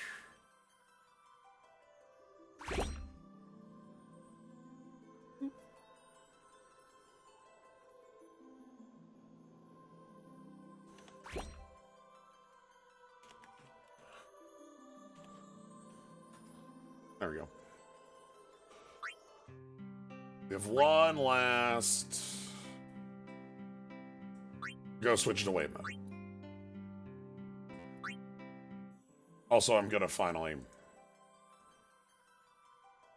Gonna do the thing. I'm gonna hit this button. These potions will never expire.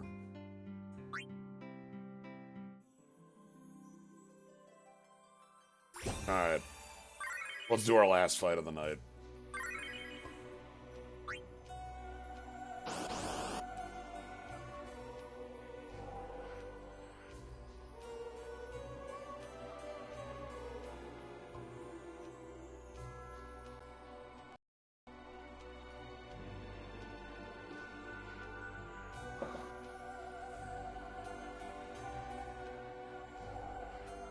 Let's hope that the emulator will allow us to do the last fight of the night.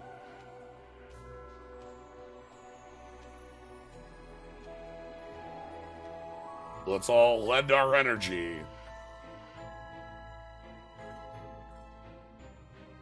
Give it a sec. Memory is a very precious resource.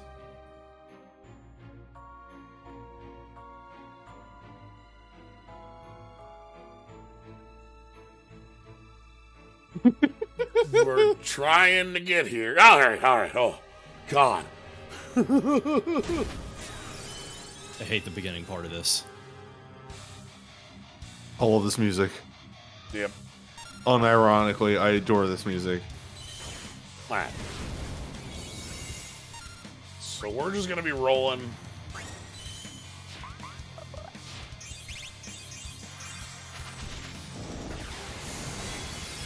I think I'm just gonna be jolting a bunch.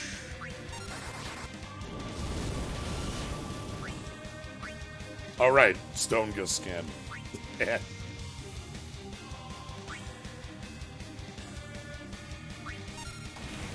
Jolts.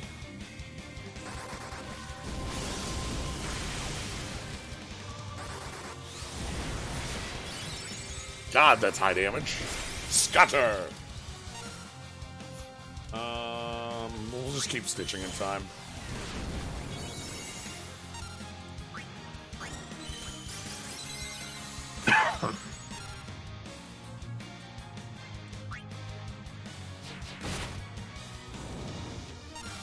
Alright,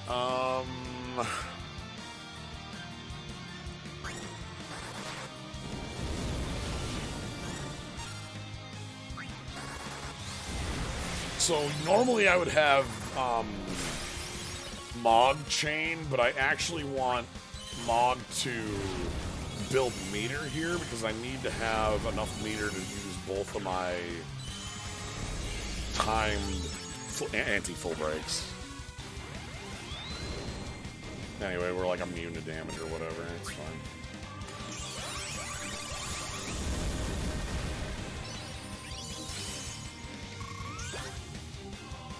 Mog just heals you for full.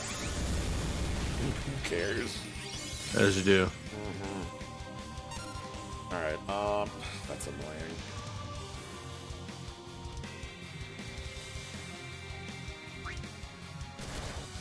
That's what I thought. Okay,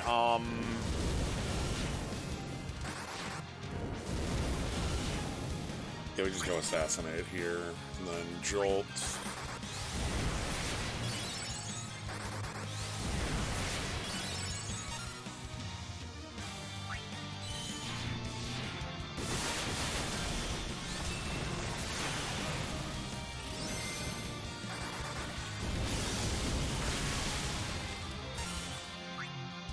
So there's gonna be a full break, not this turn, but next, I think. It's a small one, you can just kind of power through it if you want. We want to get through phase 2 before we hit, yeah,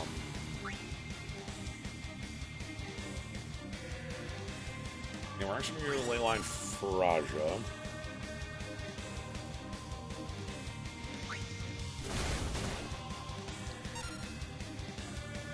Alright, and then what do you want to do?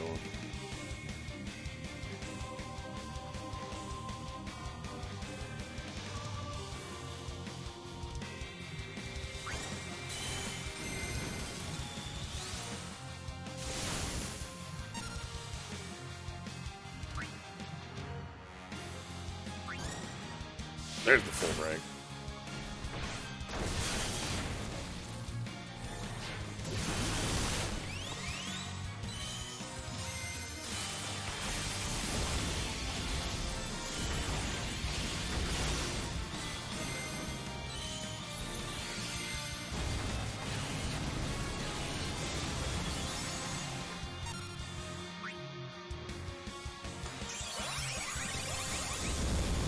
So we're gonna break the full break by using our duel on Ali's side. Alright. Ooh, fever.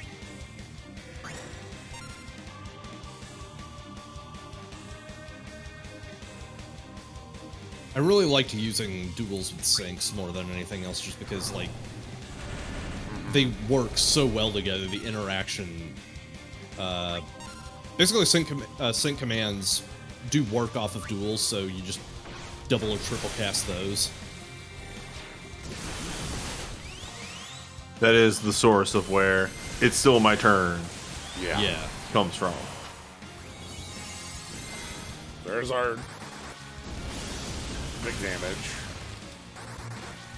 Now the cool thing here is that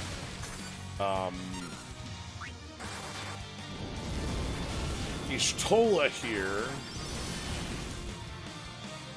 is going to be putting on, like, a bunch of, like, stacking buffs. Okay, and we got the heal. That's good.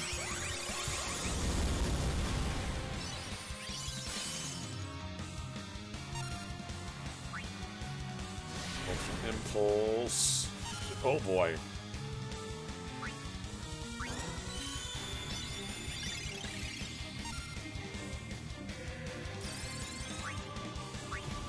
Let's fix the problem.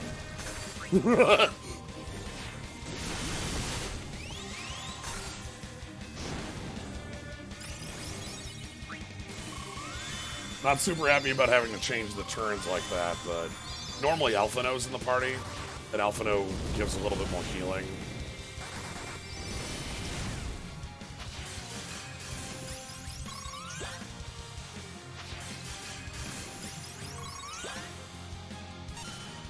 Jolts.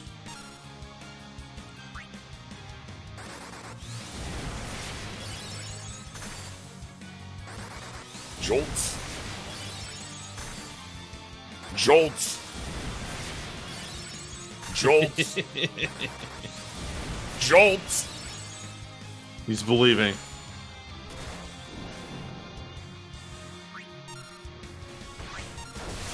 Okay. So here, we want to mark the time.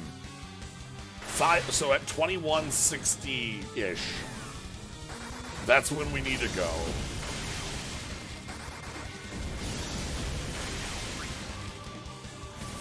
And the wall is just no damage for a bit. Stop. It's just stop doing anything. The wall is deal with my mechanic. No, you are not going to skip my mechanic. Deal with my mechanic. Yep. You basically want to be setting up. We're going to be recasting a chain here.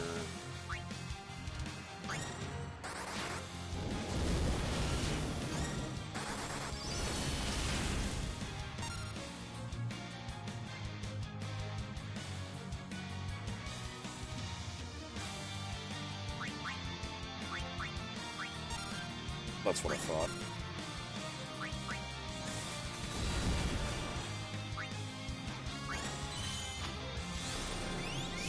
A little bit of a reprieve at the moment.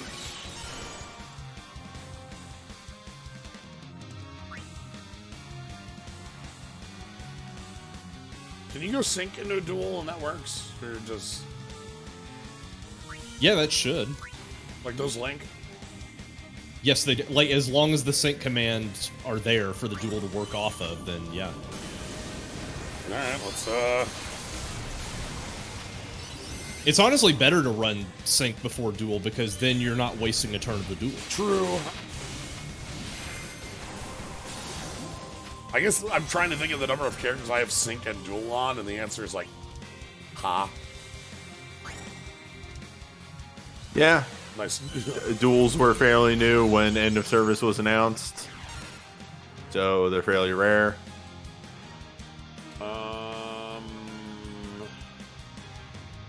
Chain is active.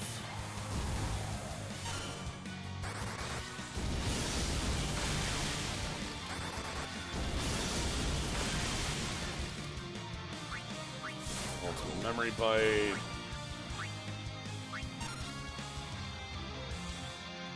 Dream within a, and damage should be on now.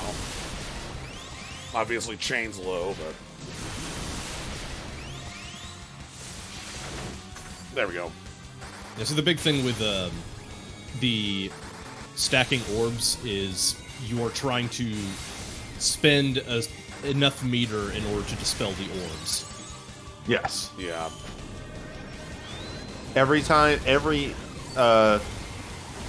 It's not. It's hard because they did that bar split. No, it's every bar. Every bar. Every bar. Every bar of soul break meter that you spend, you expel an orb.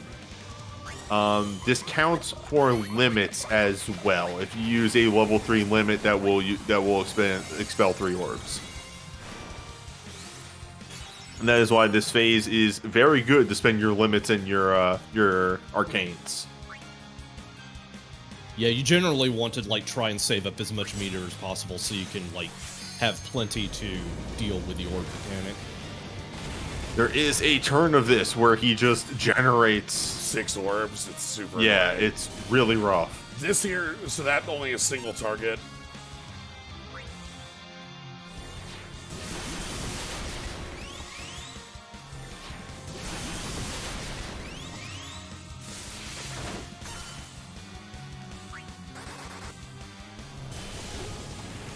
Full.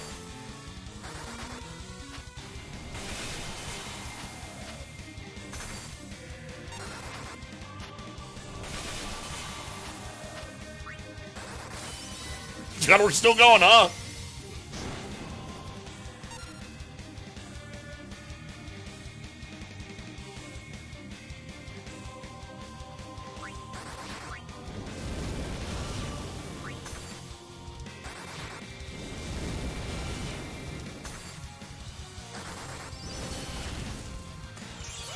Okay, it looks like we might be close to having issues, but we're not going to.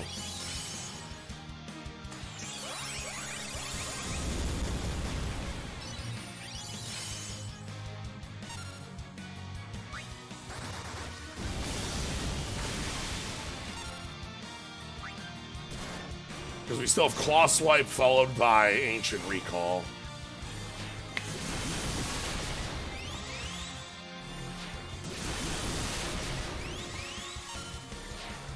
Yeah, that is the hilarious thing about the Dragon King orb mode. If Oh, here comes Ultima. Who's ready for some soft tacos and beef?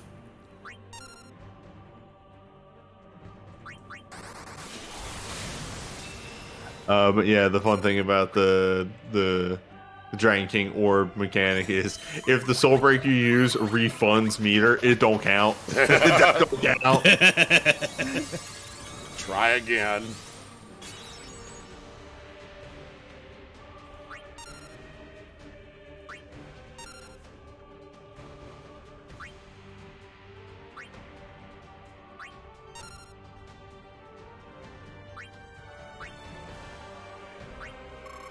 Anyway, I was kind of just pulling some stuff in the back in Opera Omnia, and I did managed to get Saban's FR and some stuff for Kuja, and then backed off because like saving for core. Nice. All right, here we go. So, Papalimo's next turn is gonna be messed up. He's on Astral Flare, even.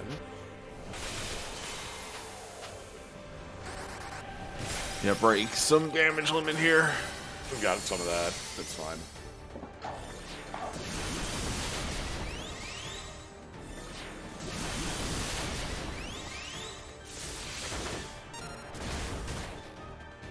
There we go. Oh wait, Taco. does it have to break 20,000? It has to break 20,000. Yes. Anyway. That's the first. 3 more hits. Ooh, that might be bad timing. Create a barrier? Yeah, a little bit. No! No? I don't have No. I don't have sync. God damn it. Uh-oh.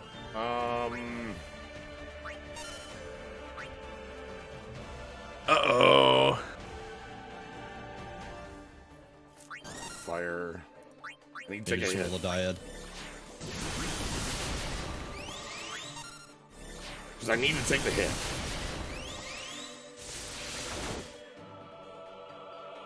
You were able to push past Mega Flare, right? I can. Not if he has 8 orbs. No, I mean, like, I can in the sense of, like... Never mind, you survive now, right? It used to kick you out. No, I mean, I can just kill the boss. Oh. Like... I guess you could just do that, Like, too. here's the part you have to understand. Papalimo is going to deal many damage.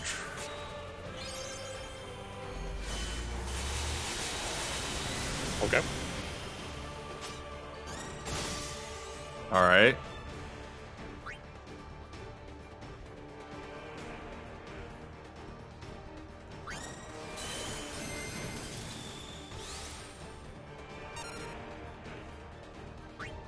Here we go.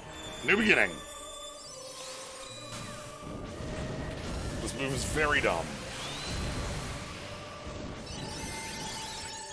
Turn 1. Turn 2. Whose turn is it? It's Papalimo's turn. What turn is it? I don't know.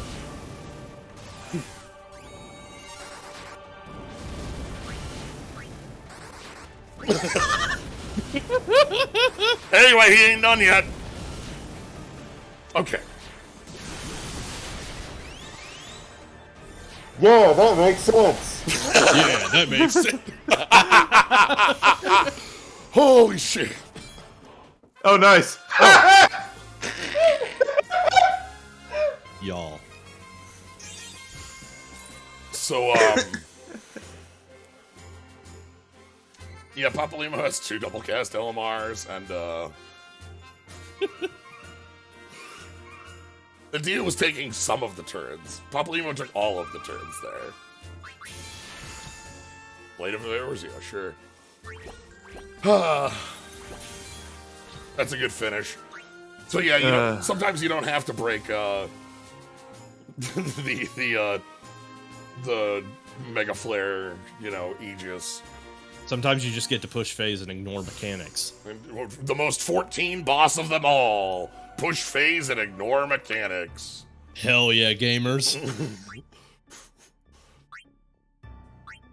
Alright. Any other things we didn't touch on for the end of... I feel like that's it, unless, Newbie, you got anything? I got nothing.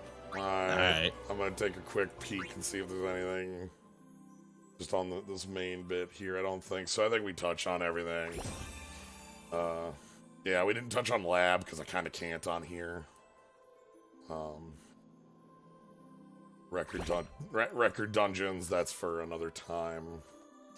But yeah, that's Record Keeper. It's pretty good. It is pretty good. Sometimes it had bad things, sometimes it had good things.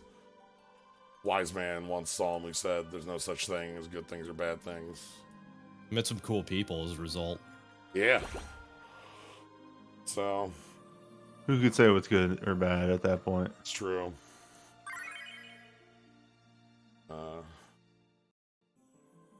Yeah. So, I think that's going to be it for today. Thank you all for joining. Thank you, Vpris, and thank you, Wandering Newbie, for both joining today. Yeah, we both love this game, despite its many, many flaws. Yeah. We got to talk about all sorts of different bits of the game, different eras, different things that come up. We can only truly, like, savagely, viciously roast this game from a position of some love. Yeah. And thank you, everybody who joined today. I'm seeing a lot of folks who you know, I see on the remember on the regular from back during Record Keeper time, so good to see you all around. But yeah, that's gonna be it for me for Record Keeper. And that's gonna be it for Record Keeper at large until the end of the month. Like, yeah, I think Newbie, are you still planning on finishing? I'm doing my damnedest. All right. Every Sunday from here till the end, if I can. you tell me do things, I'm done running. So, all right. Thank you all for joining. Have a good night, everybody. Oh, Good night. Tomorrow's more Hollow Night. That's what's up on the stream schedule. Okay, cool. Good night, everybody. Good night.